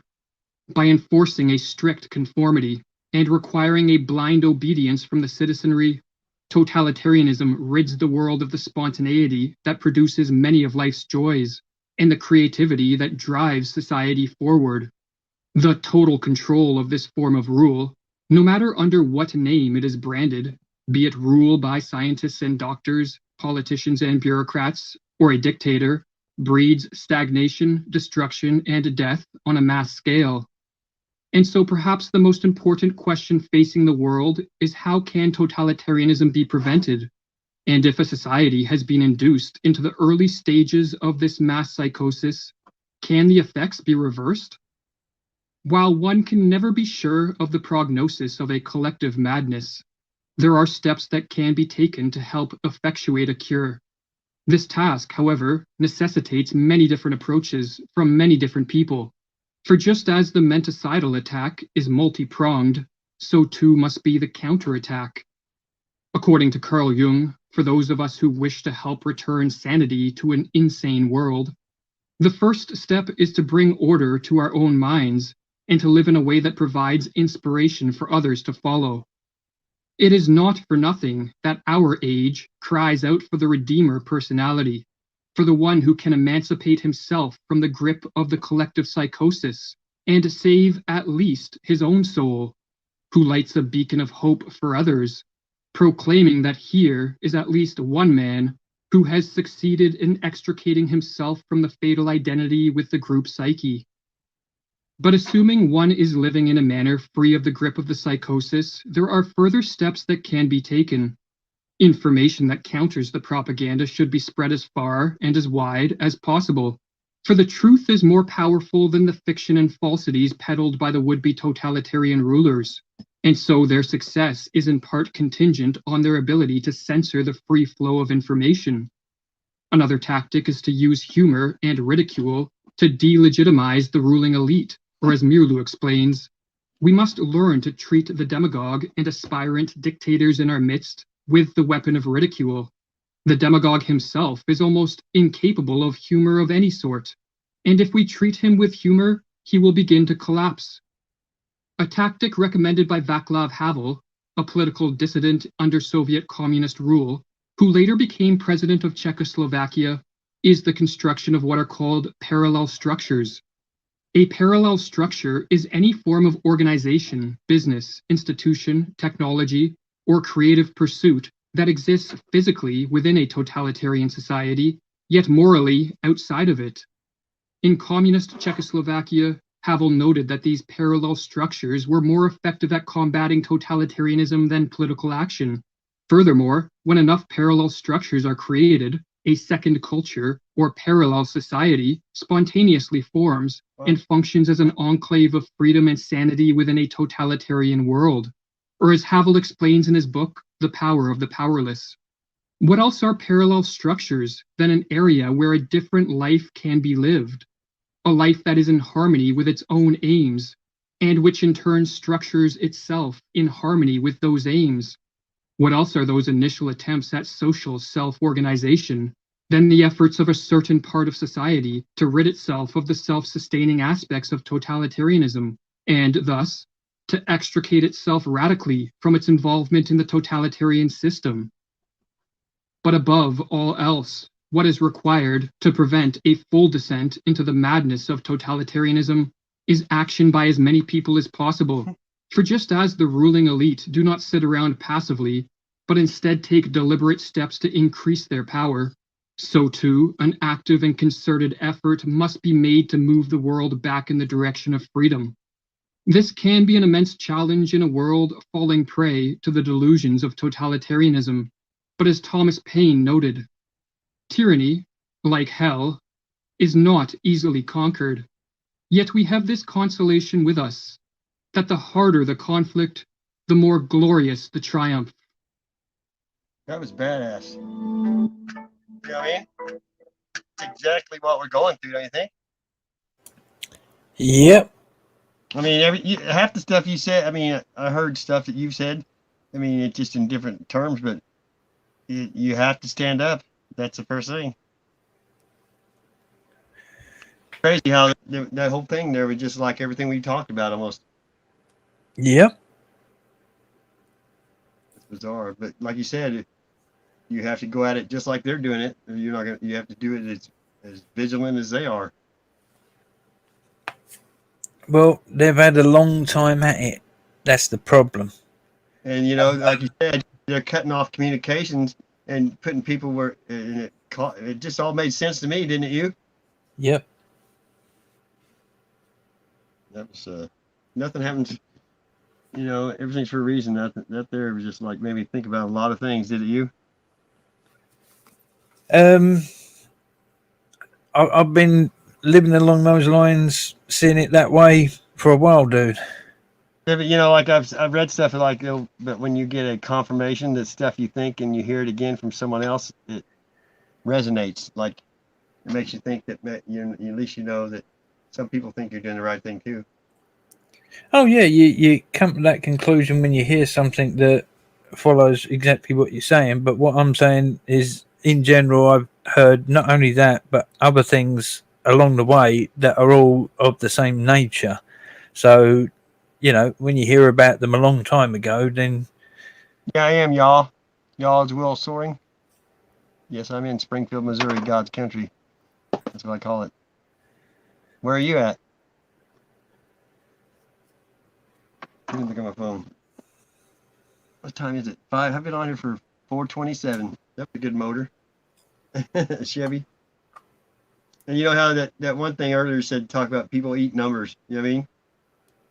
Yep. Well, not being funny, I've said that one of the biggest ways that they get to us all, which is it's the base. Yeah, everything in life has got a base. So One of it's all the with is Hang on. it's the Go base. ahead. It's repeating it. Go ahead. Maths is our subconscious thing that we use now and again to put things into order within our minds. You know, numbers. We use them all the time. We're taught maths in school, and then as we become adults, most of us use that maths subconsciously. You know, like the easy maths. But maths is also a way that they can mess with us, because if you can mess with something that's gone to a subconscious level, then people ain't going to notice it as much. You know, that's why they change certain words.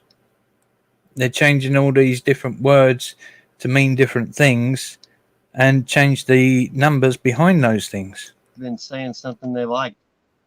They didn't like. I mean, yeah, but so you get what I mean. If you can change something in the subconscious, people ain't going to notice you doing it so much. oh, I know, because I've studied the subconscious mind. It runs on emotions, not intellect, and it'll make a habit out of anything because the way we learn is by repetition. And you can be careful because if you do something over and over, your subconscious mind will make it a habit. And when it's a habit, you don't have to think about it. It just happens. It's like it's on autopilot. You know what I mean? Yep. I mean, they say we only use 10% of our brains. And to be honest, I think that's because 90% of what we do is from our subconscious. Yeah, I think it's a bald-faced lie. Our subconscious does the 90% because it's controlling 70 trillion cells. Exactly. It's getting information. Your subconscious mind sees everything your eyes don't, you know. When they show stuff between scenes, like subliminal stuff, your subconscious sees that whether you do or not. Yep. Yeah, I studied the if you can learn how to control your subconscious mind, you can put it on autopilot. And I've studied that pretty hard, and people don't realize you can make a habit out of anything. Just be careful what you feed your head. That's what the main thing is. But like on the way I look at it, the devil puts seeds of sin in you when you're weak, and what you watch and by your actions will either feed them and make them grow, or your actions will make them die. You know what I mean? That sounds like my battlefield saying. Seed battlefield, that's what I called it. The seeds you plant in the garden of your soul grow the strongest, but beware, if you let your ego plant there, your garden will become a battlefield. Yeah, it's weird how so many things resonate and people say it in different understanding, but it means the same thing. You know? Yes. Hey, y'all, there you go. I'm not scared. I have no fear. I got the full armor on. There's my phone number. I put my phone number in all the time online because I don't have any credit cards. I don't have a bank account. I don't get hacked because I got nothing. You can't make nothing from nothing, you know what I mean?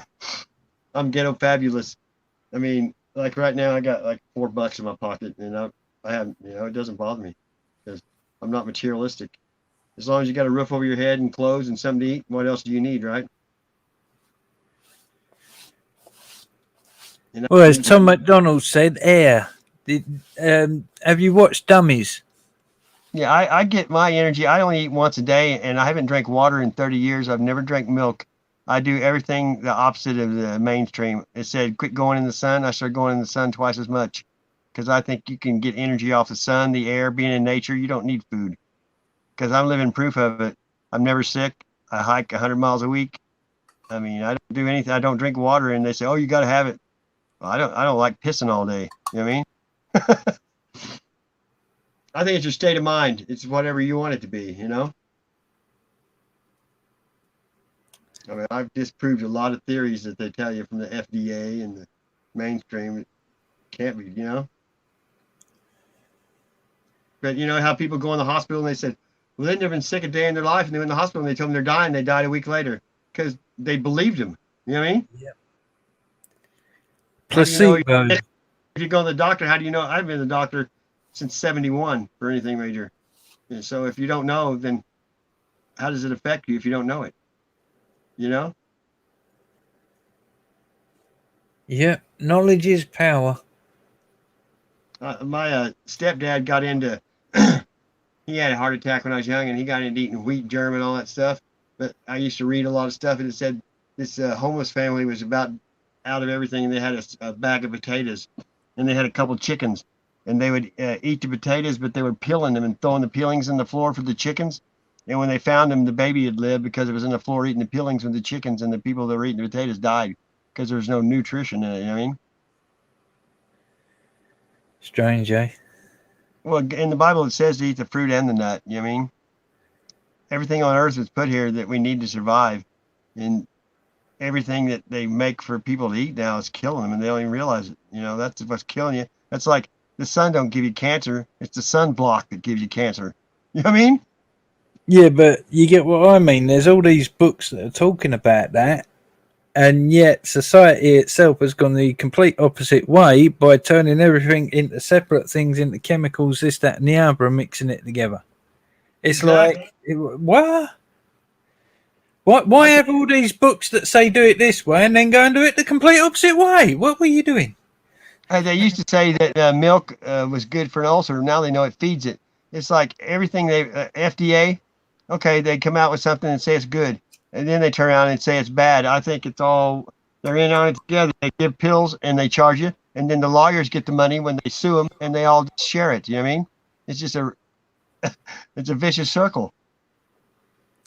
Yeah. Hey, Nate. Evil has a habit of making vicious circles all the time. But you know, when I was young, I thought, look at the people that are always in good shape. It was like athletes, farmers, fishermen. You know why? Because they're on the ground, on the dirt. You know, in New York, they're on pavement. They never even touch the earth. You know what I mean? We're made up of the earth. We're the same. Everything's the same as the earth. Yeah, I used to eat oranges. I eat the whole peeling and everything. People used to look at me like I was crazy. But I eat every food, natural food. Like I eat mushrooms every week from the woods. And it comes off dead trees. You know what I mean? I probably ate 300, 400 pounds of mushrooms this year from the forest. You know, I eat it. And if you have that state of mind, I don't let anything bother me. Like I can eat pizza that's 4 days old if I want to. It don't ever even make my stomach hurt. Because if you live a life clean and germ free, everything's gonna affect you. You know what I mean? I like George Carlin when he said when he was young, everybody was dying of polio and all these things, and he said they swam in the Hudson Bay, which was sewer, and he said he was tempered in shit. You know what I mean? Yeah. Like Michael Jackson, if you live like that, everything's gonna give you a cold. You know what I mean? I never get sick because I don't worry about it for one thing. Well, your immune system is constantly growing from all the different germs, where the germs are changing and evolving and all the rest of it. So if you actually shelter yourself off away from those germs, then your immune system weakens, and then when you come back out into those germs, boom, you're dead. And fear weakens your immune system too. Yes. Like I always tell people that stress as well, fear and fight and all that shit feeds the dark side. That's why it feeds it. That's why they want it, because it keeps them going. All that stuff. That's their food. Is the anger, the fear, anything that you do wrong to the family or babies. The reason that they attack families and children, because that's what God loves the most is his family, and babies is like that's like the worst crime in the world to me, is to do anything to an innocent child, no matter what. And then when somebody like Tony says all that nasty shit about everybody, that's what they're doing. Believe me, I'm a God-fearing man, but if he didn't live in Canada, I would probably be in jail. There's certain things you don't say about people when they're not true. You know what I mean? And that's the lowest thing you can say about anybody, to me. And if around here, no one says shit like that, because guess why? And that shit usually you didn't hear about, because the people that did that shit, they disappeared. No one know where they went. They used to just take care of that shit back in the day. You know what I mean? You only may have done that one time, and then you weren't around to do it anymore. And that's the Old Testament. But sometimes I think God will forgive anybody, and I think that's one reason, because sometimes some people just have it coming. You know what I mean? When it comes to that stuff, that's the hardest part. It's a daily struggle not to slip back to the, vengeance is mine, saith the Lord. We used to say, kill them and tell God they died, But like we were talking about earlier, if you wait long enough, they'll do it to themselves. But sometimes I'm like you, I can't sit there and bite my tongue. My tongue's been hanging on by a small piece of skin several times, I'm biting it so much. Yep.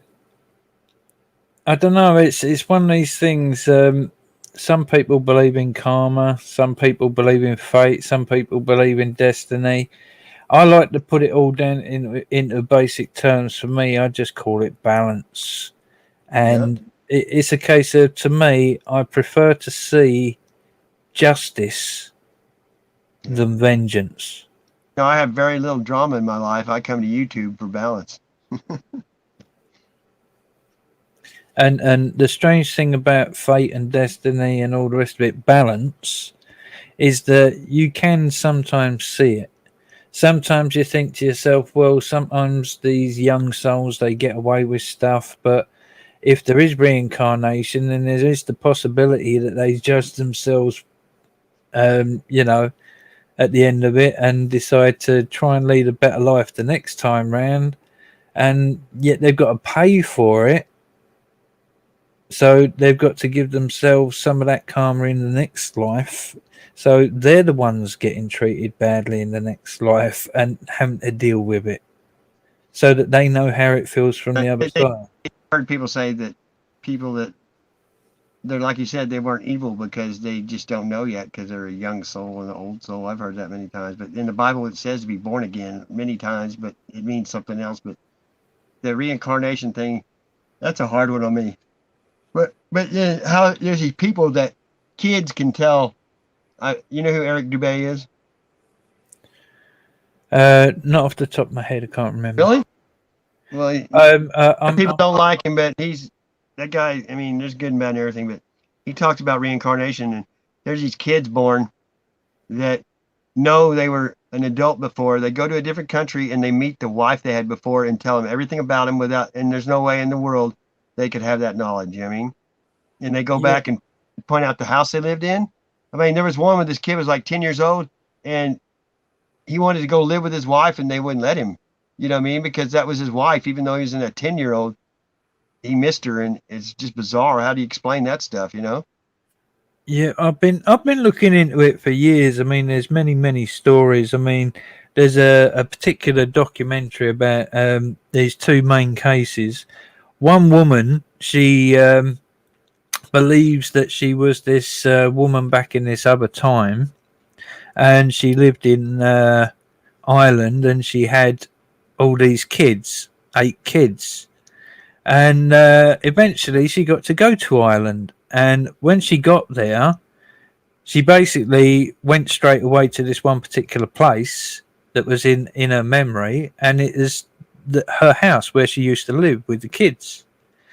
And then she actually found the kids, who were all like 80 years old, 3 of which had passed away, so there was only 5 left. But she went to talk to the 5 kids, and she basically told them all about themselves and everything. They were all mind blown, and they honestly believed that she was their mum reincarnated, because she knew stuff that only their mum could have known. But you know, a lot of stuff though in the Bible, it says you got to be careful to trust your own thoughts, because you don't know who's putting them in there. You know what I mean? Yes. Because I don't believe in aliens and ghosts. I think it's all the non-physical body of the fallen angels, the Nephilim or whatever. I think it's all got to do with that, and it's deception. You know, a lot of people think that the Palladians and all that, but they're going to deceive you with light. You know what I mean? The devil's not going to come at you with a pitchfork. He's going to come at you with big tits and a nice butt. You know what I mean? You're not going to think. That's the way I always say it. They're not going to come at you like they're the devil. They're going to come at you like they're the opposite of that. You know, the devil mimics. The devil can't create. Like God is omnipotent. You know, it can see and hear everything at once, and the devil can't. But now with society, with technology, with cameras everywhere and audio, now he can. He can do it here on this plane. You know. Jungle Book. And you know, the biggest metaphor of evil, with the most prominent words that evil can say, is the snake in Jungle Book and his song. Those prominent words: trust in me, trust in me. Creepy as hell. Doesn't exist. That's the biggest deception, that people think he doesn't exist. Creepy as hell. I know. Well, that predictive, you know, even people that lie, they got to have some truth in there to get people to follow them at first. You know, they're going to mix the truth in with it, like some of these fake truthers. You know, they're going to tell you things you know are the truth to gain your trust, so they can deceive you with the lies. You know. Well, again, Jungle Book. Look at the element of truth in Jungle Book, the bare necessities. I just started to say bare necessity. The simple bare necessities. Forget about your we all thought Disney was good. You know how Disney's movies were wholesome, but now we know that they were filled with vulgar filth. Yes. You know, and giving our kids subliminal thoughts that we didn't even know. They slow it down, and there's all kinds of pornography comes from Disney. And Walt Disney was a pedophile and had tunnels underneath. You know, if you, like I saw an old black and white game show, and they would bring out people, and you would hear them talk, but they wouldn't show who they were. And these panel of like 5 stars would get like one question to ask them stuff about who they were, and they disguise their voice too. And it was it Jerry Lewis? It was a big star. I can't remember who it was. But whenever they figured out who Walt Disney was, you know, they said, "Oh yeah, Walt Disney." They said, "By the way, the government called, so they need to borrow some more money." I mean, he was saying something that, you know, like we know, like, you know, when they were after World War II, they started Operation Fishbowl, and they started shooting all these nuclear, you know, rockets toward the sky.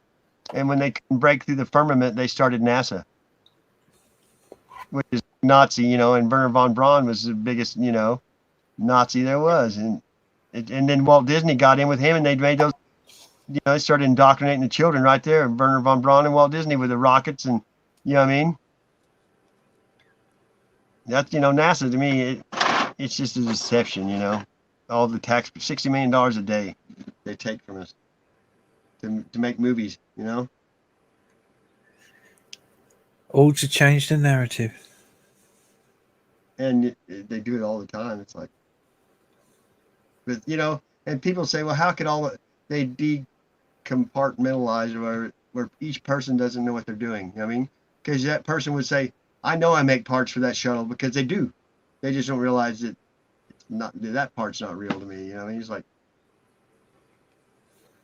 and the biggest part that got me on the moon stuff, you know, is that Alien Tears, a good quote. If aliens visit us, the outcome would be much as when Columbus landed in America, which didn't turn out as well as the Native Americans. Exactly. First of all, Columbus never even made it to the States. And you know that one of the first places he landed was on this island where all the natives were so peaceful, they didn't even know what weapons were. You know what I mean? And so they had gold there, and they start working in all these mines and everything, and that the people were jumping off the mountain and killing themselves. They'd rather kill themselves than live like that, you know? They didn't, and you know, they were so simple-minded that when ships came in from Spain and stuff, only the shaman or the really wise guru or whatever you want to call it could see the ships. The people were so simple-minded that they couldn't understand a ship. They couldn't even see it with their eyes. You know what I mean? Because they were so simply minded, you know. Well, there's still a tribe on planet Earth like that. Still, you got that one that was worshipping Prince Philip because he flew over there in this plane. So from that point onwards, they started worshipping right? Him and the metal skybird. And you know what? There's one that reminds me of that. It's Mel Gibson. Is it Thunderdome or one of them where they find those kids and they had that record, and you know, Captain Parker. I mean, they put it in movies. Everything they put it out there. You know what I mean?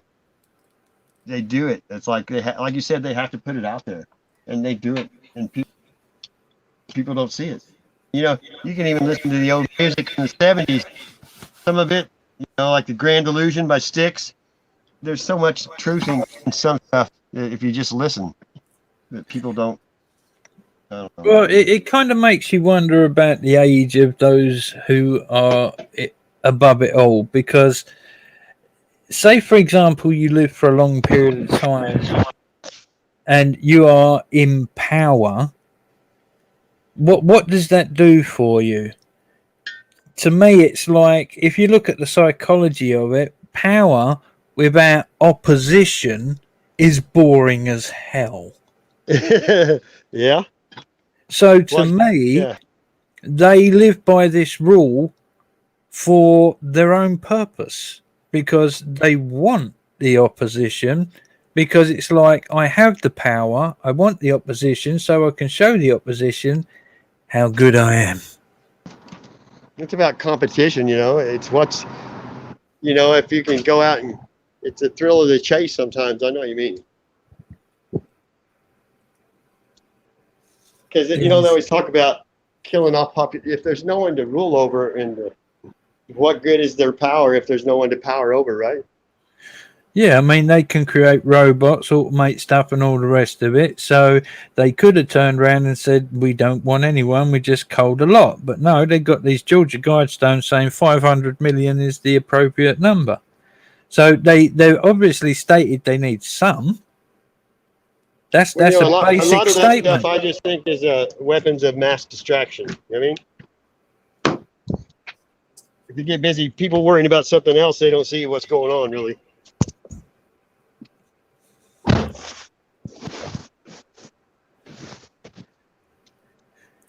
Thing is, it'd be a crazy history if they killed off, say, 3/4 of the world, and then something happened, and one of the people that they killed off, their immune system had the cure in it, and it ended up killing them off as well, and they'd already killed the person who had the cure in their system. That's like how many people have that could have had the cure to AIDS or you know, AIDS, but there's no telling who they've killed off that might have changed the whole world.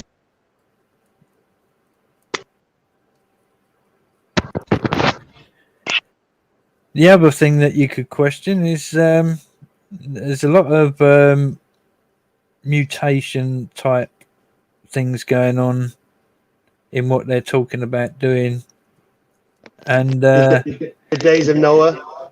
Well, they're talking about these elites are looking for the immortal gene.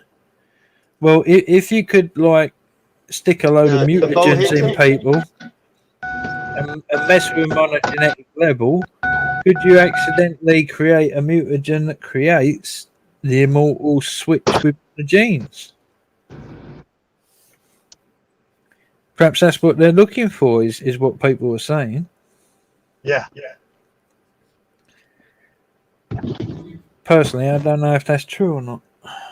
What do you think about CERN, the Hadron Collider? Whoa, yeah, the new story. You heard the new one, didn't you? No, I haven't.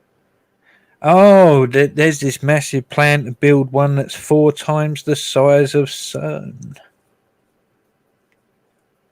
Oh, really? What would you need one that's 4 times the size for? Gee. Because it's already so big. Did you know that started the same year as Twilight Zone?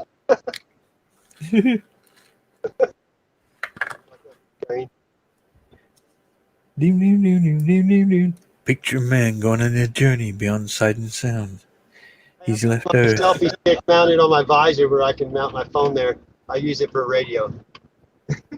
I thought I got to go pick up my roommate from work, and I'm like, I'm just going to take so long. Hey, look at this. These 2 stores on the corner. Look at the stores here called Come and Go. KUM and Go. And the TV station's called KY3.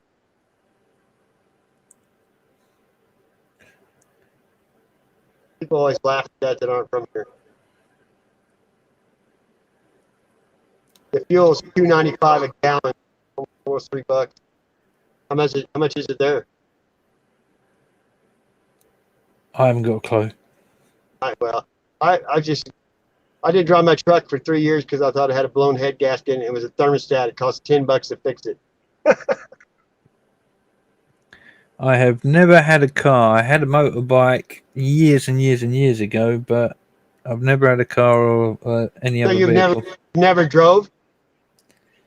I have driven, but it was more a case of lessons and the occasional parking of a truck whilst I was working when I was working. Wow. Where? How do you get around? I don't. I've walked everywhere for 3.5 years until recently. And I've been sat in place for about 20. You know, until last year, I never rode in a bus or a taxi. I did it just to say I had. Well, I've got bad knees, bad back, and during the testicular cancer, I had trouble actually walking at all then. Bad. You know, but I was born allergic to milk. Never drank it, but I've never had a broken bone. So, you know, you're supposed to drink milk for calcium. But I never had never had chicken pox, measles, any childhood disease. I'm just been fortunate, you know. Well, I think the mind and the frequencies our minds create affects the body. Oh, I know it does. Like one thing not too long ago, they were talking about all these old churches that had the big organs in them, pipe organs. Oh, yeah. Those were for healing in church, the frequencies. Well, you only got to look at the structure of the places. They sometimes used copper within them. The windows sometimes, crystalline. Yeah. There's a lot in there that almost made it that the sound would hit all these avenues and then get focused back into the very center. You know, and like to a reduce population resonating chamber. You don't got to kill people to reduce population. You can give people a degree in college for anything. You know what I mean? And by the time they pay the college, it costs so much. And they get out, they can't afford to have a family. You know what I mean? If they have any kids at all, they might have one. And you can do it like that without even killing anybody. Just make them quit having babies. You know what I mean? Yep, economic pressure. I mean, people don't have large families like they used to. I worked with a guy from Romania, and he'd say, Bună dimineața, and I'd say, he had 10 kids. I'm like, why do you have so many kids? He goes, that way when I get old, maybe one of them will take care of me. I never looked at it like that, you know. We throw away our old people here. We just give them a home till they die. And that's the people that everyone should be learning from them. Instead, they put them away where no one can talk to them, you know? Yeah. And then with this corona bona, no one can even visit them, you know, and there's people that are in there that aren't all there. They don't know why, you know? It's sad.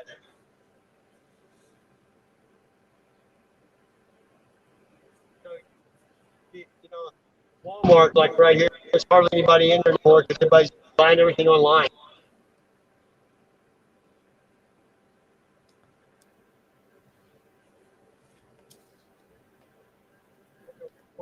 American McDonald's right there, you know.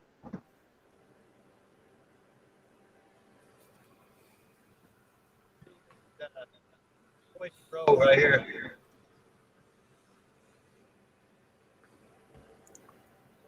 This restaurant, like right here, it's called Brahms. They have their own farms, their own cattle, their own milk. They raise it all for the store. You know? There's 360.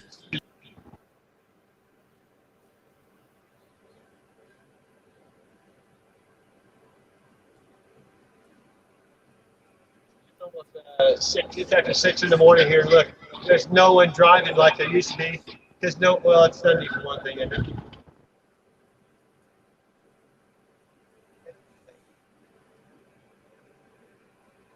Is it like noon where you're at?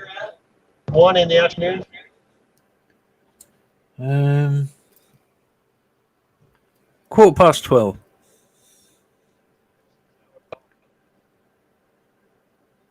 I used to go to work at 5 in the morning, and there was more traffic back then than there is now. But no doubt that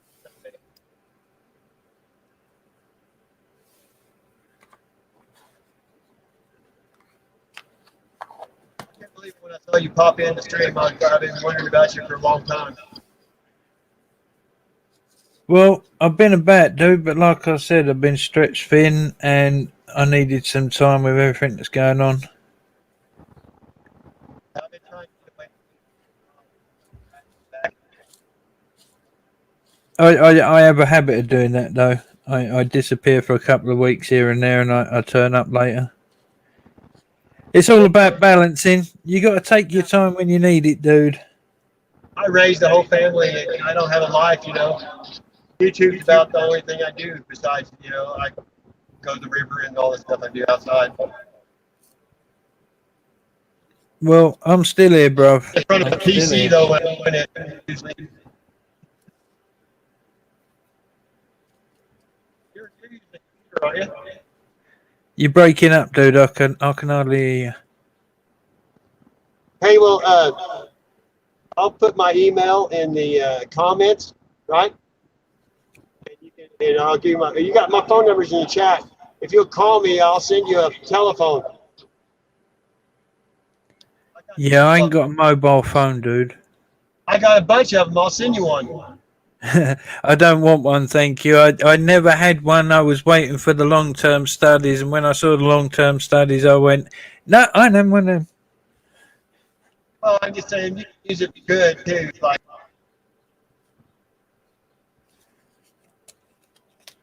Frequency. I know, but I probably have 30 phones. I've got enough frequencies blasting me already with this computer. I don't need a mobile phone on top of that. Come over with one of those EF register thing or whatever. Registers that all that crap in it. What it said where I was at, that it was like I should be cooked. It ain't bothering me none.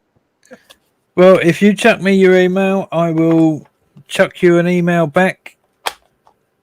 If you want to stay in contact on that level, not a problem, bro. Mine's easy. It's all lowercase. It's native beast. MT. I'll put it in there though. Or you can put yours in there, and no one can bother you with email because you don't have to look at it. I probably, until I looked at my email, there's probably 100,000 emails I never even looked at it. I don't email anybody. I've never bought anything online ever. But, a couple of people lately have been emailing me, and it's kind of like writing a letter. You know what I mean? I do.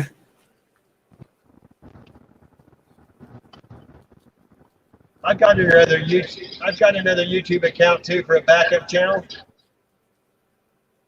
Yeah, I have it. I changed the name on it 4 times already.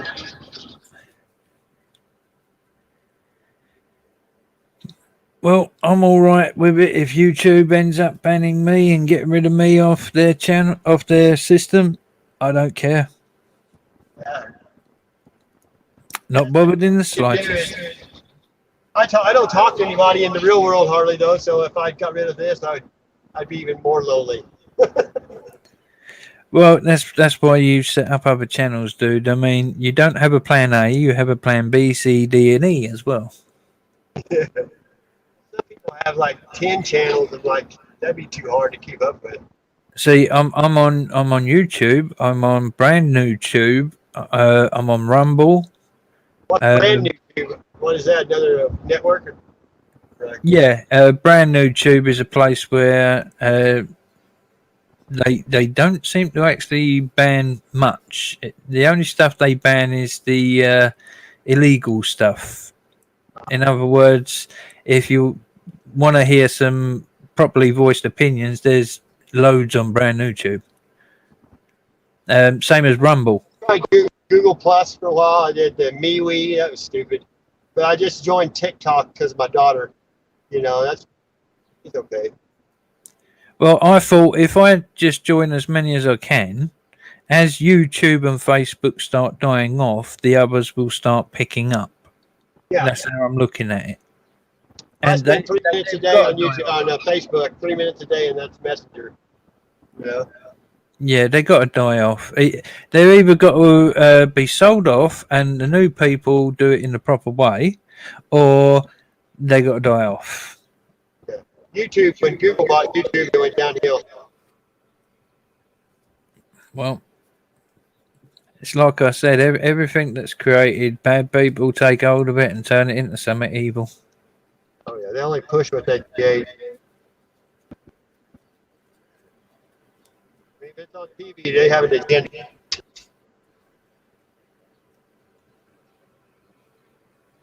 Right here where I'm at a big four-way intersection, you know, and back way where to the right is a federal medical center for the whole United States, and because of that, the highest AIDS per capita is here because of the medical center. Everyone that gets AIDS in federal prison goes to the medical center. John Gotti died here, gangster. They even had this on The Sopranos.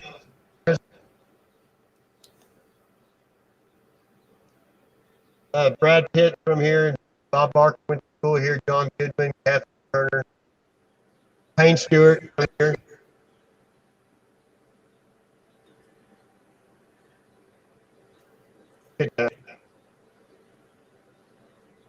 You did not lock your car at night, still, you mean?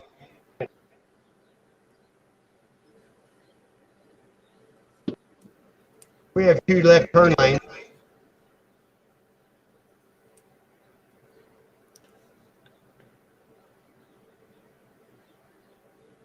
So what does your day consist of?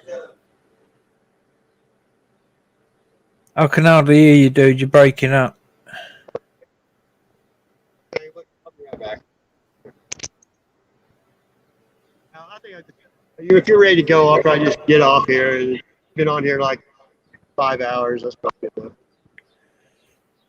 Well, it's been a pleasure. Thank you for having me on, dude. Yeah, and when I get off here, I'm going to put my email in the comments, okay? Yep. And I will send you an email back. Well, I'm going to keep in touch with you. And I've been going to Jeremiah. He's doing a lot better, dude. Good. And I asked him if he'd seen you, you know, and he said it'd been a while. Yeah, I've been dealing with a lot, dude, and not being funny, but he personally, it triggers my heartstrings. Hey, me too, dude. That's why I had to get away sometimes. I couldn't do it anymore. Yep. You got to pull away when you need to. Because, you know, when you got there, you went through it now. Yeah. You have to go through one of his episodes to realize what it is. I appreciate you coming, brother, and everybody in the chat had a good time, and I learned a lot. Stay strong, stay vigilant. I hope everybody gets better. I hope that your health stays healthy. Right back at you, brother.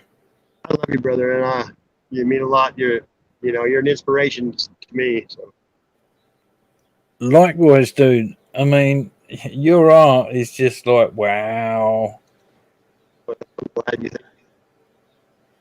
You know, there's an artist within you, and I think that's your biggest voice. I really do. I appreciate it. I haven't been getting much positive input lately. Not being funny, dude, but art is art, and art is in the eye of the beholder. So negative people gonna hate, positive people gonna love, and if you're an artist, get used to it. You're gonna get both. Yeah. Get used to it. Words, pew, bounce off. Exactly. Be Teflon, right? Yeah. Let nothing stick. Well, I actually like that. What's that song? Titanium. Yeah. I'm bulletproof, nothing to lose. Far away, far away. Ricochet, you take your aim. Far away, far away. I like music. I tell people music is my drug. YouTube is my dealer. I'll talk to you soon, okay, man? Okay, brother. You take care. Stay safe. And as always, stay groovy. I miss hearing that, too. We'll see you later, brother. Stay safe.